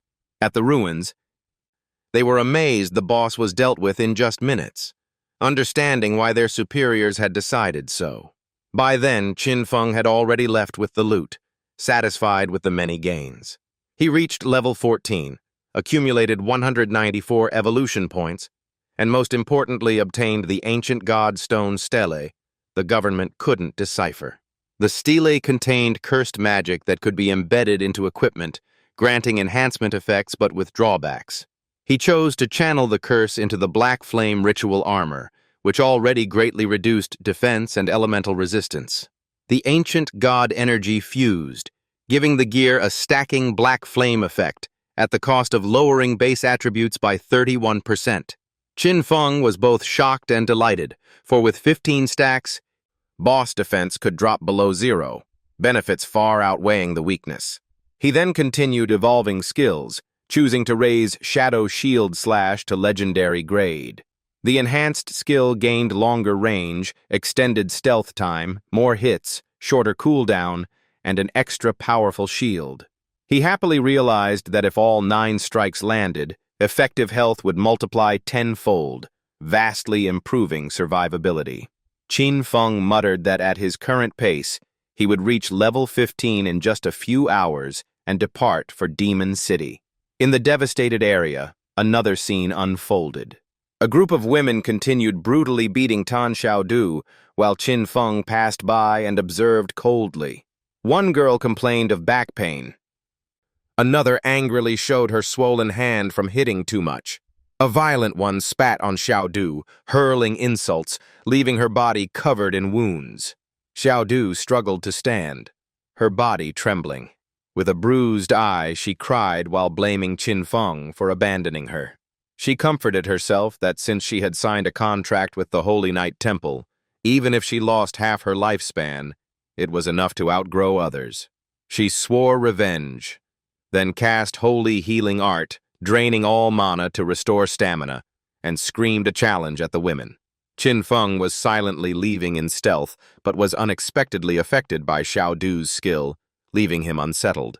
Meanwhile, Xiao Du, exhausted from depleted mana, withered and collapsed, mumbling about the calendar. The scene shifted to the ruined demon city. A group of people were fighting a boss together. A shield-bearer rushed forward, blocking all incoming attacks. In the distance, Qian Shishu's group secretly watched, hiding their faces to conceal dark intentions. She sneered that men of Daxia were weak, needing 8 people to besiege just one boss. Black Hand beside her advised not to say that, while Qian Shishu flattered him, but secretly despised them as weak pigs. As the boss was near death, someone shouted to give it their all, its health almost gone. The rear-line mage boosted morale, calling for the finishing blow. Suddenly a spear pierced his back from behind. Black Hand lifted the spear onto his shoulder, casually thanking the weaklings for gifting him the boss, leaving the mage to fade away. The mage's teammates cursed in fury, exposing the brutal Black Blade group for betraying their own people to side with foreigners. They shouted fearlessly, charging together against Qian Shishu's gang. Qian Shishu smirked disdainfully, threatening to crush the Daxia pigs, while the black man rushed in with his weapon. He unleashed thunderous quake, smashing his hammer down and spreading lightning everywhere. Qian Shishu also charged in with dual blades. One swift slash struck before the victim could dodge. She admired her blood-stained weapons with pleasure, mocking Daxia men as useless. She ridiculed the Daxia government, calling the entire nation a heap of waste. The Western man agreed, proud of the backing they had, while Qian Shishu suggested retreating to North America for safety. She further schemed to found a guild dedicated to hunting and killing Daxia people. The black man approved, while an ally curiously asked what the guild's name would be. After some thought, Qian Shishu decided to name it SSS. She leaned back, saying she would log out to celebrate, and immediately disconnected. In reality, 3 black men serving her cheered to hold a party celebrating the birth of SSS. The scene shifted. An Yu messaged Qin Feng to come to a hidden spot for private discussion. Amid the loot, Qin Feng asked the total. Hearing 1,500, he scoffed it was too little. An Yu explained he had bargained it up to 2,000, making Qin Feng accept though still wary of being shortchanged. The setting shifted to the central statue of the ruins. An Yu stood waiting with a fully armed troop. Seeing Qin Feng, he forced a smile, explaining the escort was only to reassure superiors. Qin Feng replied coldly, thinking they wouldn't withstand even a few moves if conflict arose. The deal was completed. He gave up the Holy Sanctuary stealth key in exchange for 2,000 years of lifespan, while An Yu gained the secret key. Qin Feng turned away as An Yu bid farewell. The soldiers behind whispered disbelief that a shelter for thousands required such a price, noting only darkness was generous enough. He smiled, remarking that An Yu's gift let him fully prepare for the Demon City trip, then rapidly spent vast lifespan to upgrade and extract skills from epic to mythic, making his real-world power nearly equal to the game, though his body warned of hunger. He reminded himself it had been too long without food and decided to escape to fill his stomach. He returned to the real world. After logging out, his body was shrouded in black aura, and he realized with suspicion that he was trapped in an iron cage. 2 thugs were watching, one reporting that he had woken up. A woman's corpse lay there. The man with the baseball bat demanded his lifespan or he would die like everyone in the hotel, while the other gloated that in the apocalypse one could kill anyone freely. Qin Feng kept a cold gaze as the robbers threatened, one of them growing hot-headed and wanting to slash immediately. The bat-wielder thought he was stunned from fear and ordered to kill, making the fat one cheer excitedly. But before they could strike, a surge of blood aura erupted. Qin Feng unleashed the skill Dark Knight Soul Slash, tearing through the entire hotel. The building shook violently and collapsed, rubble flying everywhere. While eating instant noodles, he walked out from the ruins, realizing his body now required greater energy, and ordinary food was no longer enough. He reminded himself he must eliminate Qian Shisher and the Ilisi gang to seize the divine tree branch. Riding the ghostly Night Rider, he calculated that although Qian Shishi was cunning and hard to find, she might reveal herself through the assassination quest targeting Qin Fengzi. Yet his stomach still empty, he decided to head for Ma Du, grabbing food on the way and leaving behind the noodle wrapper. The story shifted to the setting of Ma Du. Qian Shishi excitedly praised her companions with a sweet voice. With her weak body, she leaned on two strong black men, playfully teasing them while exalting the thrill of battle. One flattered her skills, making her burst into laughter. Suddenly, she received a message claiming that Shadow had killed Qin Feng and wanted to meet in Ma Du for payment. But fearing danger, she demanded a photo as proof, which he refused, citing surveillance risk. She thought that since Shadow also opposed the government, recruiting him into the Ilisi gang would make Dashia powerless. So she ordered coordinates sent for an in-game meeting, secretly planning to probe his stance. She then logged into the game, sending a sweet message with hidden requests, promising many benefits. Meanwhile, Qin Feng near the Evil Spirit Academy stayed completely invisible with his stealth skill, cursing Qian Shishi's cunning. He and Ghostly Night Rider entered the game at once, determined to see what schemes she planned. The setting was the Evil Spirit Academy within the ruins of Ma Du. Qin Feng and Ghostly Night Rider hid above, watching below as the government's voice declared they had tracked the Black Blade group. The government's tone was stern, demanding surrender or else they would suppress with violence. Opposite them stood Qian Shishi and her subordinates. She placed her hand on her chest, arrogantly declaring that the Black Blade group no longer existed, and it was now the Ilisi gang. She flaunted her body, claiming the gang targeted Dashia men, making the men in front blush and nosebleed. One government soldier still shouted she must be punished, while the man with glasses whispered, calling her baby and praising her recklessness. Qian Shishi caressed her body, seducing Dashia men to approach, while secretly thinking that if this act succeeded, she would indulge even more tonight. Qin Feng observed from above, realizing the leader was Chiu Haonan, codename Heavenly Walker. This traitor once leaked intel to Ilisi, only exposed and punished in Year 7. He loudly slandered while Qin Feng realized Chiu Haonan and Qian Shishi had colluded long ago. The two staged this show only to test his stance. Helping Qian Shishi meant opposing the government, while refusing meant he could not lure her into real-life contact. He laughed, then immediately leapt down to join the battle.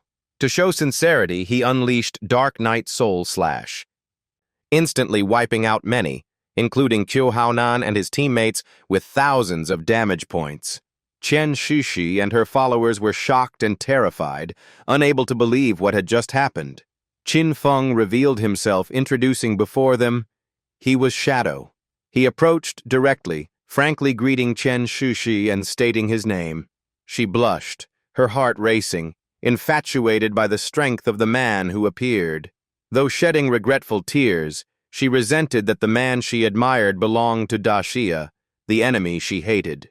The two black men were astonished, exclaiming in English at damage surpassing 40,000, hailing him as the strongest in the world. But immediately after their heads fell, light bursting forth, all struck with fatal blows of immense damage. Qin Feng coldly said he didn't understand their language but assumed they had insulted him, leaving Qian Shishi stunned. She trembled, clarifying that they were only greeting, not cursing. He glanced and instructed that from now on, to avoid confusion, only Daxia language should be used. He then sternly told Qian Shushu to start the transaction, but first to put her clothes back on. She pulled up her shirt, asking about Qin Feng's head, finding him both strange and irresistibly attractive. Qin Feng replied that his head was still with him and could not be brought into the game, but if she wished, she could see it in reality. Qian Shushi acted trusting, saying she had witnessed his strength and was sure she wasn't deceived. He received 1,500 days of lifespan, then turned to leave, but she called him back. With a wicked gaze, she proposed long-term cooperation and hinted at a new assassination target, inviting him to her home that night. She licked her lips, provocatively saying she could satisfy whatever he wanted. Qin Feng stayed calm, directly asking who the target was and what the reward would be. Qian Shushu vaguely said she would reveal it in person, with a reward far more generous, then set the meeting at Madu Port that night before logging out. He thought the port she mentioned must be her private yacht. At the central monument of Donut City, another development unfolded. Chu Haonan had revived, angrily cursing Shadow for betraying the government. But inwardly, he felt pleased, believing Qian Shushi had succeeded in recruiting Shadow, from which he would benefit. He immediately ordered his men to investigate those in Zhanghai, demanding explanations, then told Lin Qingyue to collect lifespan first in preparation for the next move. Lin Qingyue, with the in-game title Gentle Rain at Night, harbored doubts, believing that if Shadow truly colluded with Ilisi, then even in death he must be eradicated. But she bitterly realized the power gap was too vast. They were slain before even seeing him clearly. In reality, night fell, and a luxurious yacht shone brightly on the sea. A cloaked figure slowly boarded the yacht. It was Qin Feng, who introduced himself to the guards as Shadow, here to meet Ace of Spades. The guards respectfully invited him in and informed inside that the guest had arrived, preparing to depart. He went deeper into the yacht under the escort of bodyguards.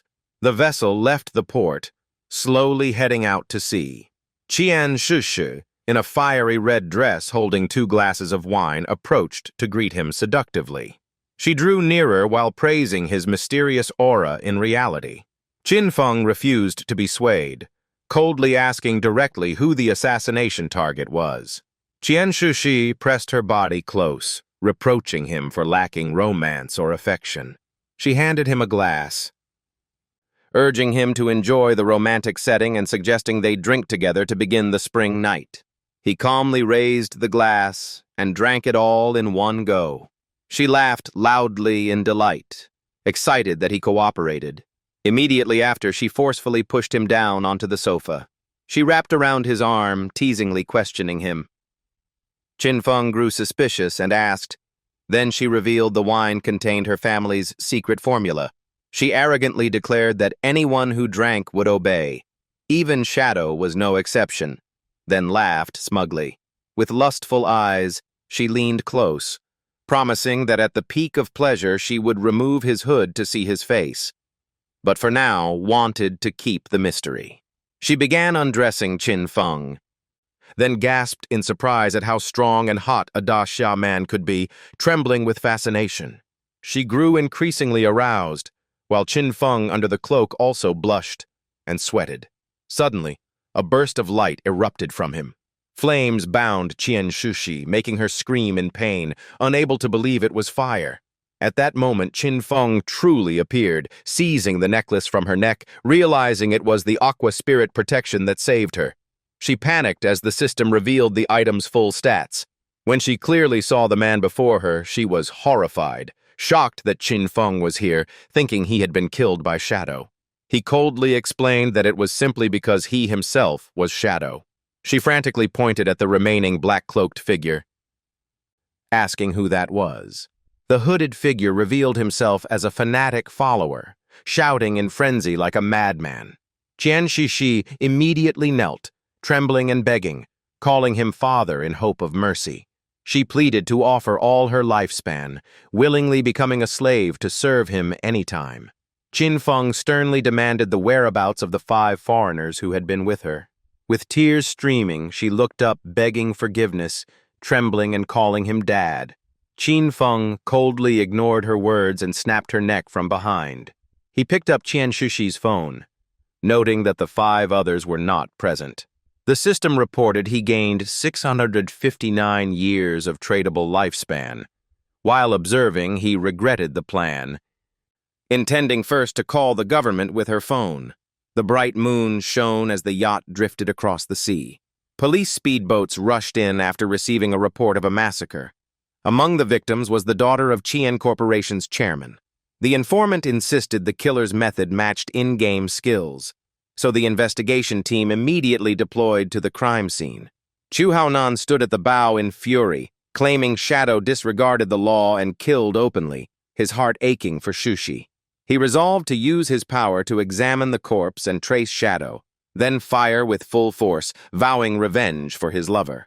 The forensic staff confirmed the victim died from a broken neck, with foreign DNA and burn marks in the mouth. Qiu Haonan cursed in rage that Shadow was both brutal and insulting to the corpse. Heavenly Walker swore to bring Qiu Haonan to justice, then touched the corpse to use the skill Dead's last words to trace the culprit within 5 minutes. He suddenly widened his eyes at the information he received. He immediately shouted to his teammates that Shadow was right behind them, at the 6 o'clock direction. As he drew his gun to fire, a flash of green light shot past his head. It was Qin Feng's venomous throwing dart, shattering Qiu Haonan's glasses to the shock of the investigation team. Qiu Haonan collapsed, while teammates panicked and called for their captain. Lin Qingyue and her allies set up a protective barrier, then all fired forward, shouting that Shadow was challenging the government. Qin Feng's voice explained he killed Qiu Haonan for selling secrets to Qian Shishi, affirming the proof was in the phone, urging them to cease fire. An investigator checked Qiu Haonan's phone, confirming contact with Qian Shishi, then suddenly discovered something that made him cry out in fear. The truth emerged. Qian Shishi was actually ace of spades in the game, shocking Lin Qingyue, who demanded to see evidence. The male investigator tried to explain, but she snatched the phone, saying there was nothing to hide. The screen showed intimate scenes between Qian Shishi and Qiu Haonan. Lin Qingyue's face flushed red, awkwardly asking what it meant, while the male investigator stammered. After viewing, she confirmed everything Shadow said was true. She analyzed. The in-game murder was staged to trick Qian Shishi, after which he killed her in reality, then called the police himself to lure Qiu Haonan out. With one move, he eliminated 2 dangerous enemies, leaving Lin Qingyue thinking he was terrifying. The male investigator curiously asked why she stared so intently. She quietly sighed in relief, knowing Shadow wasn't against the government, or else the consequences would be dire, then voiced her thanks to him. She also apologized for firing at him, her hand still gripping the gun. Without hesitation, she pulled the trigger and shot herself in the leg, blood gushing. She collapsed, teammates worried. But she signaled she was fine. Tears fell as she prayed for Shadow to continue cooperating with the government. An investigator asked if it was necessary, and she explained caution was needed since his nature was unclear. Meanwhile, Qin Feng silently watched from above. He coldly thought that Lin Qingyue dared to wound herself to prevent conflict, truly worthy of becoming the future leader of Ma Du's government forces. The scene shifted back to the game world. A group of people were fiercely battling a horde of monsters. A young man with a shield called for Tan Xiaodu's support, and she raised her glowing staff. But the healing spell mistakenly targeted the headless monster behind, causing a teammate to be bitten by a man-eating flower, making him angrily scold her as useless. Thanks to the wrong spell, the monster fully recovered.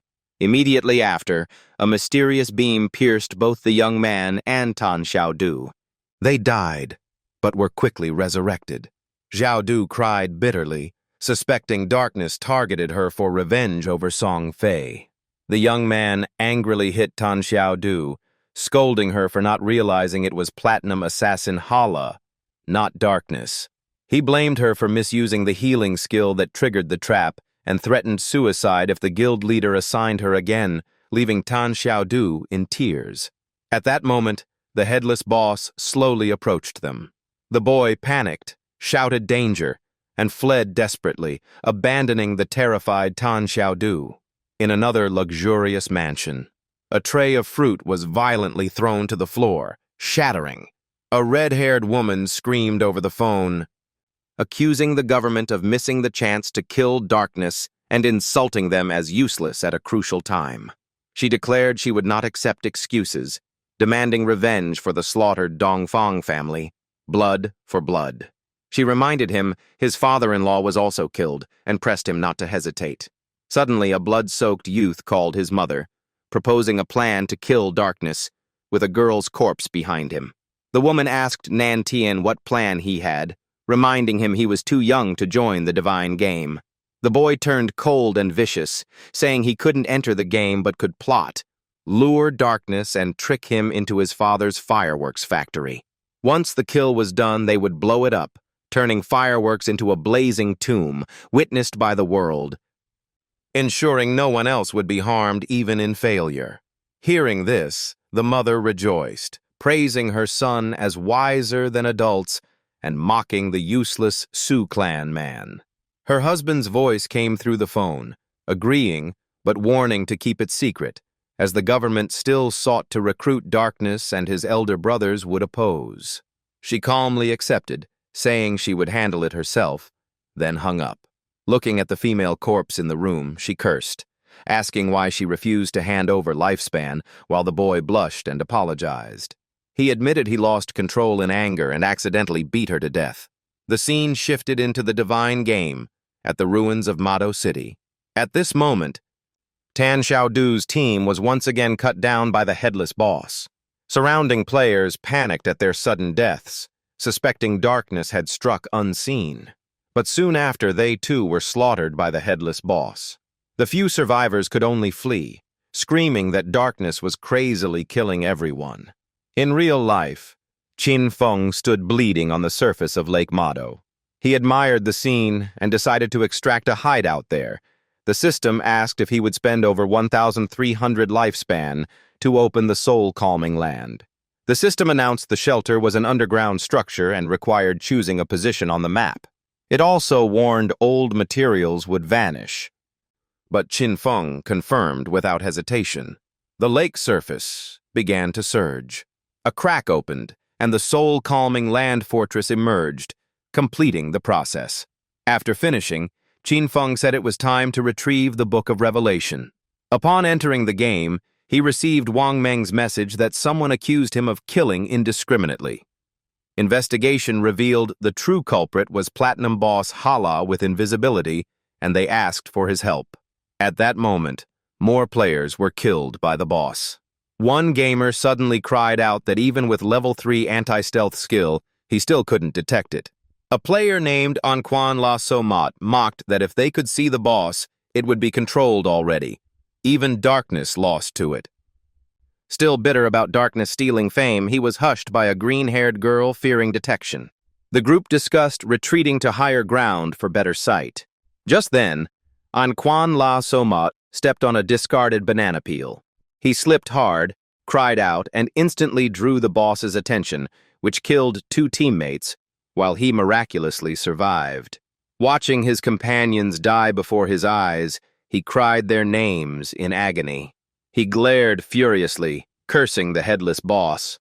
The boss charged and swung its sword at him, and Quan La So Mote rolled aside, barely dodging the fatal strike. He froze, realizing he had acted too soon. The boss kept attacking, and he could only roll to survive. He grumbled, asking why it wasn't over yet. He kept rolling circles around the boss while the boss stood motionless. After a while, he grew dizzy, groaning that he was at his limit. His vision blurred. He thought the boss vanished, but it had actually gone invisible. He complained of dizziness and blurred sight. The boss suddenly reappeared, striking a fatal blow that made him vomit blood. He collapsed dead, dropping years of lifespan. At that moment, Qin Feng appeared behind the boss like the wind. He unleashed a powerful skill, stabbing the boss for over 28,000 damage. Qin Feng's eyes flashed as he asked if the boss was Hala. The story flashed back to a few minutes before Qin Feng arrived. Many players pointed at Tan Xiaodu, accusing her of exposing a skill that let the boss lock on to their respawn point. She burst into tears, insisting it wasn't intentional. They scolded her for low skill, but Chen Wu-ming angrily ordered silence, afraid of luring the boss back. He turned to Tan Xiaodu, saying she was unfit for combat and should search for hideouts instead. He promised lifespan rewards if she found rare spots, regretting once thinking she was a treasure. He added she'd gain 1 extra day of lifespan daily, but warned constant deaths were wasteful, then granted her 2 tradable days, making Tan Xiaodu happily thank him. Other female gamers grew jealous, thinking she faked weakness to get close to the guild leader, and plotted to imitate her.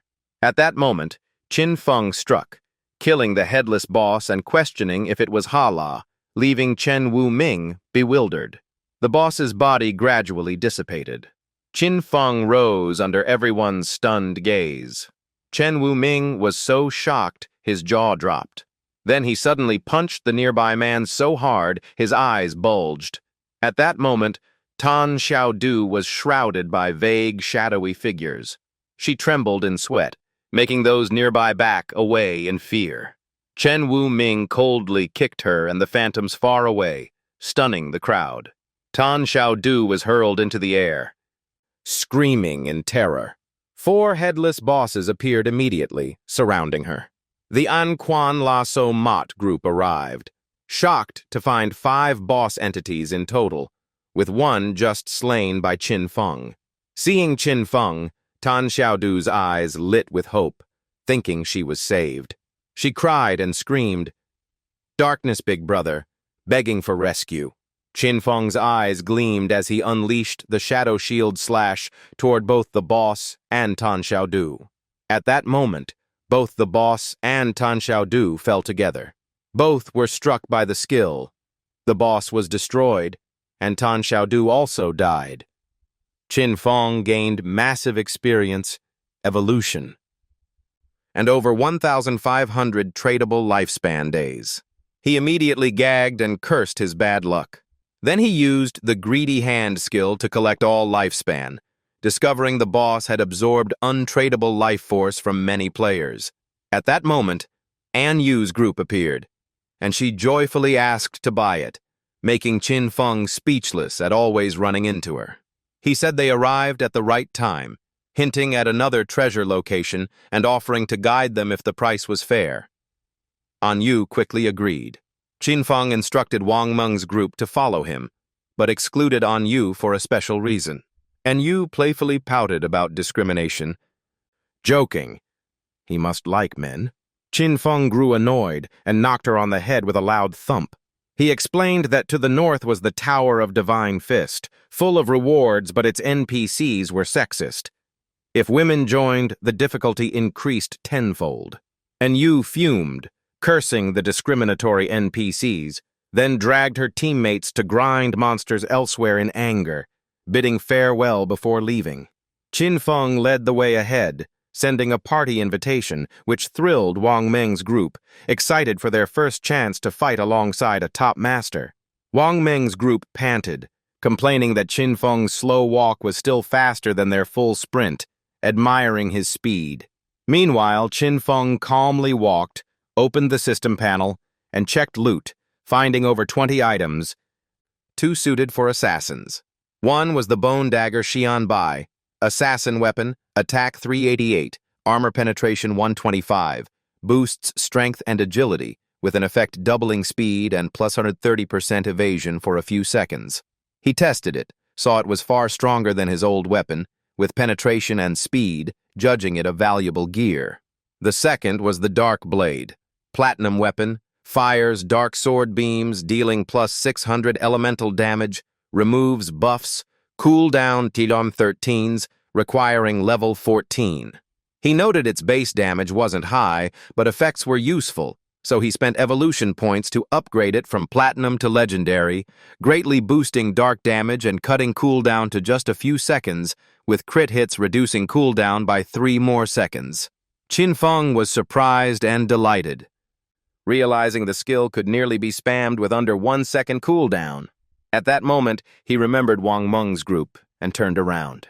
But when he looked back, they were nowhere in sight, puzzling him where they went. In fact, they had fallen behind nearly 2 kilometers. One exhausted player collapsed, panting that Qin Feng's pace was unbearable. He begged that he couldn't continue. Wang Meng supported and encouraged his teammate to grit his teeth and keep going. By then, Qin Feng had reached a towering structure. He confirmed to himself this was the intended place. He said inside, an NPC would appear with a trial, and the stronger the player, the higher the prices the NPC set. Thus he decided to use only part of his strength to avoid being overcharged, and encouraged the group, saying passing 1 gold boss would mean success. When Qin Feng glanced back, he saw Wang Meng's group looking grim, for reasons unknown. Wang Meng, still panting, gave a thumbs up to reassure they would fulfill the mission. Hearing this, Qin Feng added that after passing the trial, they could buy rare items, instructing everyone to trade only in team chat so the NPC wouldn't overhear, and the group trudged in. They pushed the door open and entered with Qin Feng. Inside, the boss appeared, laughing as it welcomed the group from Blue Star, mocking that they must be lost since the gods abandoned the game. It introduced this as the Tower of Divine Fist, where anyone passing the trial could trade with it. The teammates were shocked at the NPC, with one nervously asking how the trial battle would work. Qin Feng said the fight would be easy if they followed his commands, but one player kept asking details about timing, phases, and boss skills. He even asked about movement, critical skills, target lock, weaknesses, and duration, making Qin Feng and Wang Meng sweat. Wang Meng explained his nickname was Fake Dog, as he became overly cautious after losing teammates. Qin Feng ignored him, stepped forward announcing readiness, while the man still unprepared, and the NPC started anyway. The NPC declared the battle begun, allowing no delays. A violent dark vortex appeared in midair. From it emerged a level 20 boss, the water puppet Black Winestone, gold grade. One teammate feared since their highest level was only 11, but Qin Feng reassured them, telling Wang Meng to go first. He nodded at once. Wang Meng raised his shield, using a charge skill to rush the monster. The boss instantly swung a massive blow at him. The strike hurled Wang Meng back, alarming teammates, but Qin Feng quickly sped up to catch him. Qin Feng reassured them not to worry about him, then ordered archers to fire from range and swordsmen to strike 3 times on landing. The group obeyed. Archers shot arrows that made the boss scream in pain. Then swordsmen unleashed triple slash in succession. The boss opened its mouth, showing sharp white fangs. It smashed its huge arms down, blood spilling constantly from its mouth. Dark energy waves spread out from its body. Qin Feng warned the boss had entered berserk mode, telling the team to avoid the black oil, his eyes turning serious. Dark energy blasted in all directions, the group dodging just in time while shouting danger. Qin Feng used Shadow Blade, a purple knife manifesting from him. The blade pierced the boss, dealing 4,500 critical damage. That strike erased the berserk effect, returning the boss to normal. Wang Meng teased if Big Brother unequipped gear, the damage looked too low. Others joked he acted so well, pretending weak to fool the NPC. An archer asked why Qin Feng knew the NPC's pricing rules so clearly. He explained that since the gods abandoned the game, many secrets lay hidden in ruins, requiring perseverance to discover and accumulate knowledge. Hearing this, Wang Meng's group fell silent, feeling uneasy. Suddenly the boss roared, energy gathering into a sphere in its mouth. Qin Feng warned it was about to spin clockwise and breathe fire, and black oil plus flames would kill in just 3 seconds. However, a swordsman ran the wrong way, making Wang Meng panic and shout a warning. Qin Feng immediately said it was too late to dodge, ordering Wang Meng to activate immortality to save his teammate. Wang Meng rushed forward to block, using his shield to save Lao Chu. Qin Feng praised him and told him to unleash his strongest skill once the fire went out to maximize damage. When the flames died, the whole team immediately charged to attack the boss. Continuous critical strikes landed, the boss's HP dropped rapidly, and its body cracked open amid miserable roars. Finally, the level 20 black wine stone water puppet collapsed, and Wang Meng's group stood proudly in joy. Qin Feng quietly concluded that the boss's key point was its berserk state below 70% HP. Once dispelled, its strength was only equal to a silver-tier boss. An NPC reappeared, laughing and congratulating them as the first team to pass the trial. He declared that by paying with lifespan, they could exchange for the divine tree scripture.